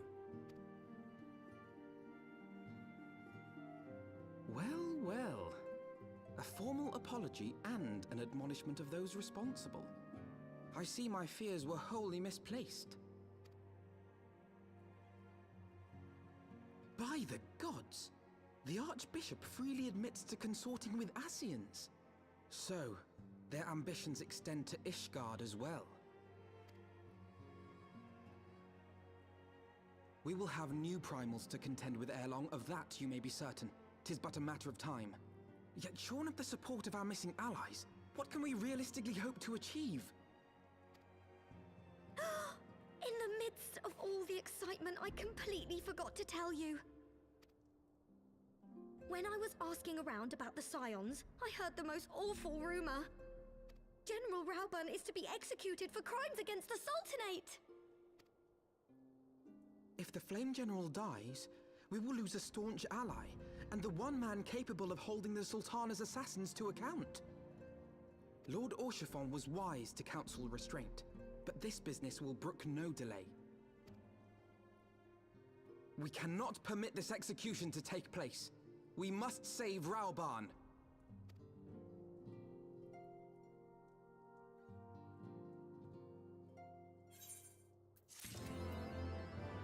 Lucky number 7. And now, level 51. We've gained like over a level in that time. Though the situation calls for urgency, it would avail us little to charge headlong into Uldar without a plan. Before we can formulate a plan, however, we must first learn how things stand in the Sultanate. Which is why I propose that we visit Limsa. Aye, you heard me right. While you were about your altruistic endeavors, I acted as an intermediary in trade negotiations between House Toms and the Lominsan Consortium. During said negotiations, an opportunity to send word to the Admiral presented itself, and I duly seized it. I am happy to report that we yet have a stout ally in Limsa. The Admiral has pledged her full cooperation in any effort to rescue Rauban. Accordingly, I have agreed to meet with her, that we might discuss how best to proceed. Naturally, I told her to expect us both. Your presence never fails to embolden our allies, after all. When you arrive in Limsa, make yourself known to Sergeant Zandale at Bulwark Hall on the lower decks. He will admit you to the bridge. Indeed.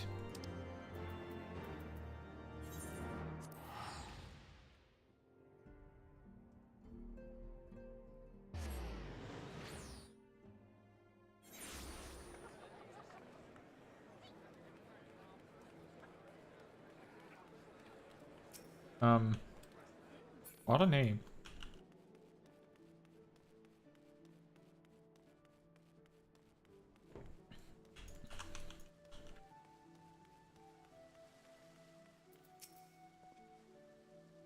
The Admiral has been expecting you. Say the word and I will take it to her. Yes. Yes is the word.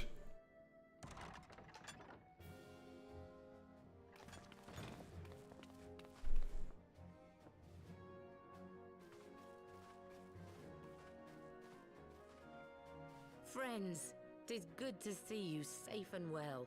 I will admit I had not counted on you seeking, let alone finding refuge within the Holy See, but full glad was I to learn that you had. Thankfully, we had allies there who took us under their wing. And theirs was not the only aid we receive, I suspect. When we fled Uldar, we fully expected to become wanted men, known to all and hounded at every turn. Yet that did not come to pass. On the contrary, 'twould seem the charges against us have not been made public. Might we have you to thank for that, Admiral? Sharp as ever, Master Elfino. On Marshal Terrapin's urging, the Elder Seedseer and I demanded that the Syndicate suppress news of the Scions' alleged crimes until such time as irrefutable evidence could be found. Our argument was simple. Lacking proof, to accuse the saviors of the realm of so unlikely a crime would have the people up in arms. In their wisdom, the Syndicate agreed, as you yourself have seen. There is something you should know. Some few days prior to the banquet, the Elder Seedseer and I were summoned for a private audience with the Sultana. There, she revealed her intent to announce her abdication, that she might pave the way for the establishment of an Uldan Republic. What? But such an announcement would have plunged the entire nation into chaos. She was well aware of that. 'Twas for fear of what might ensue that she summoned us. Her Grace wanted the Elder Seedseer and I to lend Rauban a helping hand, you see? To aid him in preserving the peace during the transition. So, having somehow caught wind of her plan, Lolorito and Teleji plotted the Sultana's assassination in the hope of maintaining the constitutional status quo. But they must have known that her death would sow as much chaos as her abdication. Chaos from which Teleji alone might feasibly stand to profit. Surely Lolorito would never knowingly... Ah, could it be? I dare not hope.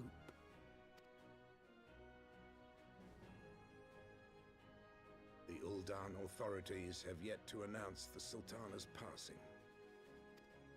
To allay any suspicion that may arise from Her Grace's absence, they have issued a statement to the effect that she is presently convalescing from illness. Mayhap they're waiting for a fitting moment to break the news, or mayhap they know of some other reason to delay. Something else has been bothering me, Admiral. I was dismayed to learn that General Rauban is to be executed. Yet upon hearing the news, I could not help but wonder why he had been kept alive for so long. Pray mistake not my meaning. I am, of course, overjoyed that our friend still draws breath, and that he might yet be saved. But if his enemies truly wished to eliminate him, they could have done so immediately. I see no reason for this delay. Aye, you've struck upon an important point, Master Alphino. Following his capture, Rauban had been held in the Marasaja pit within Uldar. In recent days, however, he has reportedly been moved to an unknown location. Queerly, 'twas not the brass blades who spirited him away either, but a band of soldiers decked in blue. The Crystal Braves. Aye. If I read the winds aright, the arrangement between Lord Lolorito and the Braves has come under strain. At any rate, if we're to rescue Rauban, we'll have to find him first. And you'll be glad to hear that I have already entrusted the task to those best able to see it done. Our friends of Doma.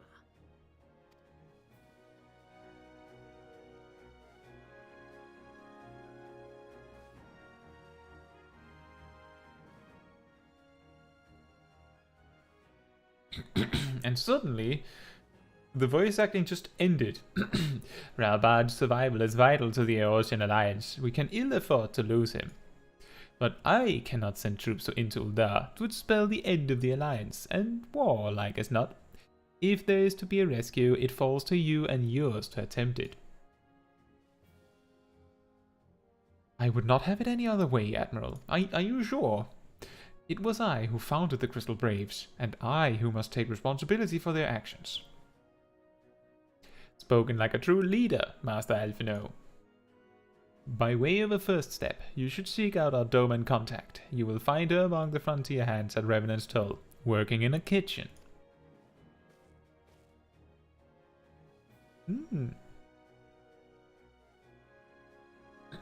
I think it's really cool how the Doman spies and ninjas are basically like, they're really well integrated, like they're actually acting as civilians, but they're just seeing everything. It's such a cool touch that they're not just like, oh yeah, this person just happens to know.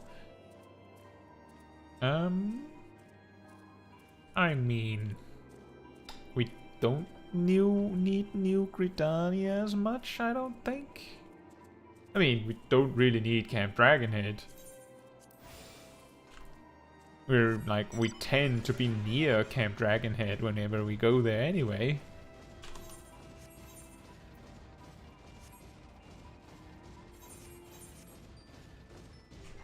Oh wait, the kitchen? But wait, isn't the kitchen downstairs? What? Alright then. I have found the kitchen. Mistress Caetsu, I knew in my heart that you were safe, but to see you again in the flesh, words cannot well express my relief. Even as the victory feast was taking place, the Crystal Braves turned upon us and took the rising stones by force. Amid the chaos, some few of my compatriots and I were able to slip away unnoticed. Since then, we have remained in Revenant's Soul, keeping watch over the mutineers while awaiting your return. You have done well by us, and we Domans do not soon forget our debts. We swear to do all within our power to aid you. Excellent. Shortly before you arrived, I received word from Limsa that you were searching for General Rauban.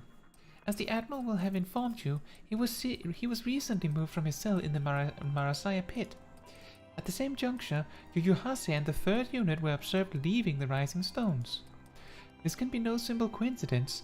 Their purpose, we believe, is to escort the Flame General to the scene of his execution.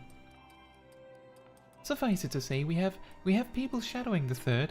If you would join the hunt, pray seek out Tawari at Highbridge, where I too am bound. Which is where? There. Are they just gonna yeet him? Just toss him off the bridge? Ow.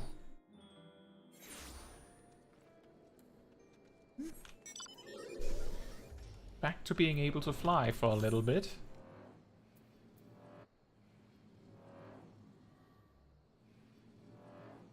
Just a little bit.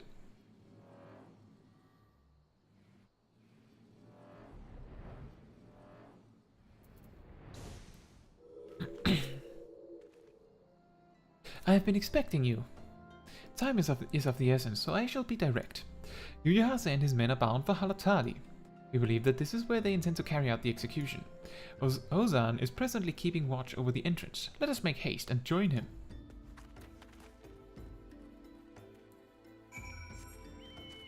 And then we go there. Good thing we can fly, otherwise this would have been a lot more annoying.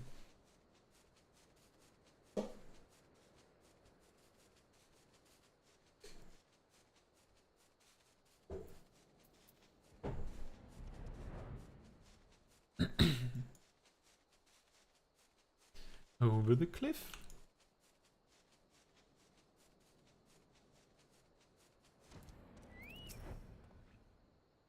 You come at a good time, my friends. But moments ago, the traitor Ilbert arrived and entered Halatali.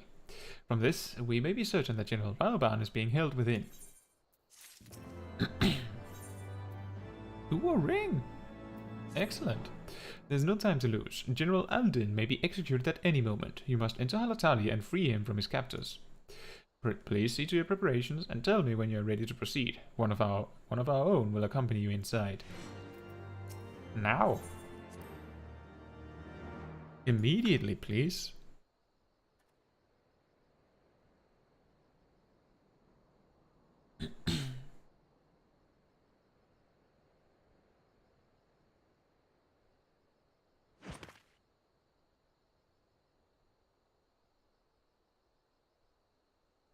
Pray, forgive me my lateness. Lady Ugiri!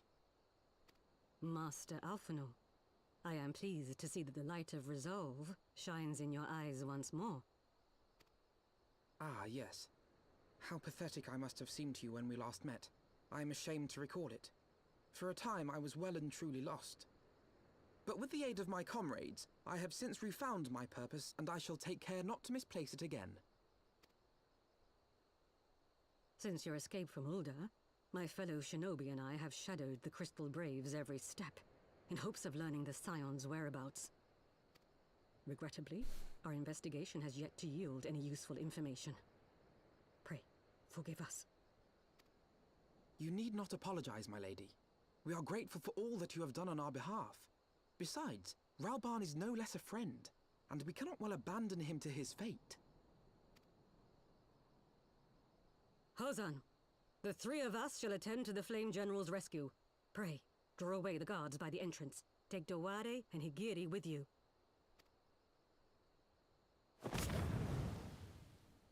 Nice.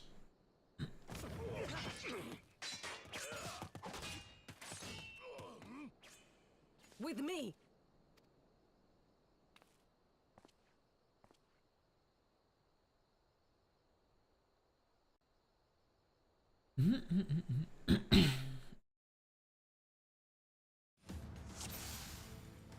And then we were there.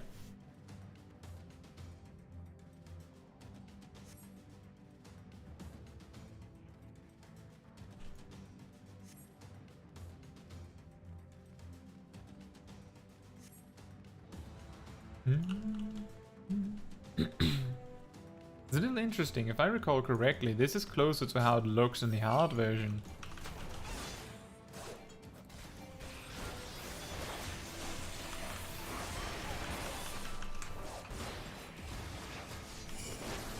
Away with you! Indeed, Alphino.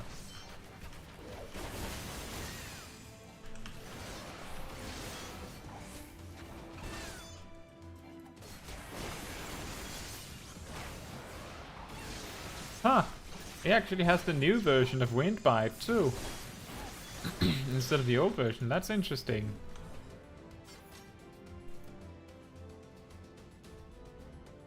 The version that lasts 45 seconds is what I'm thinking of, specifically.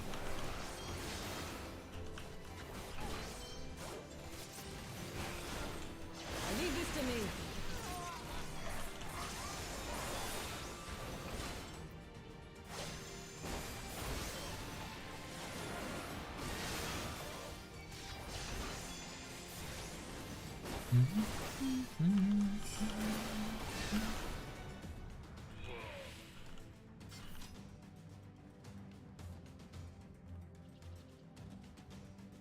They're really distant behind me, I have to say. Meanwhile, Yugiri has the old school dagger poison still. That was removed before I started playing the game.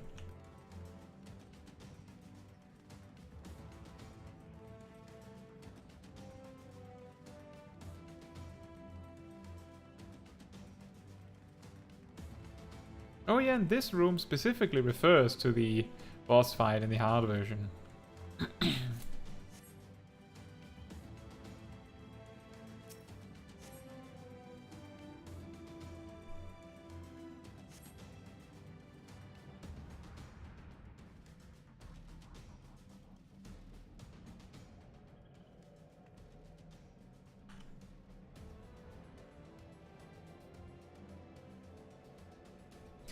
He is bound by some manner of magitech device. Yet I dare not force it open, it may well be booby-trapped. I have heard of such devices. The crystal braves will possess the key. Let us split up and look for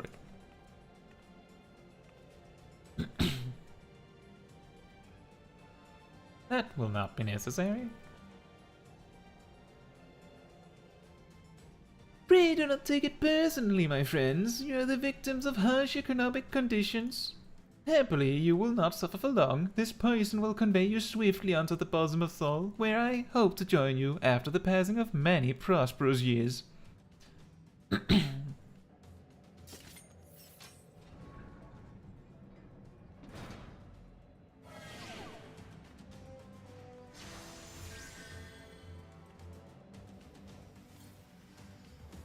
Oh dear. Attack the door!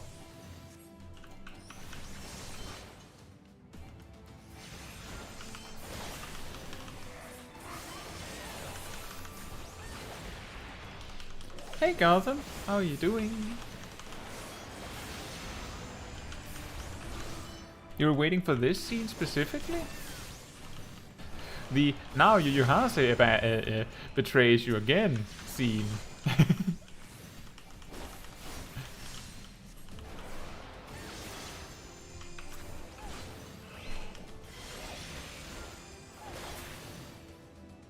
And that is an interesting scene. It's not surprising. In light of everything, like, oh yeah, Yu Hase is the guy in control around here. Are we? Do we just go? Is that what we're doing? I guess that's what we're doing. Isn't it?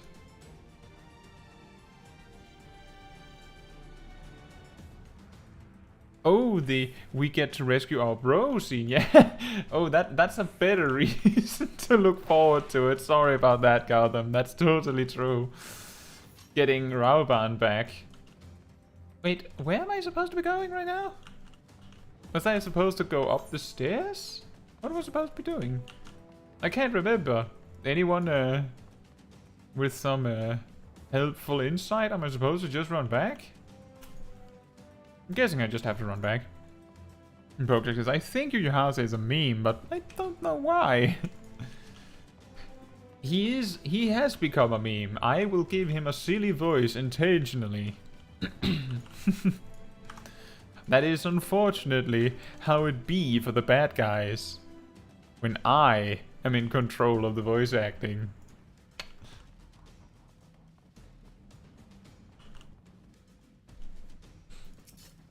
Oh, the green text, Pokeshak says, the Braves have the key.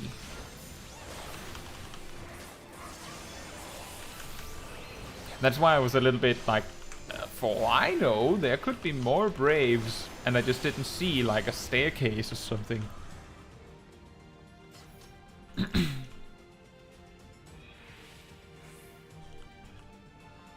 We will try and go back. The worst that can happen is that's not the way, although Raoban's vitality is getting me a little worried. I'm glad to hear I got it right, Gotham. I'm going to say that there's a very high probability that I'll get it wrong later, but I try my best to get it right, because I know people appreciate it, and I like that. but I can't promise I'll get it right every time. I didn't know that it was difficult to pronounce, to be completely honest. But now I know that I said it right. I'll wear it as a medal.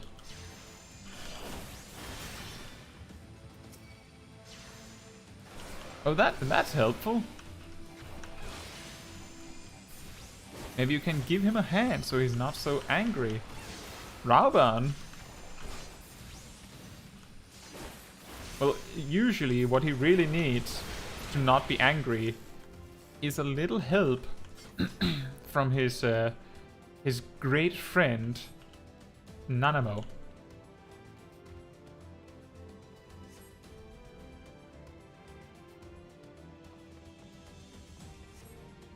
Now we need to find... Oh, the door opened. Excellent. Right? Wait. There's something there. And Gautam says, it's just that the Western accent doesn't go well with Indian words and names and vice versa. My character name is intended to be said with a Japanese accent. So it's not too foreign to me to read names in a completely different accent to what you are like used to. That makes sense. Are you going to be okay, Alvino? Do I need to switch target?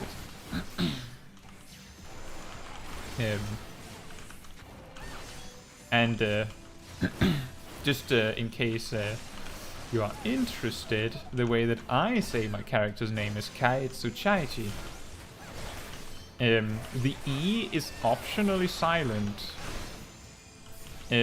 And you could almost argue that the first I in Chaiji is also silent, almost, because you can barely hear it. Sometimes people ask how I say it, because it's not like I say it often. And you can in fact write my name with Japanese letters without making any without changing anything, because there's no L's or R's or a sudden stop without a vocal. I am from Denmark, so that's a very close guess, Gautam. I am from Denmark, the tiny country just north of Germany.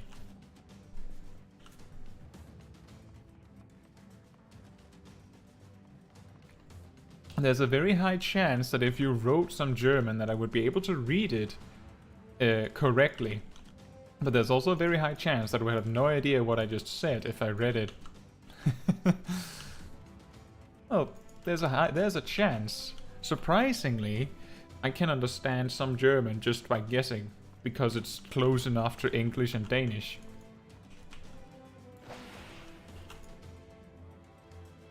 But that is a very good guess.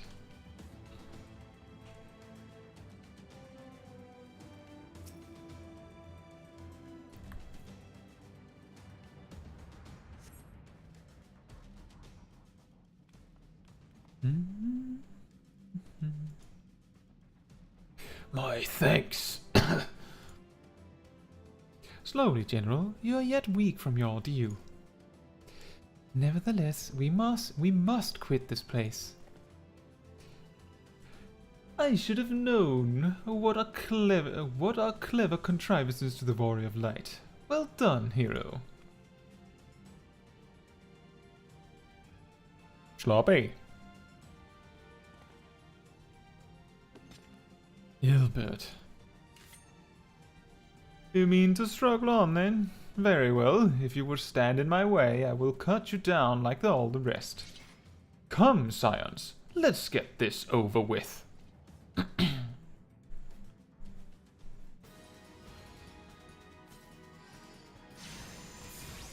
Oh, okay. There's a little bit more people than was in the cutscene. A little weird. Alright, let's fight. We three versus you three. It's a fair, even battle. Cutscene ends. It's a 3v20. Where did all these people come from?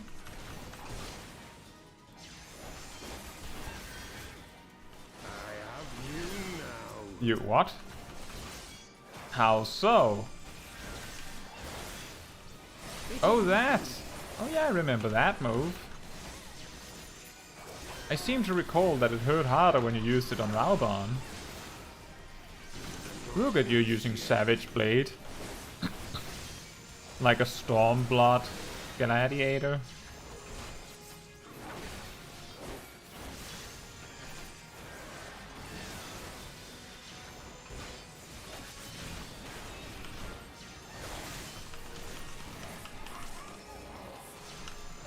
I'll tear you limb from limb. Will you now?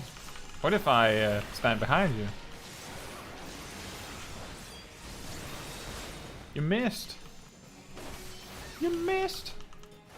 What are you using Convalescence for? You don't have any healers. What?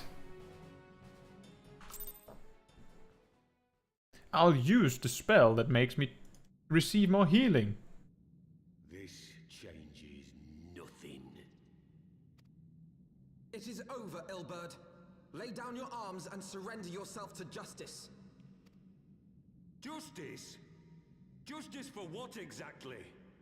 'Twas not I who assassinated the Sultana, boy. Yes, it was. Ere we debate who is responsible for the assassination, I would ask whether an assassination took place at all. Oh, clever little shite. If you think you fight for justice, lass, you'd best wake up.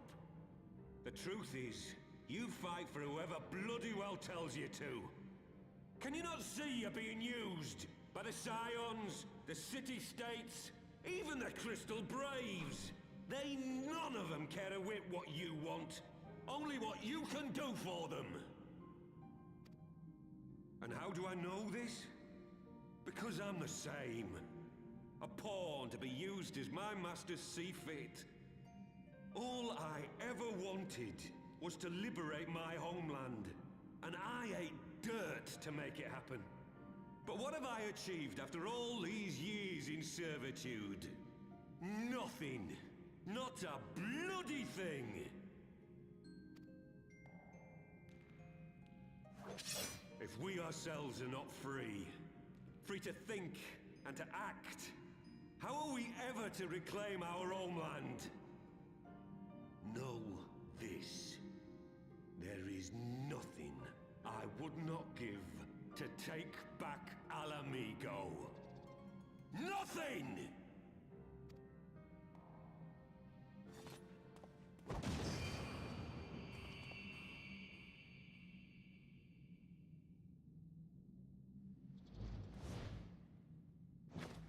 You'll not get away!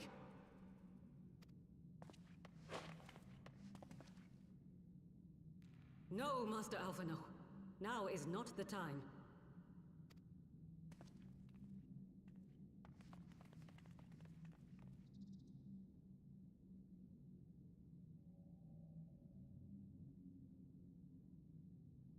I'm but a cripple and a fool.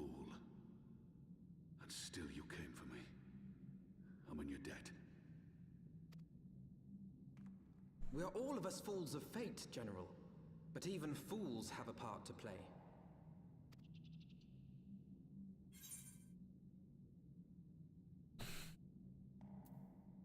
On your feet, gladiator. This fight is not over. Rest assured, I was not planning to die till I'd avenged the Sultana.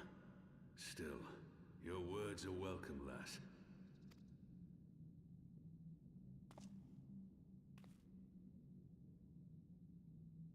Know this, Ilberd. There is nothing I would not give to see you pay for what you've done. My wealth, my arm, my life. Nothing.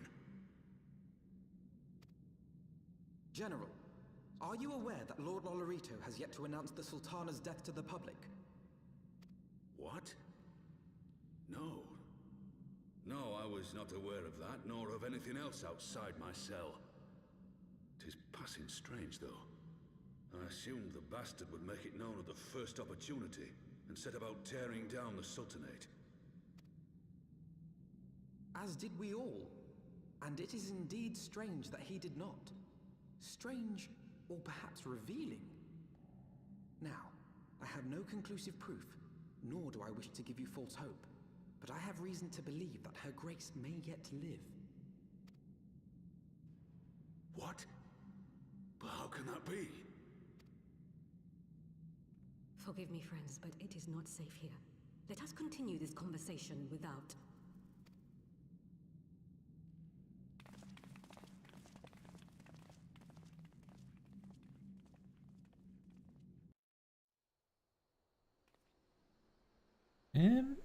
Gotham says, the betrayal still hurts. You know, I think it's extremely silly when you think about it that whole Crystal Braves mastermind strategy where they try to do the whole takeover situation here just for money, they do as we're, you know, finishing up and celebrating that we finally have the capacity to help someone else. Like, we have so much excess energy as three nations that we can help a fourth nation. That was the whole celebration. That fourth nation could just as well have been Alamigo as it could have been Ishgard. So we have just reached the point where we have the excess capacity to help others.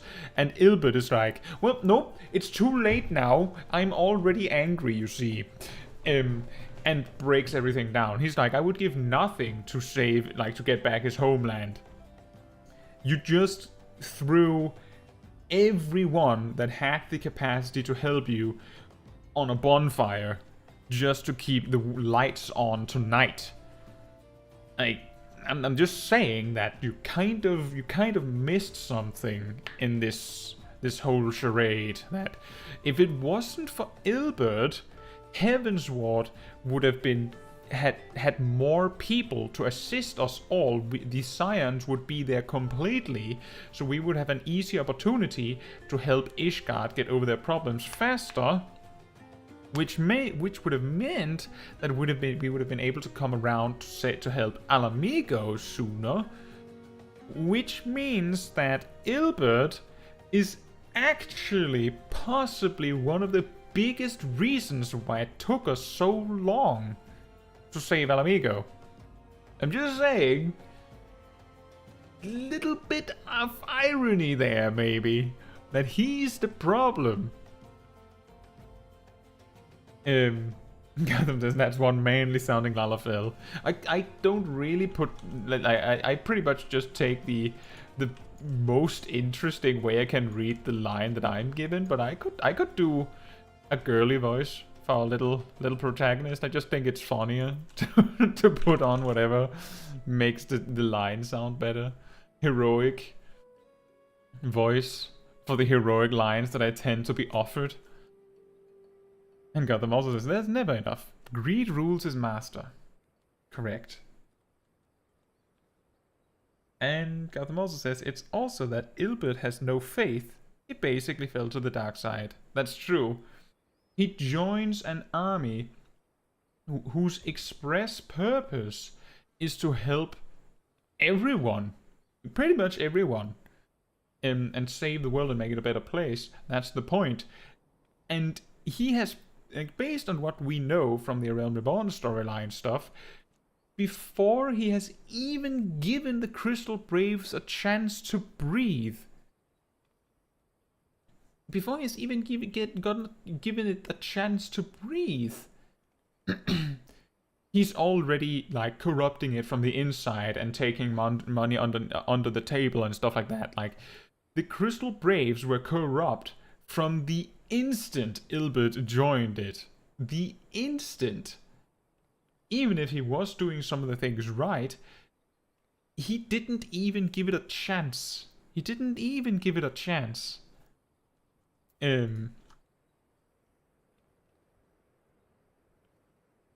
So yeah. That. And thank you, Gotham.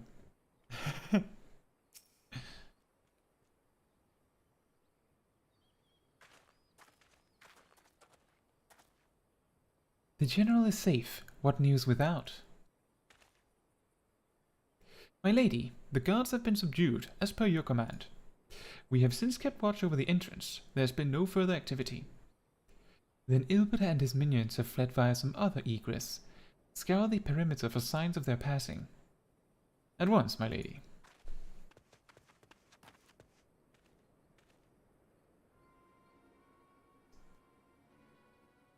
General Alden, I presume, and the Scions of the Seventh Dawn.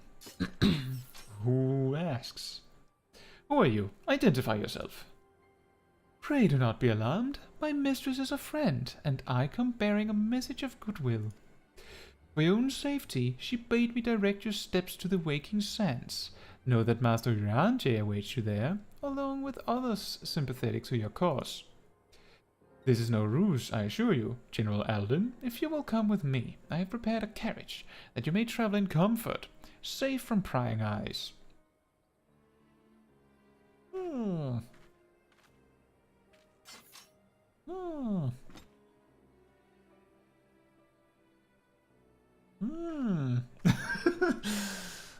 Weird.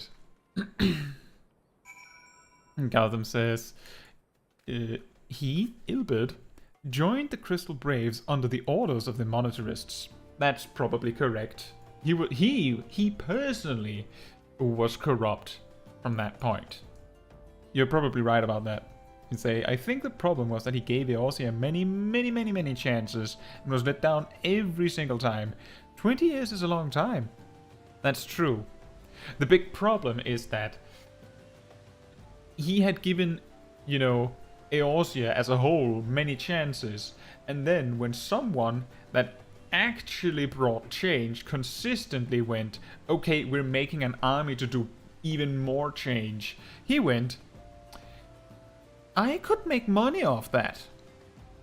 And then things broke apart. Like that. After 20 years, it's completely understandable that he would look at that and go, right, now it'll be different.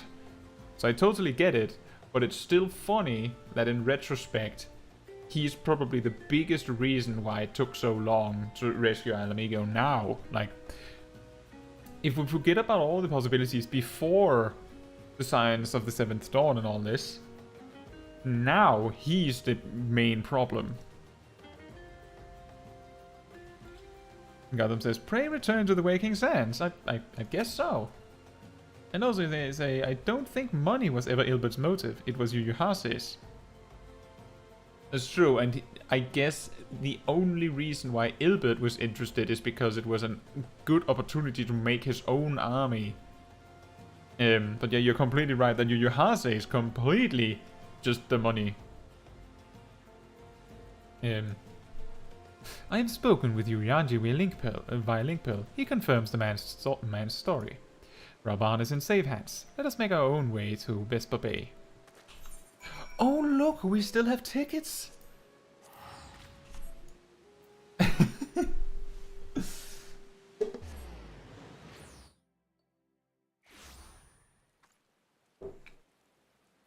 Imagine being in the midst of the main quest and having done the quests that later became the ones that gave these tickets. And then the tickets were added into the game. And you're there, like, 50 levels later, still paying the price for missing that. Oof.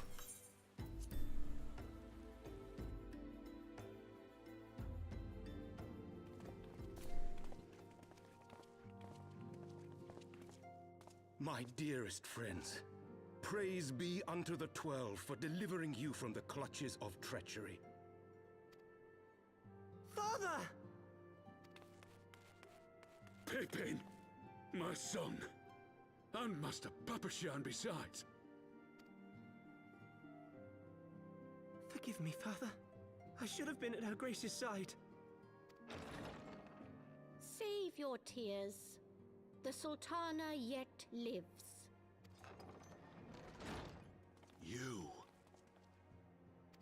it was I who arranged this gathering. And judging by your perplexed expressions, it would seem introductions are in order. I am Dulala, head of the Order of Noldthor, and member of the Syndicate. What you said about the Sultana, is it true? Is she alive? Young lady, I understand you were with the Sultana when she drank from the poisoned goblet and collapsed. Would I be correct in assuming that you did not personally verify Her Grace's vital signs? Why ask when 'tis plain you know the answer? Calm yourself, General, and let me finish. The truth is not as you imagine it. You are all victims of a most ingenious ruse. A ruse conceived to eliminate the threat posed by Teleji Adeleji. 'Tis my belief that Teleji plotted the Sultana's assassination alone, but that Lolorito caught wind of his plot and exploited it to his own ends. He sought to manipulate you into eliminating Teleji for him, and you duly obliged. At one fell swoop, he removed his two foremost rivals, all the while remaining above suspicion. God strike me down for a fool. But the Sultana, how can it be that she lives? She lives because Lolorito willed it. Her own lady-in-waiting is but one of his many little birds. By her sleight of hand, the poison was switched for a less deadly draught before it could reach her mistress's lips. Some manner of sedative, perchance? Of a potency sufficient to induce a slumber like unto death.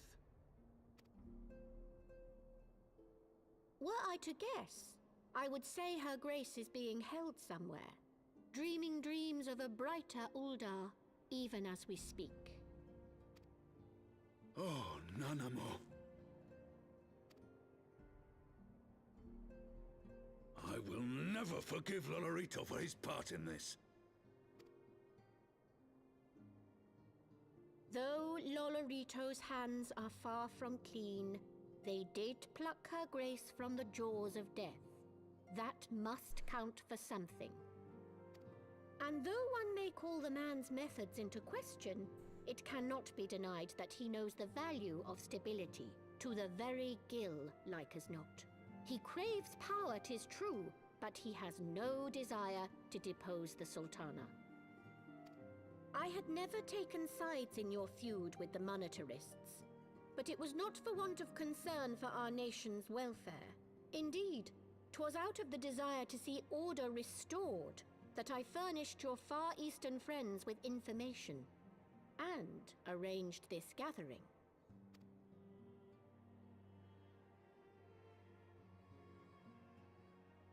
I hope you are ready to work, General, for there is much work to be done. Our first priority must be to bring matters back into balance. Lest you forget Her Grace's words, the true wealth of Uldar lies in the health, happiness, and hopes of her people. As for the more worldly kind of wealth, I am content to let Lolorito help himself to whatever Teleji Adeleji left behind.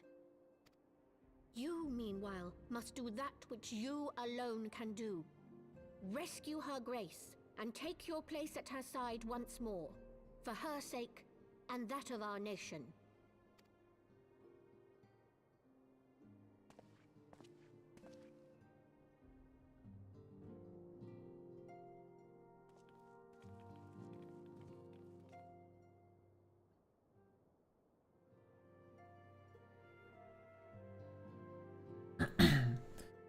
Gotham says, Pippin is a bro. Yeah.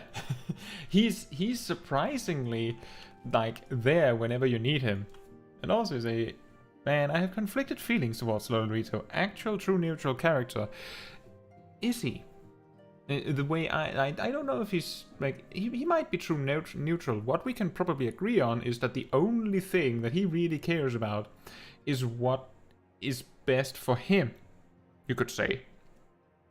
Even if that sometimes means that incidentally it would put him politically in a better position if he did this thing that happens to be good for more people, like doing the good thing for the people happens to put him in a better position, then he will do it.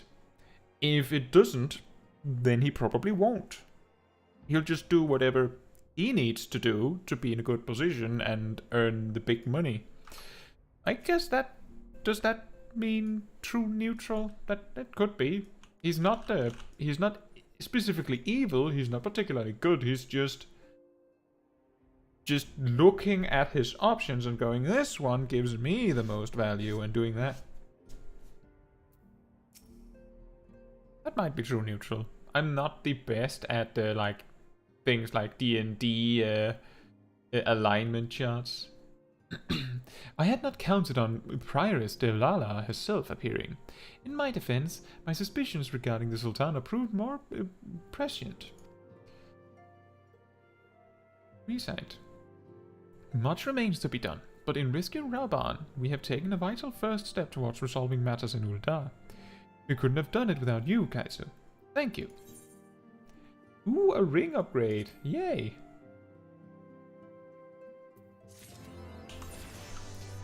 You can... No, I can't take a new quest. I have a quest. I already have the quest.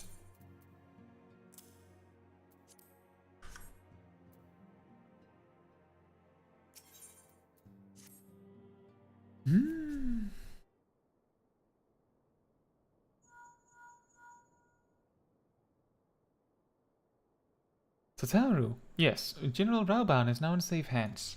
What? Another assault? Well, very well, we shall return at once. Pray notify the Count of our coming.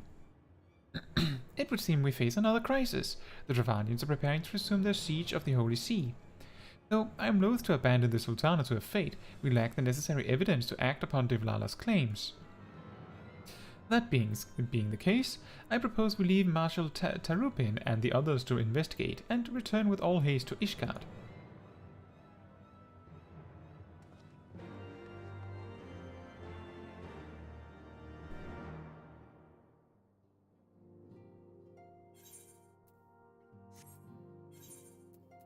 And to Ishgard we go then. Good thing I made that my free destination.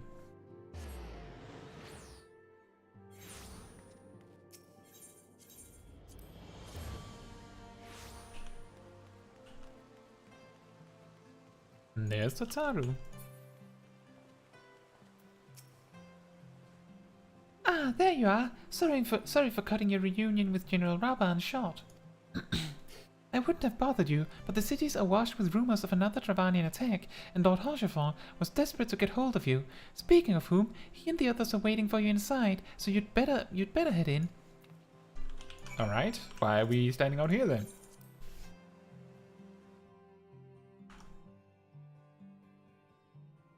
In we go at once. My friend, I thank you for answering our call with such alacrity. As I'm sure you are now aware, the Dravanians are once more gathering for war. Mistress Chaiji, Master Leveilleur, I must apologize for this abrupt summons, but we thought it best to have Mistress Tataru contact you by the most direct means available. When the Observatorium spells toll, 'tis a warning that cannot be ignored. The Holy See has ordered that we make ready for battle. In case you haven't heard, a band of trappers returning from the west claim they saw a cloud of dragons big enough to dim the midday sky. Nidhogg's minions gather once more for war. But I would not have you take up arms in another of our conflicts. When first you came to Ishgard, I offered you my protection. If I cannot ensure your safety here, I cannot well accept your aid, much less ask for it. Scions of the Seventh Dawn, you are faced with a choice, to remain in the besieged Ishgard or seek sanctuary elsewhere. I would not presume to influence your decision, but I must ask that you make it swiftly, lest our enemies force your hand. One thing I just want to point out is that I find it very interesting, a very healthy choice, that every time we've been reintroduced to a major NPC that had voice acting in A Realm Reborn, the first cutscene with the character speaking in any significant way is a voiced cutscene, so that we get reintroduced to what do they sound like now, so we don't have to sit and wait in suspense for figuring that little detail out.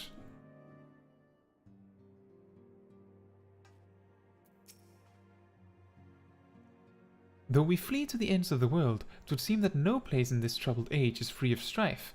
Once more the horde descends upon Ishgard, and once more her weary defenders must take up spear and bow. The Count would have us seek shelter from the storm, but I, for one, grow tired of running. If we are to shine the light of dawn, we must do so in the sight of our fellow man, not hungered in a hole. What say you, Caetsu? I would stay and fight. Then fight we shall. Let it never be said that we abandoned our allies in their hour of need. I imagine that if you say anything else, Alphinaud would be like, but really though, and force you back to the same loop until you say yes.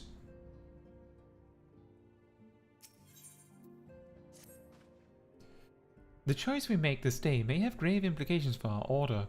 It is only right that Tataru should have a say. Come, let us all meet outside and discuss the path that lies before us.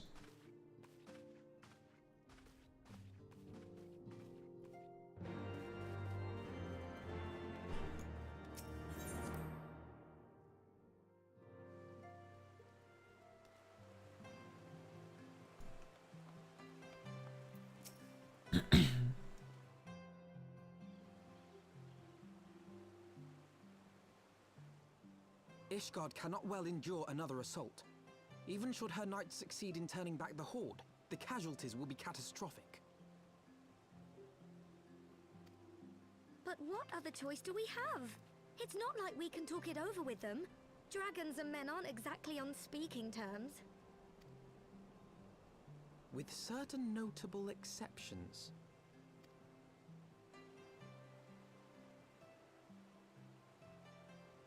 You don't mean Iceheart?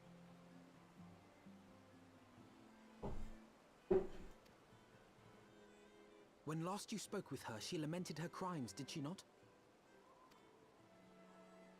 Then there remains a sliver of hope. If we can persuade Iceheart to act as our intermediary, we may yet be able to convince Nidhogg to abandon his bloody course. If there is to be a meeting, I would accompany you. Estinian. Even with your intermediary, Nidhogg's blood rage may render him deaf to reason. However, the mere attempt may afford our forces precious time to prepare. Of course, you might also consider a more direct approach to ending this conflict. With the power of the Eye at my disposal, and the vaunted strength of the Warrior of Light, we could conceivably slay the beast outright. If we are to risk a face-to-face meeting with the Dread Worm, I for one would feel safer in the company of the Azure Dragoon. However, I should only turn to your Lance if my words failed to find their mark. Is that clear? Perfectly. I shall assume that Iceheart enjoys similar diplomatic protection until instructed otherwise. A word of advice. Think carefully before divulging the particulars of this plan to Sir Emeric. 'Twould not do to have the Lord Commander accused of consorting with heretics. Indeed. I thank you for your counsel, Estinian. We shall be honored to have you with us. I am glad to be of service.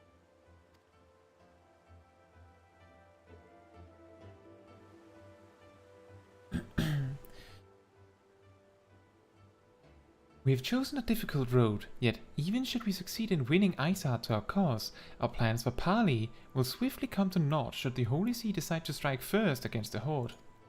We must petition the Lord Commander's aid ere we set forth. I only hope that Sir Emmerich will be willing to muzzle Ishgard's forces on the strength of our vague assurances.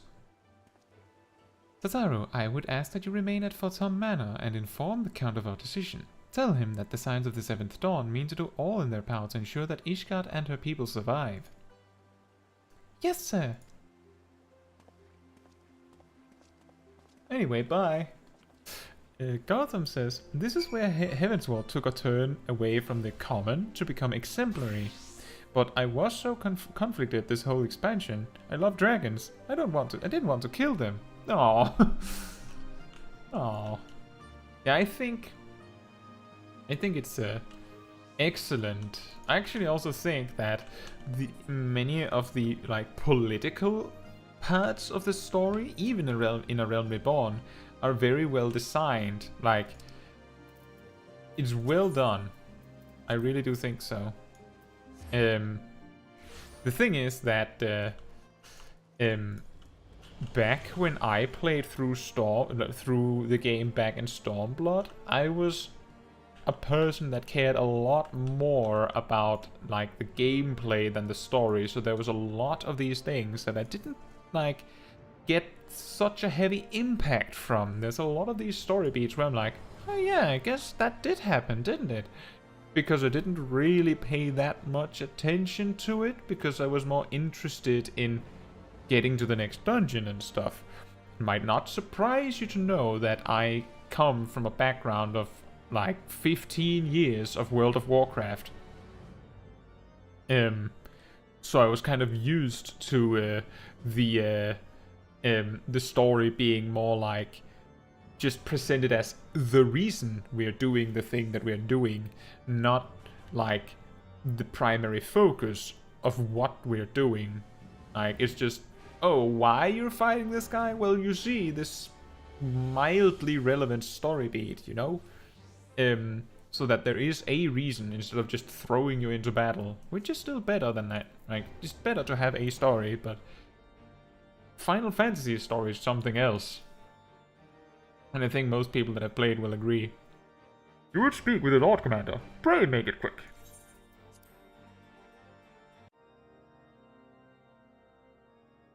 I want the defenses of the Outer Ward rechecked. See to it that the ballistas are in good repair and supplied with enough ammunition for a prolonged siege.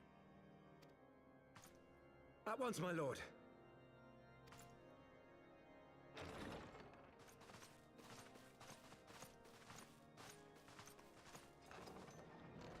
Ah, 'twould seem I have visitors. And unlike those messing beyond our walls, these ones are welcome. Pray forgive us for interrupting you in the midst of your preparations, Sir Emmerich, but our suit concerns the impending assault. To speak plain, we believe there is a chance the invasion might be halted before it even begins.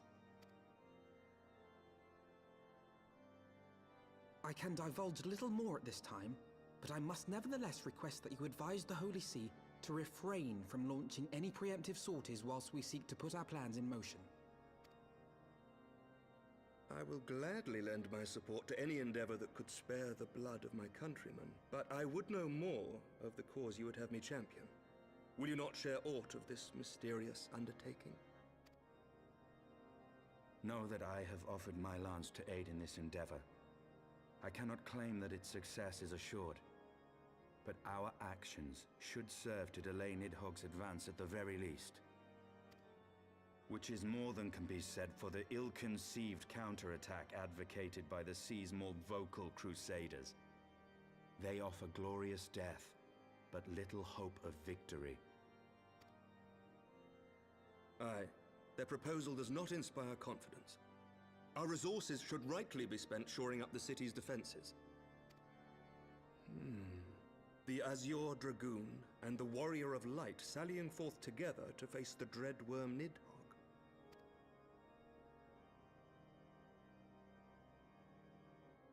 I must admit, the mere thought of it does much to dispel my misgivings.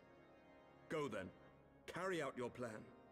I shall do what I can for you within the Holy See.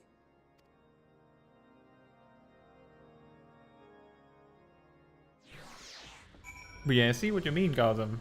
Dragons are awesome. And some of the dragons we meet in this story are also socially awesome, because they don't want to fight you either, which is a really cool thing. Having secured the Emmeric's support, we may proceed without fear of a preemptive Ishgardian attack, which is not to say we can afford to dither. History tells us that the Dravanians will attack as soon as their horde reaches a critical size.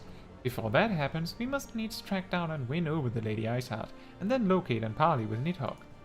In short, time is against us. If you're ready, Estinian, let us be about our task.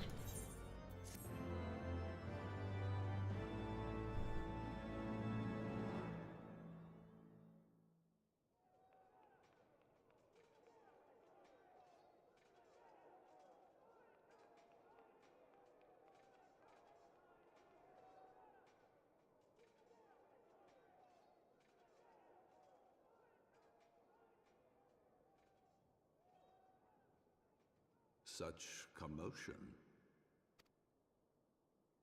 Yes, Your Eminence. The bells of the Observatorium warn of our enemy's approach. So, the dragons are coming. Let them come, in their hundreds and their thousands. With the divine blade in our hands, we shall rend their flesh and drown the heretics in their master's blood. Even Nidhogg and his foul brood shall be powerless to resist us. And when we have rid the world of their pestilence, we shall turn our attention to our Ascian allies. See that they are suitably rewarded for their invaluable assistance. If I may, Your Eminence, the Paragons wield powers strange and unknowable. Can we be certain that they will not see through our deception?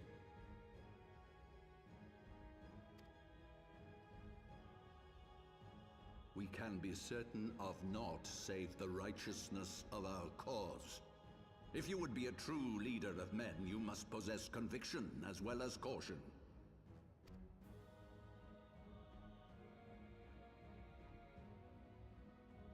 We seek to excise the root of an evil that has blighted us for 1,000 years. The risk is worth the reward. And what of Estinian and this warrior of light? They have plans of their own. Leave them to their purpose. We must each play the role we have been given. You and your chosen brothers most of all.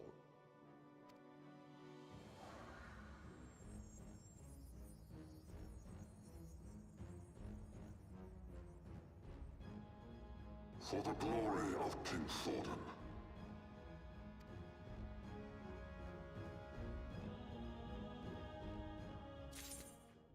Ooh. Really random of him to transform there. But alright then.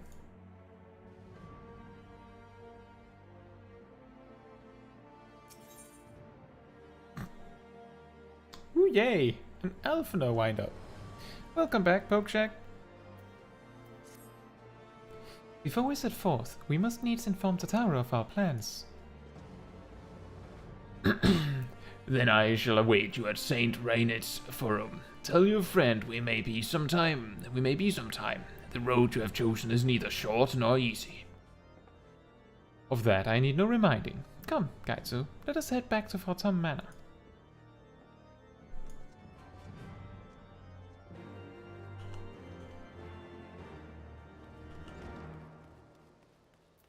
You are on hard times. Hard times.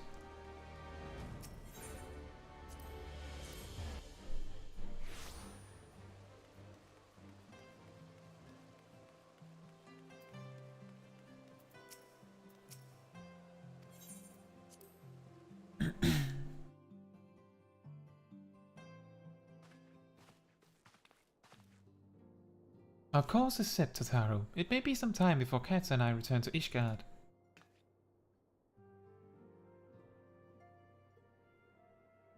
Well, just you be careful, alright? Oh, and don't worry about me. I'll be busy listening out for news of our lost friends. If anyone can find them, it is you, Tataru. Farewell for now. Oh, before you go, you must put this on, Alphino. I made it specially.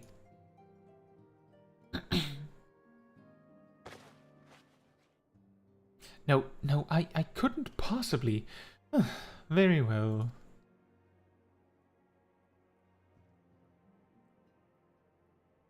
Nice. By the 12, it fits perfectly, and the quality is actually rather good. That's rude. I'm glad you like it. I've been practicing my needlework while I listen to rumors and the like. A good receptionist is always learning new skills. Is it? Okay. My thanks, Tataru. Whatever else awaits me upon the road, I shall not fear the cold. 'Twas the least I could do. Now, I must be getting back to the tavern, or I'll never catch up with all the gossip. Best of luck on your journey. Yeah, Tataru the Omnicrafter. Exactly, Pokeshak.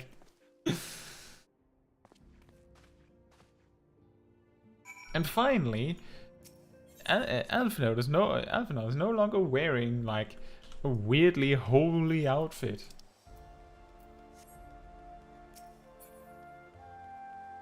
Because there's just random holes in the outfit. Is what I'm saying. Hello, Isdinian. You have said your farewells then? Aye, we are ready to depart. I suggest we begin our search for Lady Ishgard without delay. Gotham says I'm gonna go now. Have fun. Have a good time, Gotham, whether it's morning or evening. See you soon. Very well, but she will prove an elusive quarry. Where do you intend to start looking? In the absence of any fresh intelligence on your sales movements, I propose we pick up the trail where she was encountered last, the Curtis Western Highlands. Let us speak with Sir Redwold, was it? As the commander of Falcon's Nest, it is like that. It is like that he will know of any heretic activity It is like that he will know if any heretic activity has been reported in the area.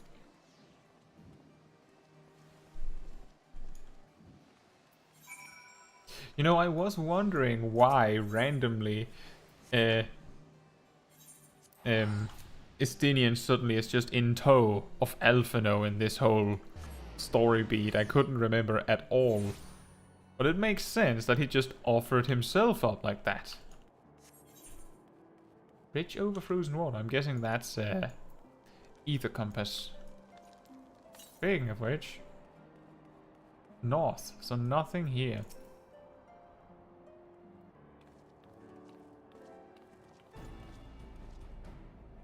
Well, Mistress Chaiji, what business brings you back to Falcon's Nest? Judging by the company you keep, it can be no trifling matter. The Azure Dragoon I know, of course, but I do not believe I ever met this young gentleman. Alphino Leveilleur, at your service, and you are not mistaken as to the gravity of our mission, Sir Redwold. As I'm sure you are aware, the Observatorium has warned that the Dravanians gather for another assault. We believe there may yet be a way to avert the coming conflict, but only if we can find the elusive Lady Ishgard. Thus have we come to Falcon's Nest in the hope of acquiring the latest intelligence on the heretics' movements. I see. Then you would be best served by speaking directly to my men. A patrol is due to return from its sweep of the surrounding lands at any moment. You may also wish to question the knights assigned to pick over the remains of the heretic refuge at Gorgagna Mills. It is possible they have unearthed information that could be of use to you. Mistress Chaiji knows well the place I speak of, for it was she who first discovered it. Let us divide our forces then. I will stay and await the return of the patrol while the two of you visit this refuge. When I have completed my inquiries, I will join you there. A wise use of our time. Come, Caetsu, I'm eager to learn what Sir Redwold's men have found in the heretic's lair.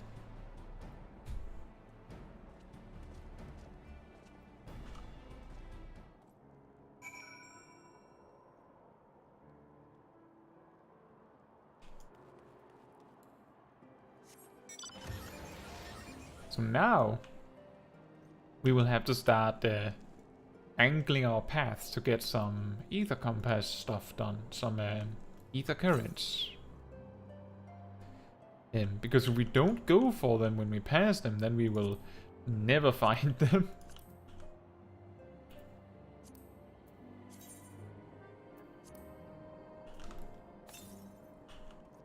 Northwest? Oh, there it is! Right in the middle of the street. There you go.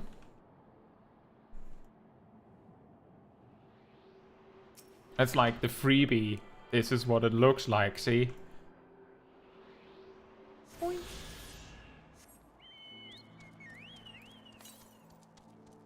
More northwest. Like, a lot northwest. We'll see how close we are when we get to the bridge, I think.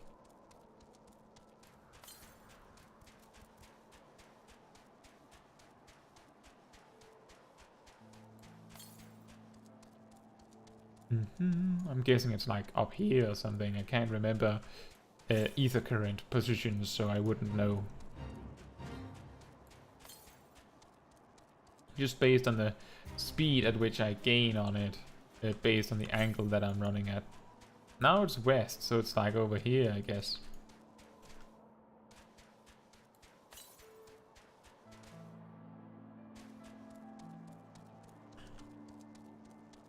I guess we'll just see it in passing. Get those that we get somewhat near. Now there's a new one to the north. Maybe we'll get that one on the way instead.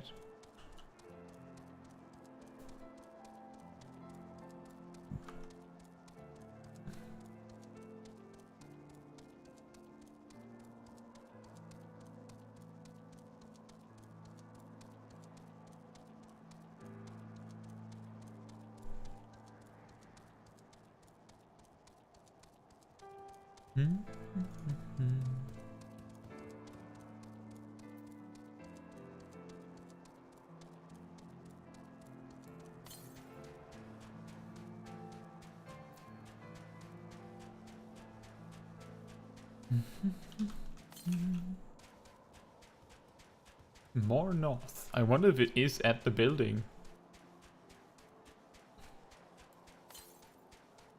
It might be.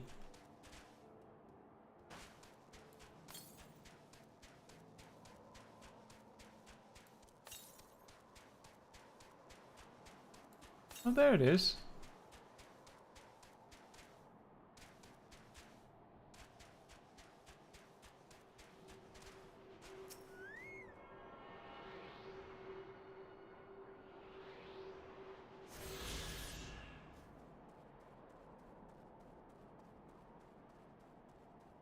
Well, you look inquisitive, Alphino.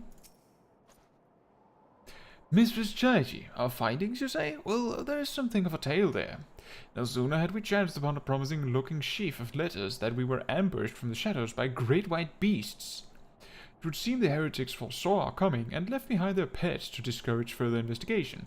Several of our number were badly wounded. And you cannot carry out your duties until the creatures are slain. We have not the time to wait for reinforcements. Let us deal with these pets ourselves, Caetsu. That's the spirit.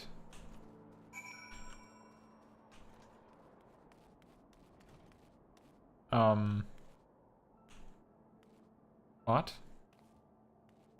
Oh, he killed that one, right? Okay, I get it. Didn't occur to me that I had to specifically take the ones downstairs alone.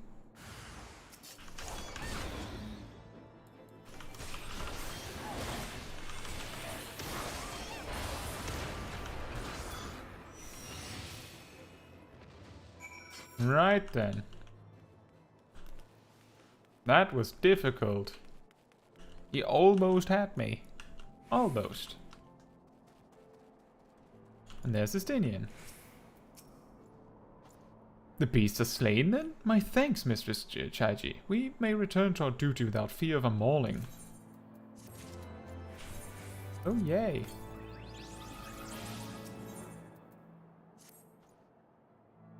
You wish to track down Lady Iceheart? Is this not so? The records we discovered ere those beasts mauled my comrades appeared to be some manner of correspondence. We had not the luxury of perusing their contents more closely, intent as we were on surviving an onslaught of fang and claw, but I'd wager those epistles contain more than friendly salutations betwixt lonely heretics. My interrogation of the patrol proved fruitless. Either we divine some clue from these letters, or we wander the snowfields and pray that the gods lead us right to the Ice Heart's door. Tis hardly a choice at all. Alright.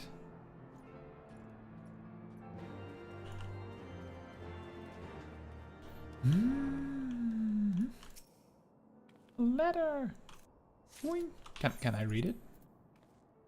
What appears to be a record of past correspondence held between individuals regarded as heretics by the Holy See. Alright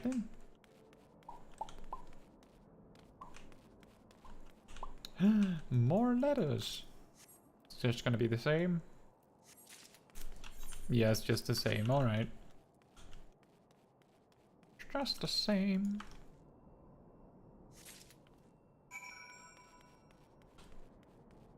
Hello. Have you recovered much of the heretics' correspondence? 3 of them.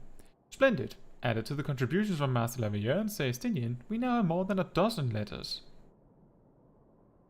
Who picked up so many? What have we here then? Every one of these pages is a record of the dealings betwixt the Gorgang Mills heretics and their fellows in the FFXIV Amphitheatre. There are requests for foodstuffs, clothing, and all manner of provisions. Iceheart's followers must yet inhabit the ruins we had thought abandoned.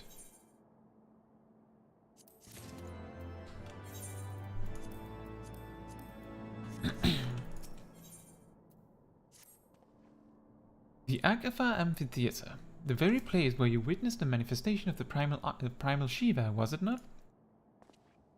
If that is our destination, the journey will be long indeed. The amphitheatre lies on the other side of a treacherous tract of ice and snow that cannot swiftly be crossed. Then we must place our faith in the Aethernet.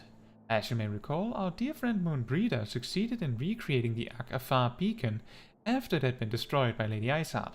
At the time, it was assumed that the resultant aetherite would only be temporarily viable, but given that the heretics of Gorgang Mills seem to have been in regular contact with their brethren at the amphitheatre, I'll wager it still functions.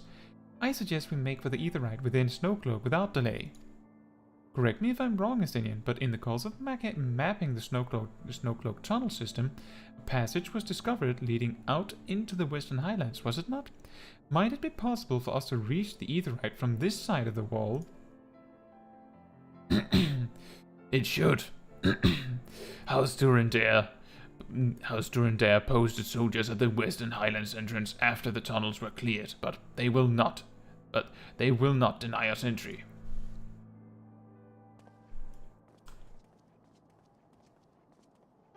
So, yeah. So bye.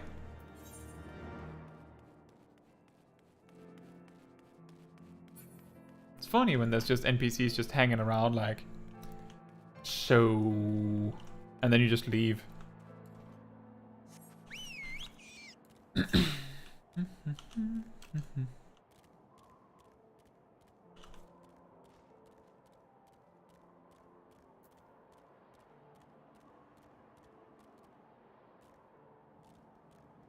And then we go there. I have a feeling that we're actually, without even trying, going to get to 64 before we get Wheeling Thrust. And then we'll have this awkward trait that does nothing until we can get Wheeling Thrust.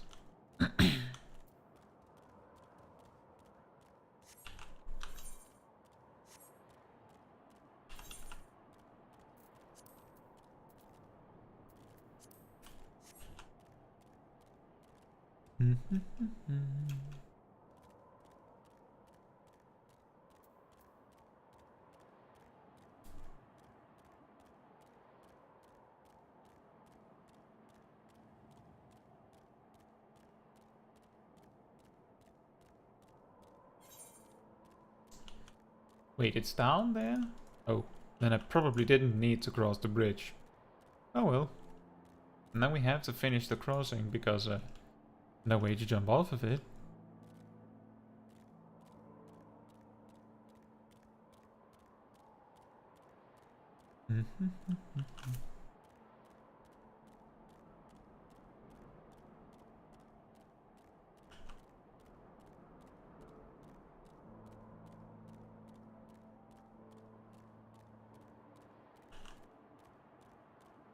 Very relaxing breeze. With a light piano. A quiet piano. Not bad. But you guys just hanging out down here. How do you get back up then? That's your problem, I suppose.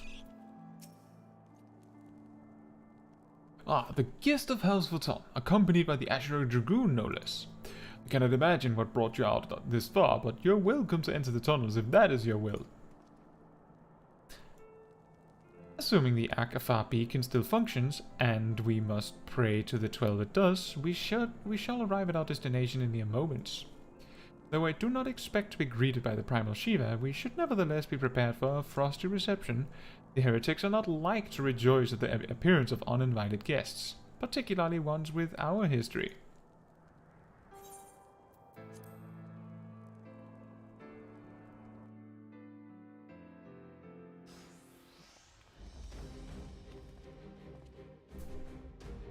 An impressive structure. I wonder how many ages it has endured. Mayhap you should ask its occupants. They seem a friendly bunch.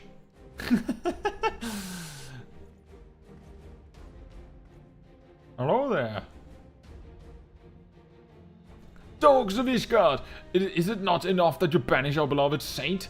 Will you not be satisfied until the ice is slick with the last drops of our blood?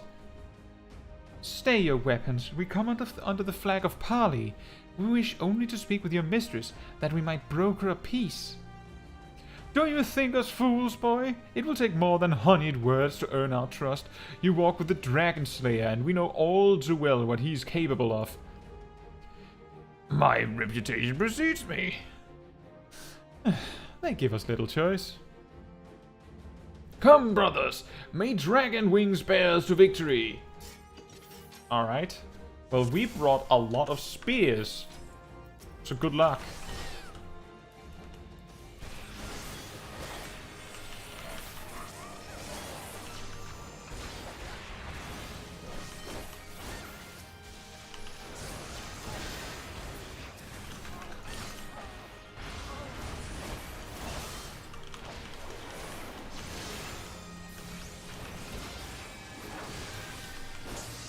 It is a little funny when I think about it that if you're doing the main quest as a Dragoon, the entire, like the majority of Heavensward is like, oh yeah, we have 2 Dragoons. Party diversity. Nah, don't need that.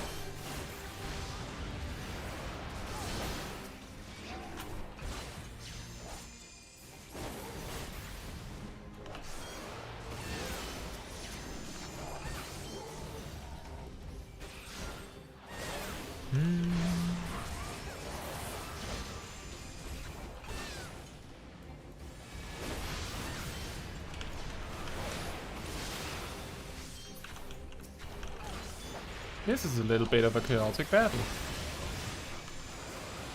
People all over the place.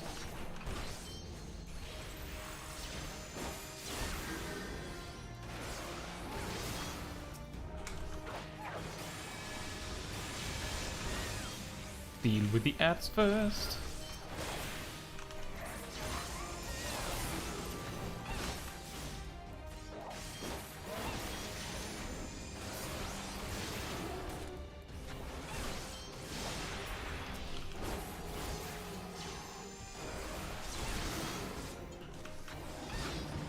That's a big dragon.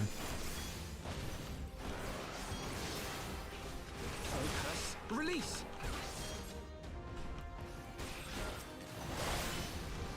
Hold this. Have my dots. This fight would be significantly more difficult if I didn't already know that this kind of mob pretty much just has a lot of invisible telegraphs.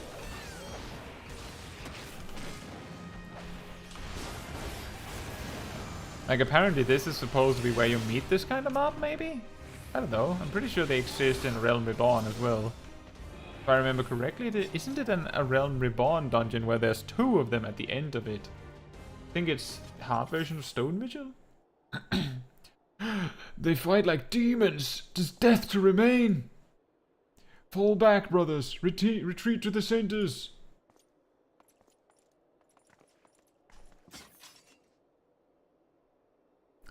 I see no sign of Lady Iceheart.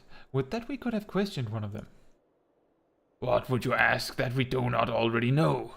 They make for the cinders, and so must we. Even should an ambush await us, 'tis certain there will be more heretics to question. The Cinders, you say? I confess the name is unknown to me. Mayhap you would be so good as to enlighten us, Estinian.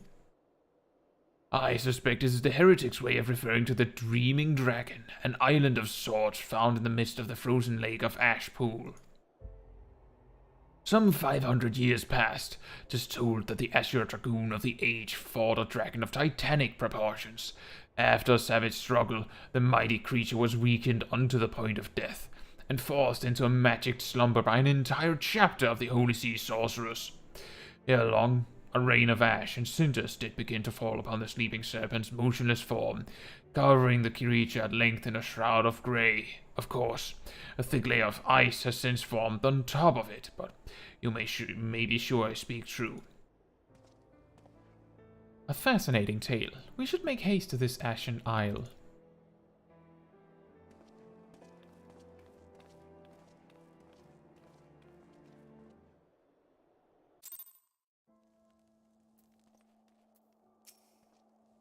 The Dreaming Dragon lies far to the west. Before we approach the frozen beast, however, there's another place I would visit first. I am told the convictors have set up camp in Twin Pools. Their leader, Jantelot, may have information of use to us. But mayhap you're not familiar with that name either. The convictors are dragon slayers, after a fashion, but I am willing to wager that they encounter their fair share of heretics. If we are indeed walking into a trap, I would learn all there is to know of our foe.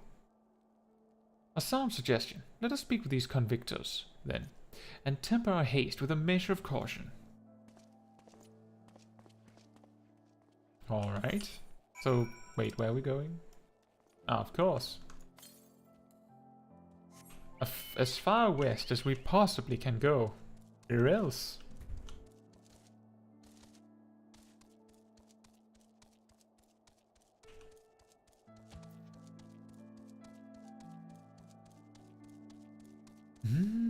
I wonder how long we have to go to find a way back up. And also, do we need to go back up at all? It's also an important question. We might not need to. We could just go this way around. I think that would work. I can't remember, but I think it would work.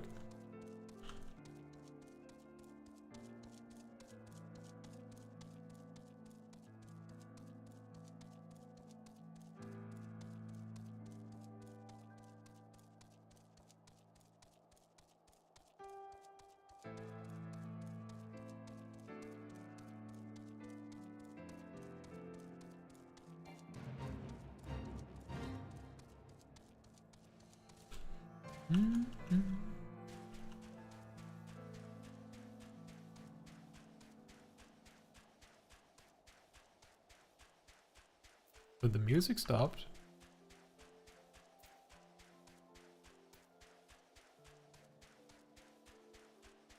But it's back again. It just changed a little bit apparently.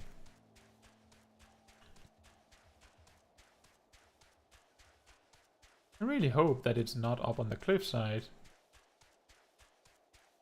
Because then we have a long trip.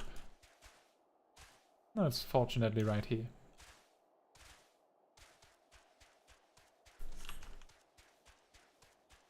Chocobo Keep.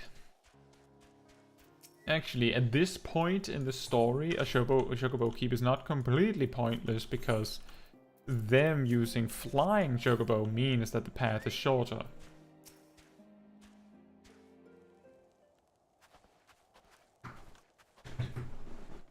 Well, well, what do we have here?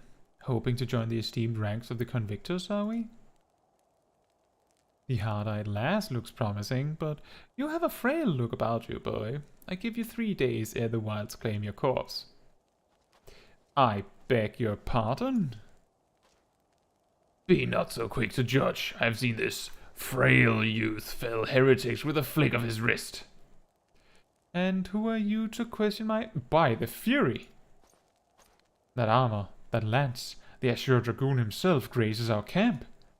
Pray forgive my disrespect, sir. I am Jantelot, leader of the Convictors and fellow slayer of dragons. May I ask what winds, fair or foul, carry you into our humble camp?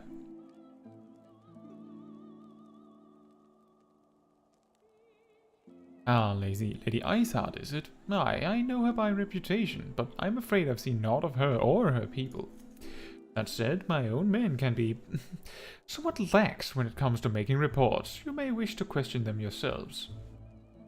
Thank you, we shall. Caetsu, Estinian, let us make our way through the camp and see what information there is to be had.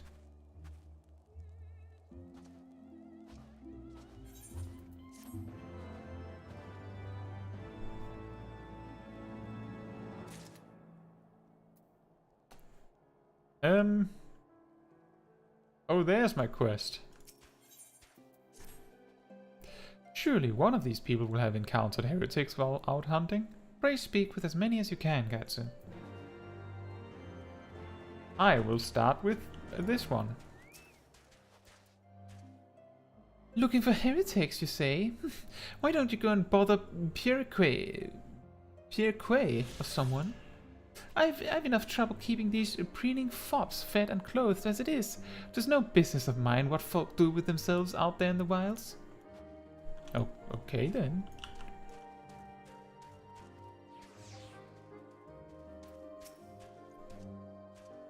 Nay, I know of no heretics. Do you honestly expect me to keep track of every Ridemont, Viremont, and Bertonon that wanders in and out of camp? Rude, I think. Are there any heretics in the area? I have not the faintest idea. Why, a heretic could pass under my very nose, and I should be none the wiser. I hunt dragons, my dear lady, the big ones. Forever do I scan the skies for signs of my prey. I care not for the miserable creatures that scurry upon the ground. I mean, the heretics would be an easy way to find a dragon, you know? Also, ether current. I'll be white with you, Periquay.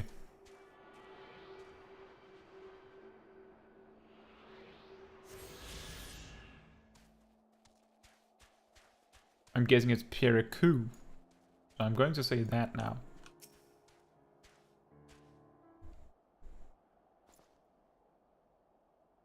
So what I can help you with, my lady? Heretics, is it? Well, I've never seen one myself, but that ain't to say I haven't heard a thing or two. We would be grateful for any information you can share with us. The gods know we gleaned precious little from talking to the rest of these people. If it please, my lord, I'm Periquay, a soldier by trade, though not much of one, if I'm honest. If it weren't for the love of stabbing folk that I took up the spear, see? No, it was by order of Sir Jantelot's father. Still, as long as they keep paying me wages, I ain't fussy as to what they have me do. Not everyone's as patient as me, though. Plenty of low-born lads who get pressed into service start grumbling before they've seen their second battle. And once they've got to thinking how unfair it all is, don't take much for the heretics to turn their heads. From what I hear, the simple promise of freedom tends to do it. That may explain how Lady Ishgard was able to expand her following so swiftly. Sad to say, some mates of mine gobbled down the heretics' tribe and asked for seconds.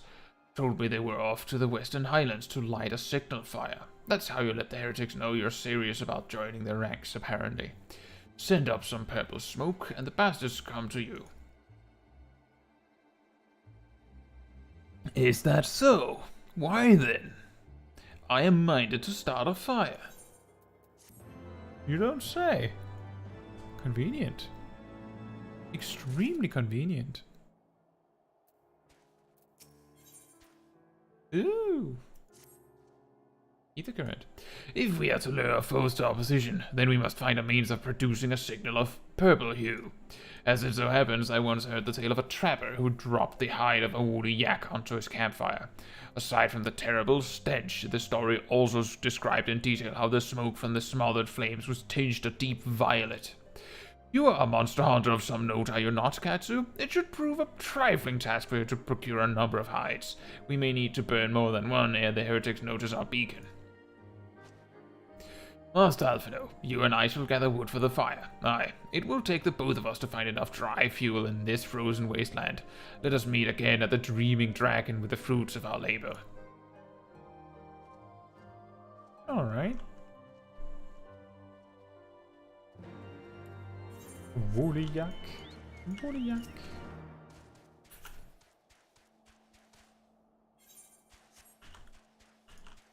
A woolly yak.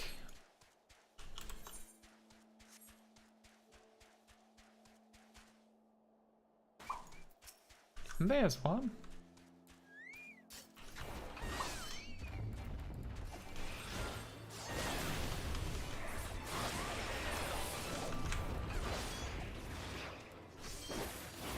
It's really awkward to fight these open world enemies where they are so quickly defeated.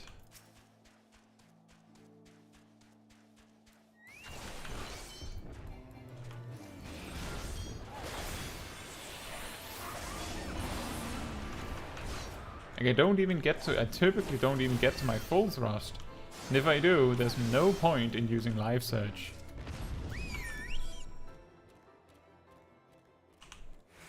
It says to go upwards. Can I get up here?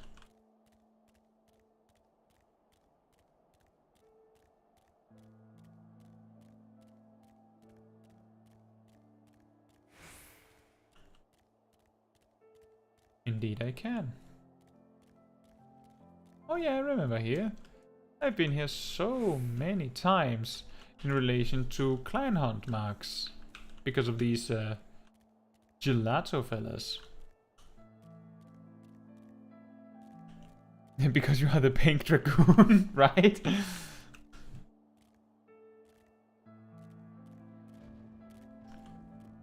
Ether current. Gimme, gimme, gimme that ether current.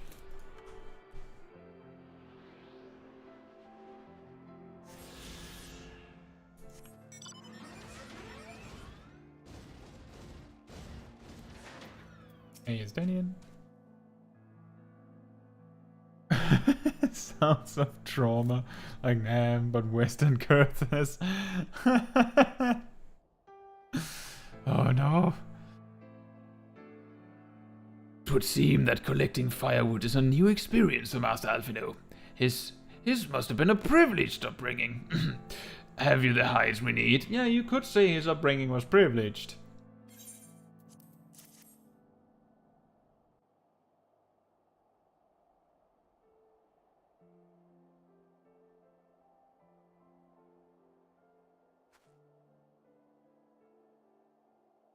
Ah, I should have known it would be you. Surprise!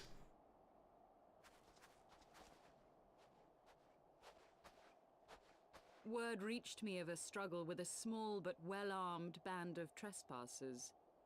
Forgive my comrades their hostility. Few come here uninvited, and fewer still with good intent. Now, tell me why you are here.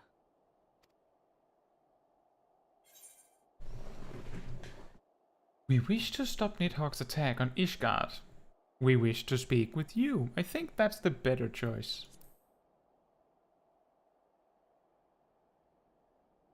So, you seek to stem the Dravanian tide with talk? A romantic notion. If you but knew the truth, the spark which lit the flames of this animosity, you would understand the futility of your quest. Shall I relate it to you? The sordid history my gift has shown me. That which the Holy See has taken such pains to suppress.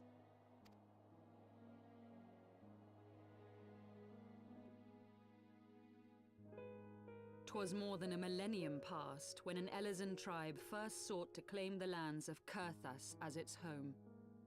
Unfortunately for them, Kurthas was already home to dragonkind, and they were not inclined to make way for the invaders. Thus did a bloody war begin. A war which might well have rumbled on until one or the other side was exterminated, had it not been for the resolve of a single woman. That woman's name was Shiva. While those around her fought and died, she attempted to parley with the dragons, and in so doing discovered them to be possessed of profound intelligence and reason. The great worm Hraesvelgar, in particular, so enchanted Shiva that she found herself growing to love the creature, whom her people considered a monster. In the eyes of a near-immortal dragon, however, the fleeting life of an Elezen is as that of a freshly cut rose. Scarce has the flower bloomed before it begins to fade and wither. Such melancholy musings plagued Hraesvelgar, who had found in Shiva an unexpected and beloved soulmate. He knew that all too soon, death would snatch her away from him. Unable to bear the thought of their separation, the maid bid the worm consume her, that their spirits might be entwined for eternity. Though loath to perform the deed, Hraesvelgar ultimately gave in to her plea, and soon thereafter the tale of their ill-fated love spread throughout the two warring factions. No more could they raise blade or claw against one another, knowing that the souls of their kin were so inextricably bound. In the days that followed, man and dragon learned to live in harmony, and together built a nation unlike any the world had ever known. For 200 years did this blissful age of peace continue, as it would to this day, had vilest envy not stirred in the hearts of the Elezen. It is said that worms owe their longevity to the boundless reserves of vitality found within their eyes. And 'twas in this belief that a traitorous band of knights deceived their allies of some 2 centuries, and took by force that which they coveted.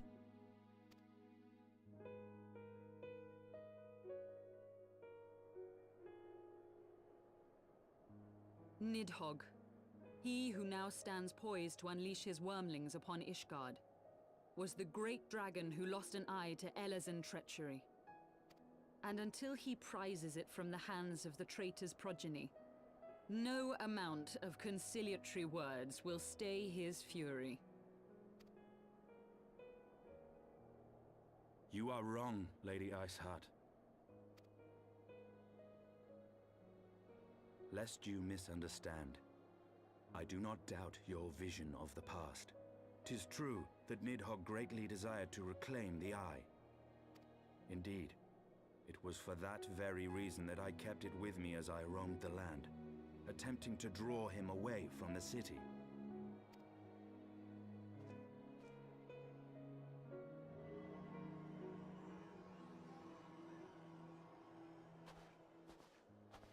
Good gods! Until recently, Nidhogg seemed unable to resist its allure and pursued me relentlessly. Needless to say, that is no longer the case.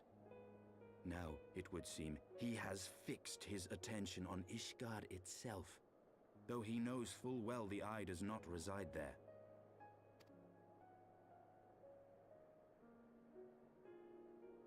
You believe he targets the capital for another reason?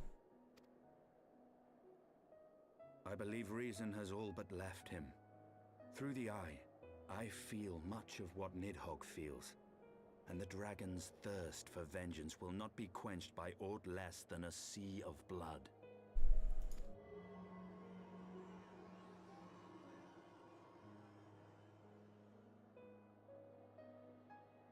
If Nidhogg is indeed lost to reason, might we not seek an audience with Hraesvelgar instead?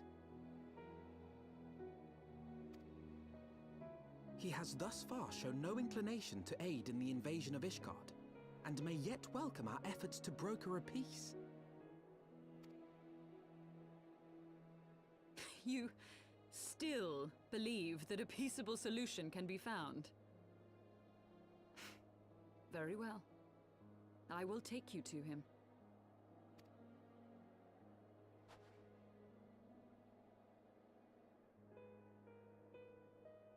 Our road will lead us to Dravania, the homeland of dragonkind. There we shall ascend unto the clouds, where Hraesvelga resides.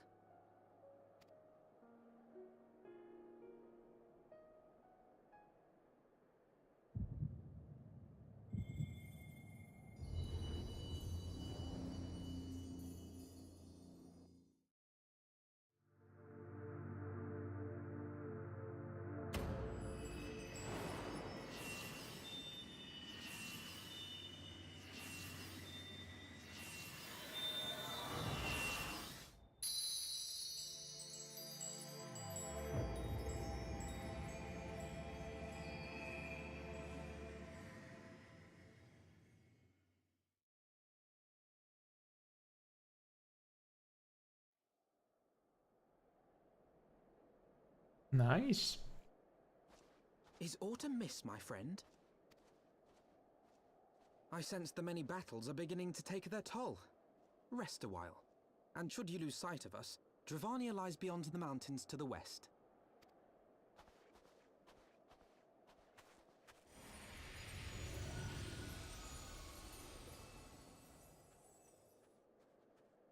Curious. The vestiges of thy mistress's blessing are not as faint as once they were. Thy will to succeed grants thee unusual fortitude. But will it be enough?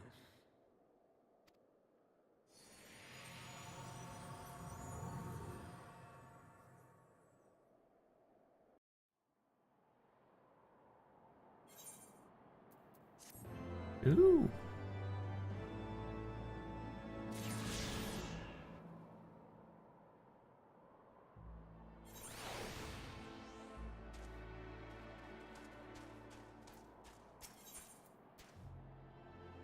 Oh wow.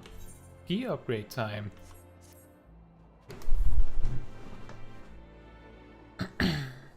I'd completely forgotten that apparently the first dungeon in Heavensward is optional, is that right?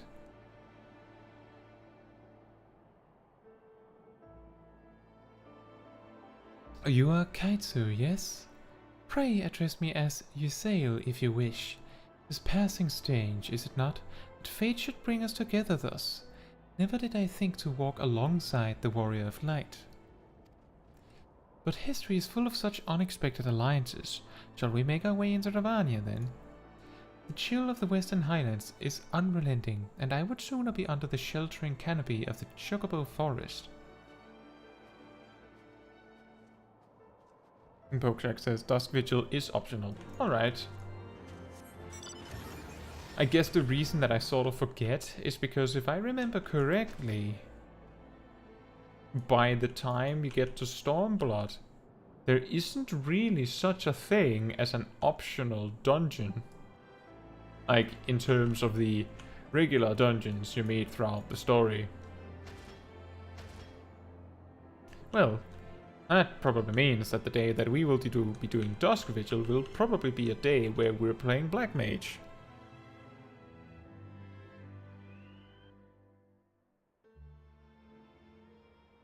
Beyond Abalathia's spine, the great mountain range that spans the continent of Aldenard from east to west. Into the deepening shadows of Som Al, where lies the ancient home of dragonkind.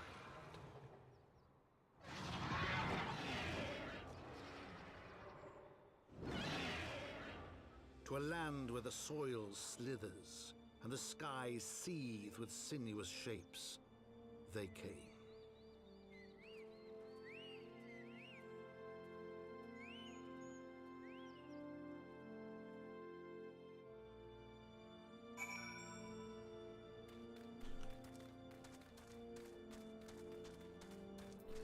We can continue our quest, or our job quest. We now stand on the threshold of Dravania.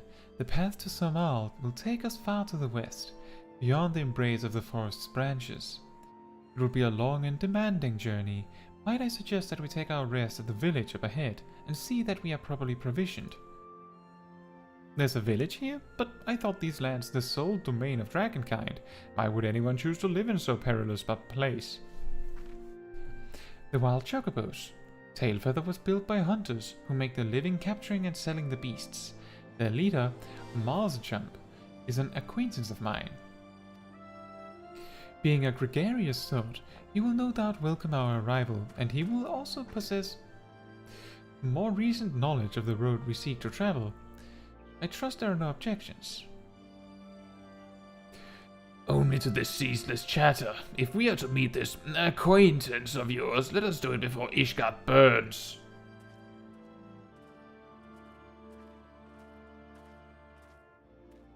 Rude, but okay.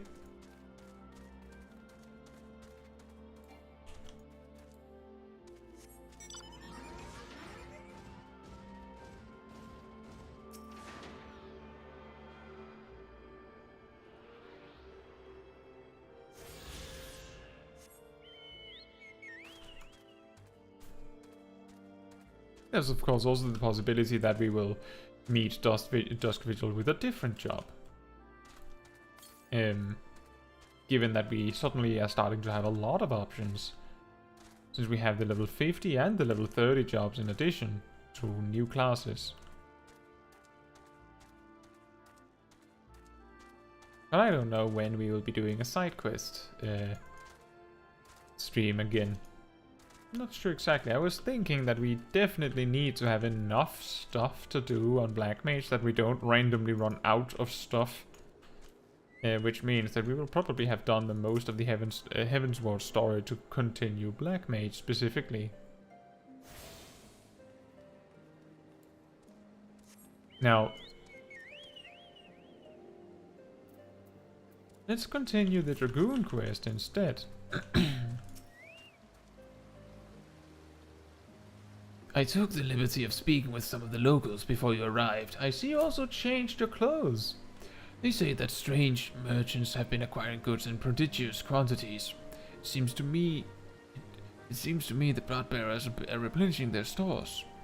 Let us split up and scour the area for these so-called merchants. Should someone strike you suspicious, confront him and gauge his reaction. Alright.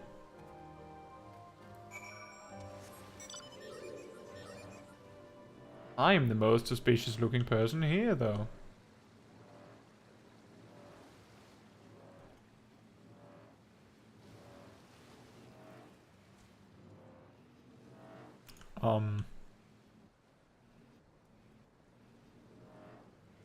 Oh.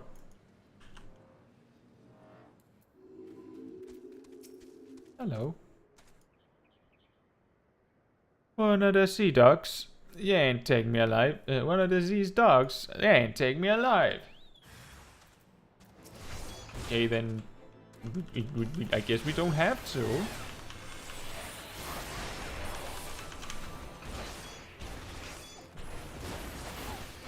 He's a little more hardy.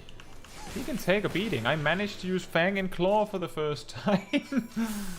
Woo! We managed to reach step 7 in our combo.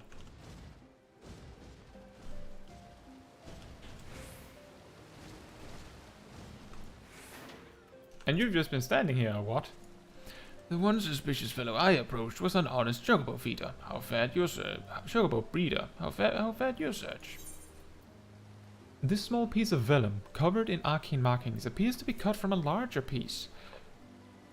Possibly a page from a stolen tome. Attacked by a false merchant, and you say you found the sliver of parchment upon the man. There's a message deciphered in a manner favored by heretics. Thankfully, I am versed in it. There is to be a meeting a short way south of here. Let us go there at once.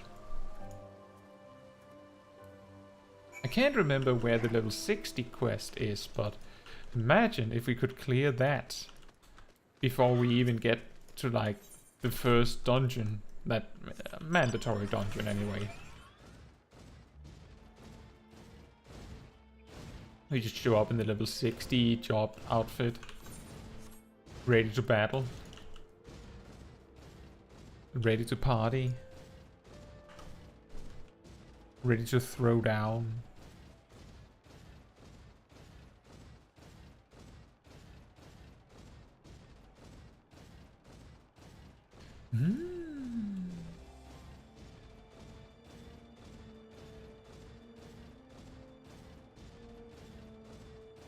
And we have found Houston. Hello there.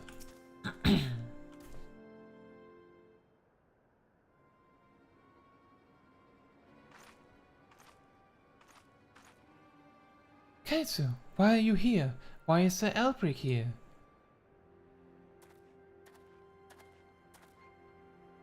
Rest assured your secret is safe with us. Your father's the only other soul that knows. Caetsu could not bear to see him suffer so. What ails you? I'm fine. It will pass. Now, I suspect it was Mathonion that led you here. As you can see, he and his bloodbearer shall trouble the Holy See no more. Even in self-imposed exile, you think of duty. But now that you have reclaimed Peregrine, there is no need for further deception. Come with us back to Ishgard. Your family and your comrades have need of you. I am sorry, but I cannot. I cannot return to Ishgard ever again. Why? What has happened to you? The Houstini I know would never forsake her people. She would never turn her back on her nation. Please understand, I wish with all my heart to return home, but I have no choice. I have partaken of dragon blood. When the heretics held me captive, they forced the vile substance down my throat. Alone, have mercy, then you... I have already turned. Were I to set foot in Ishgard, I would be charged with heresy of the worst order. If I alone must suffer, then so be it, but you know as well as I how the Inquisition works. Should I be declared a heretic, suspicion is like to fall upon my parents as well. I will not allow that to happen. Full well do I understand your plight, but what do you intend to do? You cannot mean to throw your life away. Perish the thought. I owe my life to my father. If I must die, it shall not be in vain.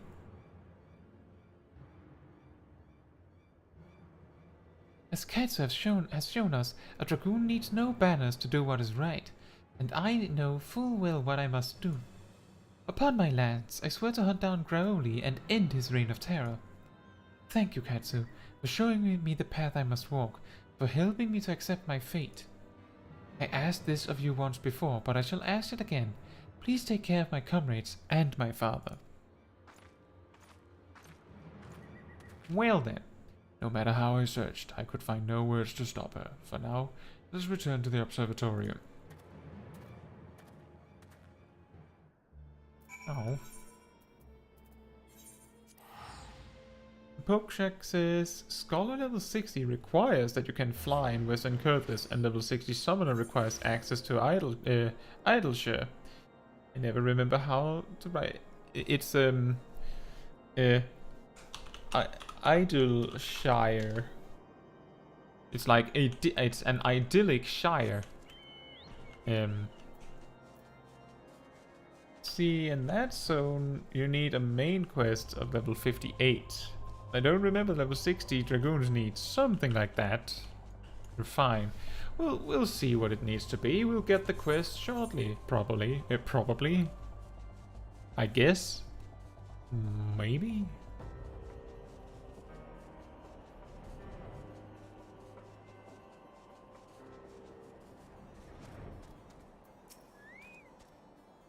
As I made my way back, I recalled words Houstini once said to me.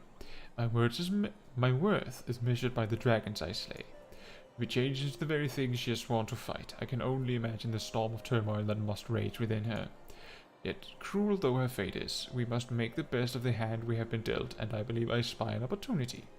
In partaking of dragon blood, Houstini has come to harbor the power of dragons. If she can but master this power, she may well have a fighting chance against Graoli. It is not so different from harnessing the power of the eye, I believe. Alas, the danger of corruption is far greater. As you yourself have witnessed, dragon blood alters the flesh, and once the flesh is altered, the mind must soon follow. Will Husini be able to conquer the dragon that has roused within her? I know not. We must believe in her and lend her our strength, else she will surely be lost to us. Pray resume your training once more, Caetsu. Keep your purpose ever close to your heart, for when next we meet, it will be to confront the dragon Rowley. Wherever he is.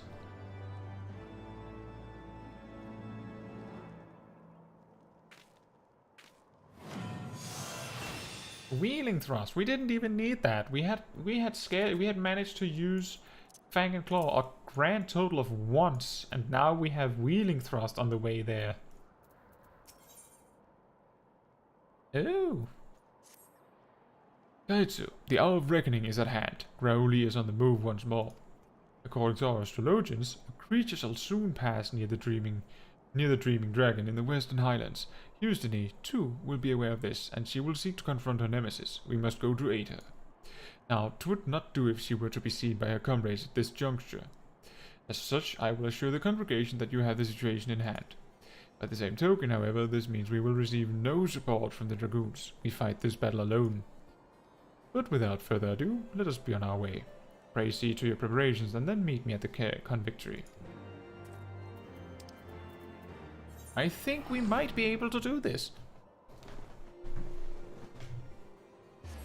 Oh, and we also managed to get wheeling thrust before we got the trait that lets us use wheeling thrust and fang and claw in quick succession. Ain't that something?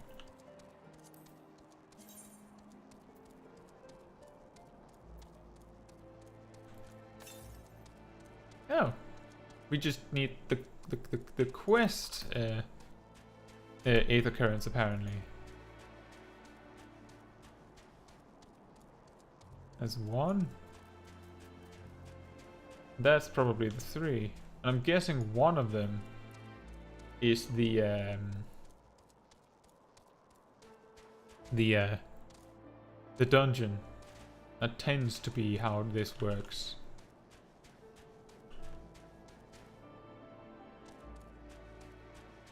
But that is interesting, now that you say it, Pokeshack, that apparently some jobs literally cannot do their level 60 quest before you're way further in the story. Meanwhile, we're here at level 52 in the main quest, probably able to do it. Pokeshack says, be right back. Take your time.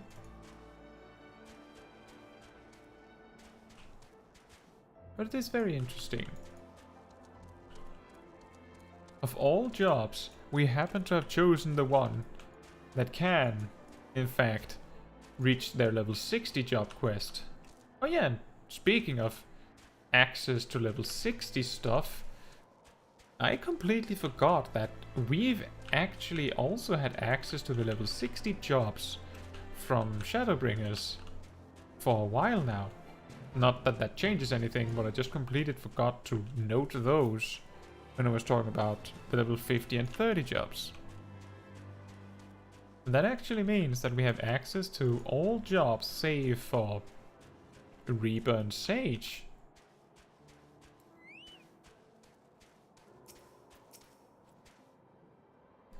I have spoken with the people here. A woman fitting Husini's description has been sighted nearby. She was headed north, they say, a lance in her hand and a trail of dead heretics in her wake. Remnants of the Bloodbearers, it would seem. And now they recognize heretics. Just half an hour ago, they hardly knew what it was. Sir Elbrick has told me all. It matters not what my daughter has become. I am resolved to bring her home. I beg of you, please help her through the coming trial. Let us split up. The quicker to find Husini, Lord Montagain shall come with me. Mistress Caetsu.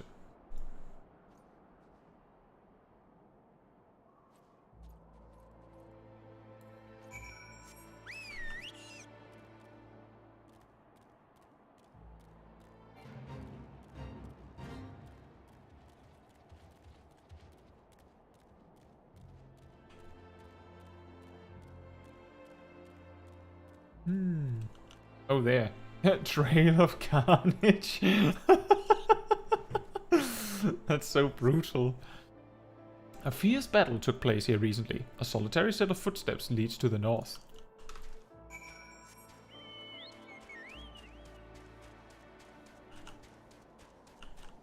I really like that detail that they note how you could possibly know to continue northward. Another Trail of Carnage. Wow. A fierce battle took place here recently too. A solitary set of footsteps lead to the west. To the west. And there it is.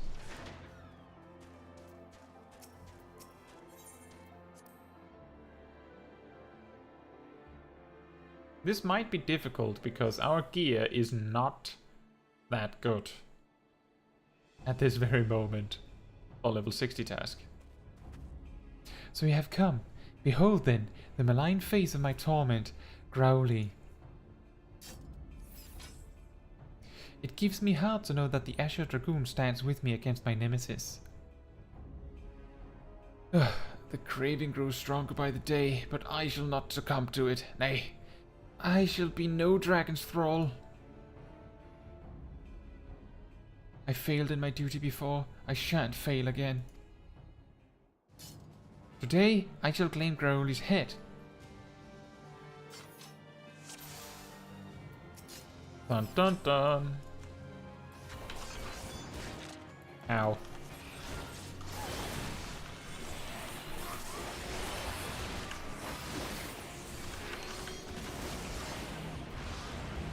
Wait, what?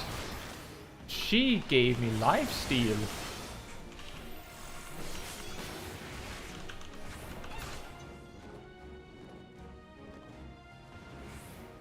That's convenient.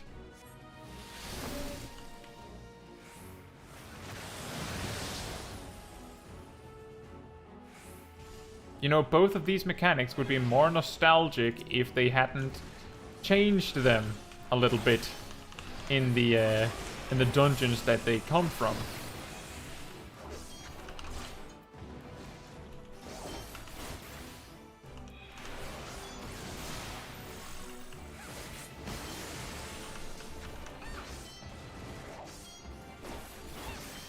Welcome back, Pokeshack.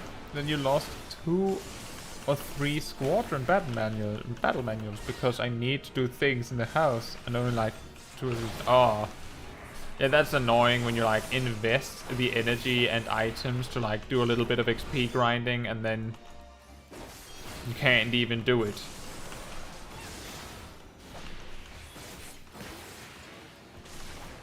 Because things get in the way. But yeah, interestingly, this boss has an attack that is a reference to Snowcloak, at least the old version. A reference to Stone Vigil? Steel Vigil? The old version, again. And actually 2 references because it's practically the entire boss mechanic. Yeah, Stone Vigil. Right. Good that you can remember it when I can't, Pokeshack.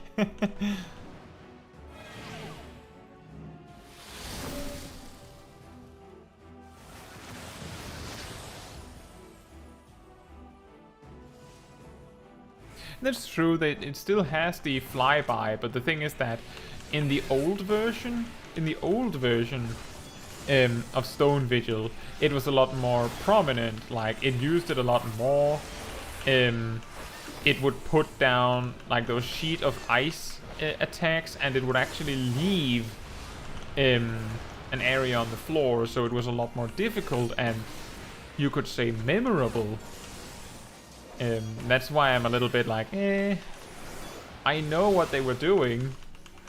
It's just that this kind of reference would have kind of hit a little better if it wasn't for the fact that they changed it and like simplified it a little bit too much, maybe. And I'm saying a little too much because I don't mind that they simplified it, but it feels like they took all the teeth out of the mechanic in its entirety.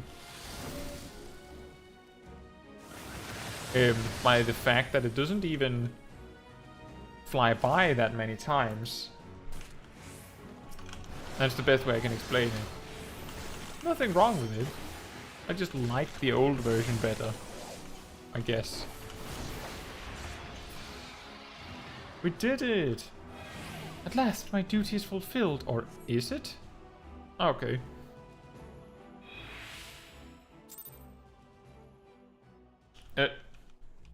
Okay.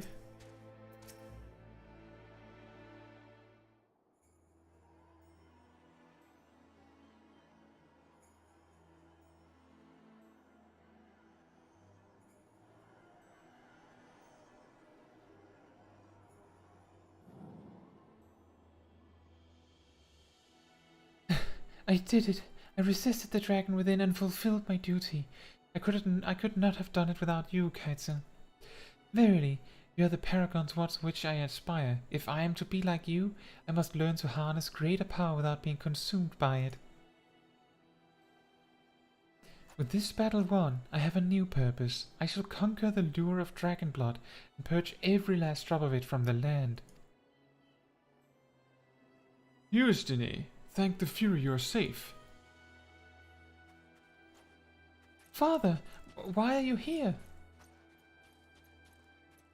I have come to bring you home. Your mother and I cannot bear to lose you again.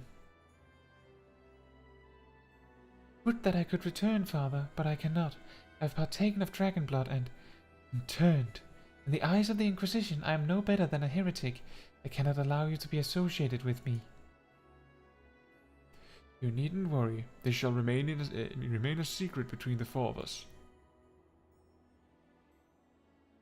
No, the risk is too great. Even now, it is all I can do to suppress my thirst for dragon blood. Since the day I said my vows, I strove to become the Azure Dragoon. Failing that, I strove to be as near to it as I could. Finally, I have the power I longed for, but it renders me an enemy to mine own kind. Accursed dragons, how many of ours have you claimed with your foul blood?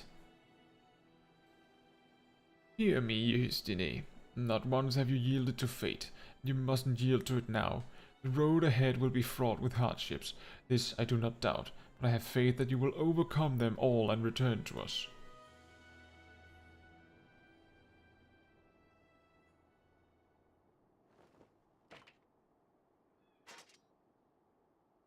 Thank you, father. Your faith in me lends me strength. However long it takes, I shall conquer the lure of dragon blood to stand before you once more. Till that day, I shall roam the land and smite our foes with their own power.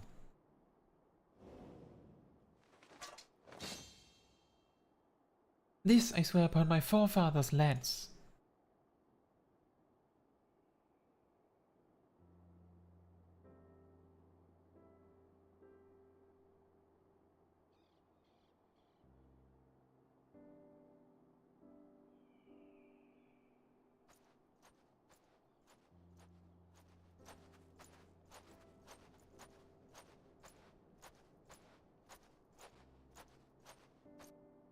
That's the spirit.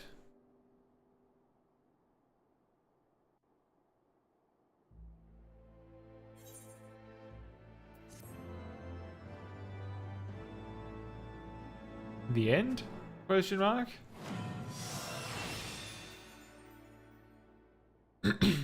This concludes the Dragoon Quest for Final Fantasy XIV Heavensward. In order to undertake the next series of quests, you must first meet the following requirements. You must have registered a product key for Final Fantasy XIV Stormblood to your service account. You must have completed the main scenario quest, The Far Edge of Fate. Once you have done so, the next Dragoon Quest will be available from Alberic. And then we're just here alone. Hello?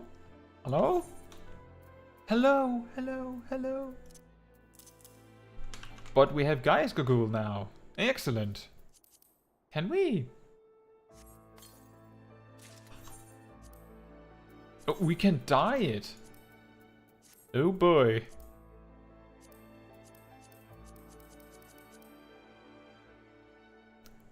Fierce. But let me just try something. Whoops, that's not what I wanted to do.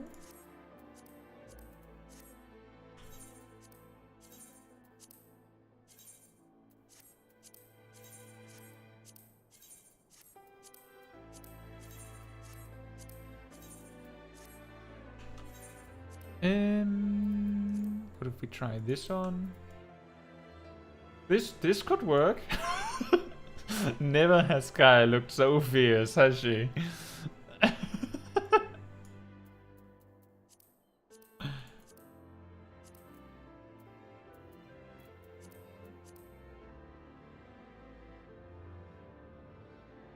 I'm ready for the candies. To battle.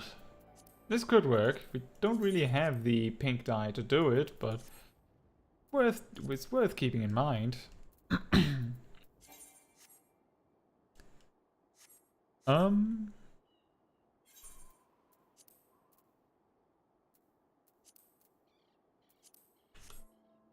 Buy the lance. Oh yeah. I completely forgot that that was an option. Huh! That looks so good. Good thought, Pokeshag. Now, let's get back to Tail Feather. Fix our equipment so it looks right. And take a picture of where we're going next, because I think this is a good time to round up the stream. Ew.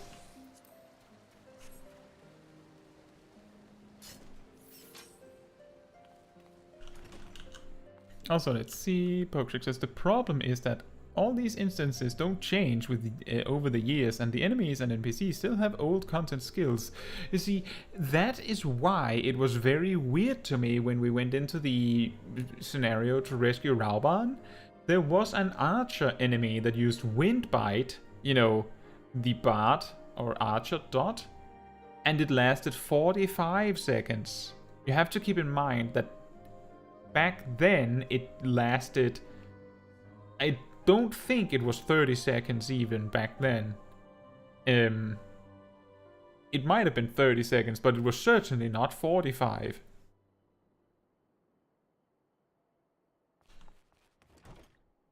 So I will do this, and then we hopefully have a good opportunity to take a good picture or two. Boom.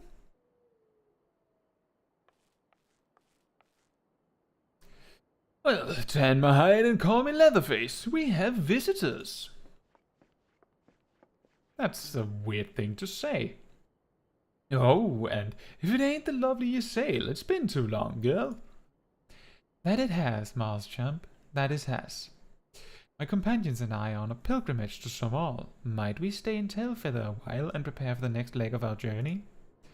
Of course, of course. Stay as long as you like. In fact, I wouldn't suggest leaving the forest at all. The dragons have been absolutely bleeding murderous of late. Forgive me, sir, but I'm not sure I understand. Do the dragons not bother you here in the forest? Bother us? Did Ysayle not explain things to you, boy? You've seen them towering Calum trees all about, haven't you? If you were flying above the canopy, you'd barely be able to see the ground.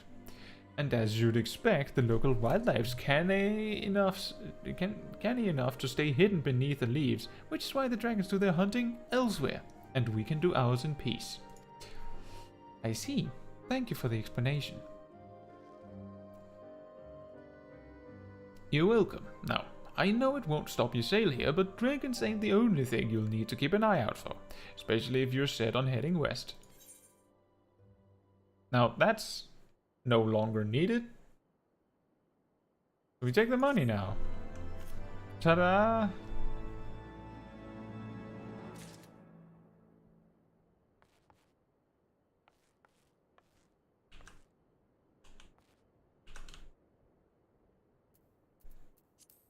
See, this is why I was doing the quest, was because I expected them to suddenly appear now.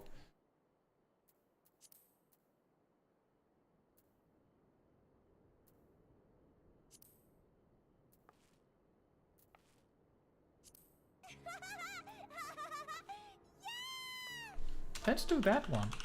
Sure.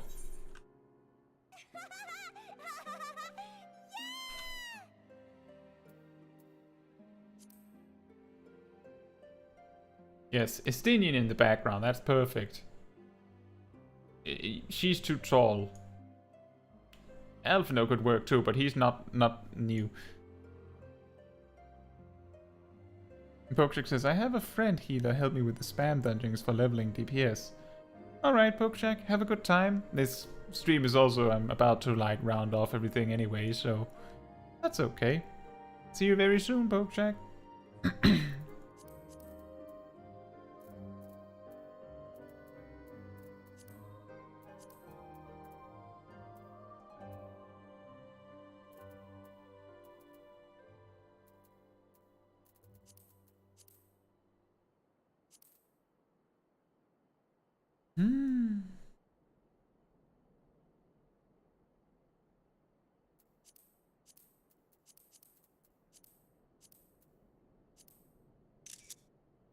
There we go. And then we take the next quest so we know where to go.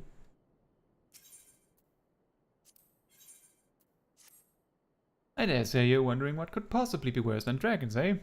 Well, I'll tell you, the bloody Nath.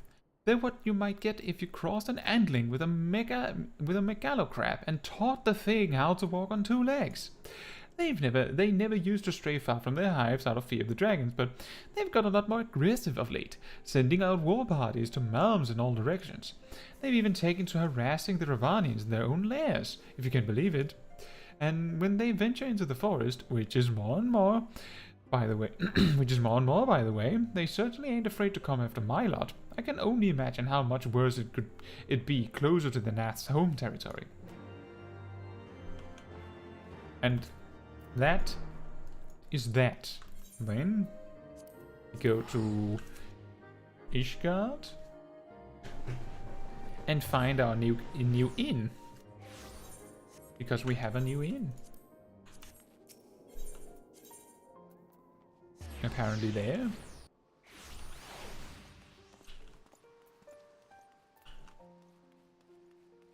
And then that will be when we will be taking a couple pictures and then finish the stream. And I don't know how many we have quietly watching, but if there are anyone quietly watching that would like to ask a question about something, this is the time that I usually spend a little bit of time to answer a couple questions. If there are any, let's just talk and hang out.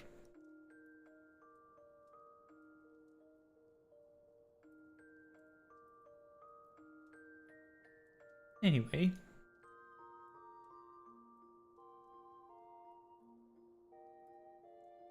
See, what can we come up with?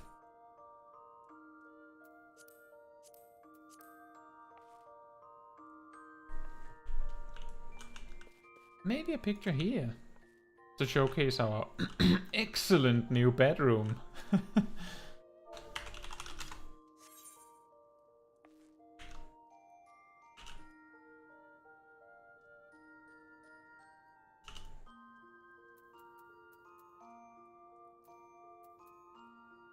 Oh, that's weird.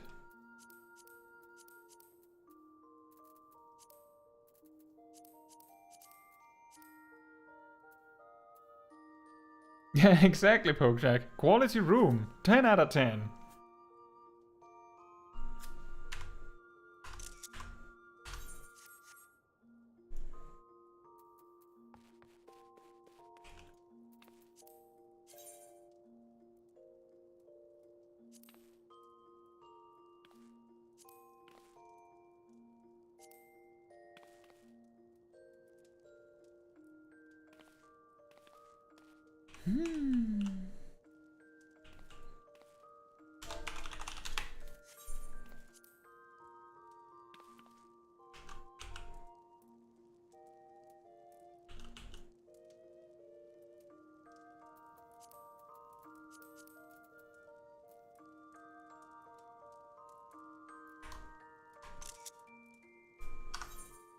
There we go. Don't think we need any more than that. So, we have actually also gone quietly beyond the typical closing time. 11 out of 10, near to Sudoku. Oh yeah! The guy from the Dark Knight quest line, I remember. Isn't that him? I'm pretty sure that's him. Yeah, we have quietly gone further beyond than usual, but that's not too surprising since, from my perspective, we started earlier because of daylight savings in Denmark. But it's all the same. I can feel that I don't have the the strength to go on for much longer.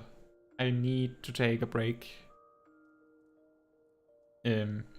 Now, I don't really have anything more to add.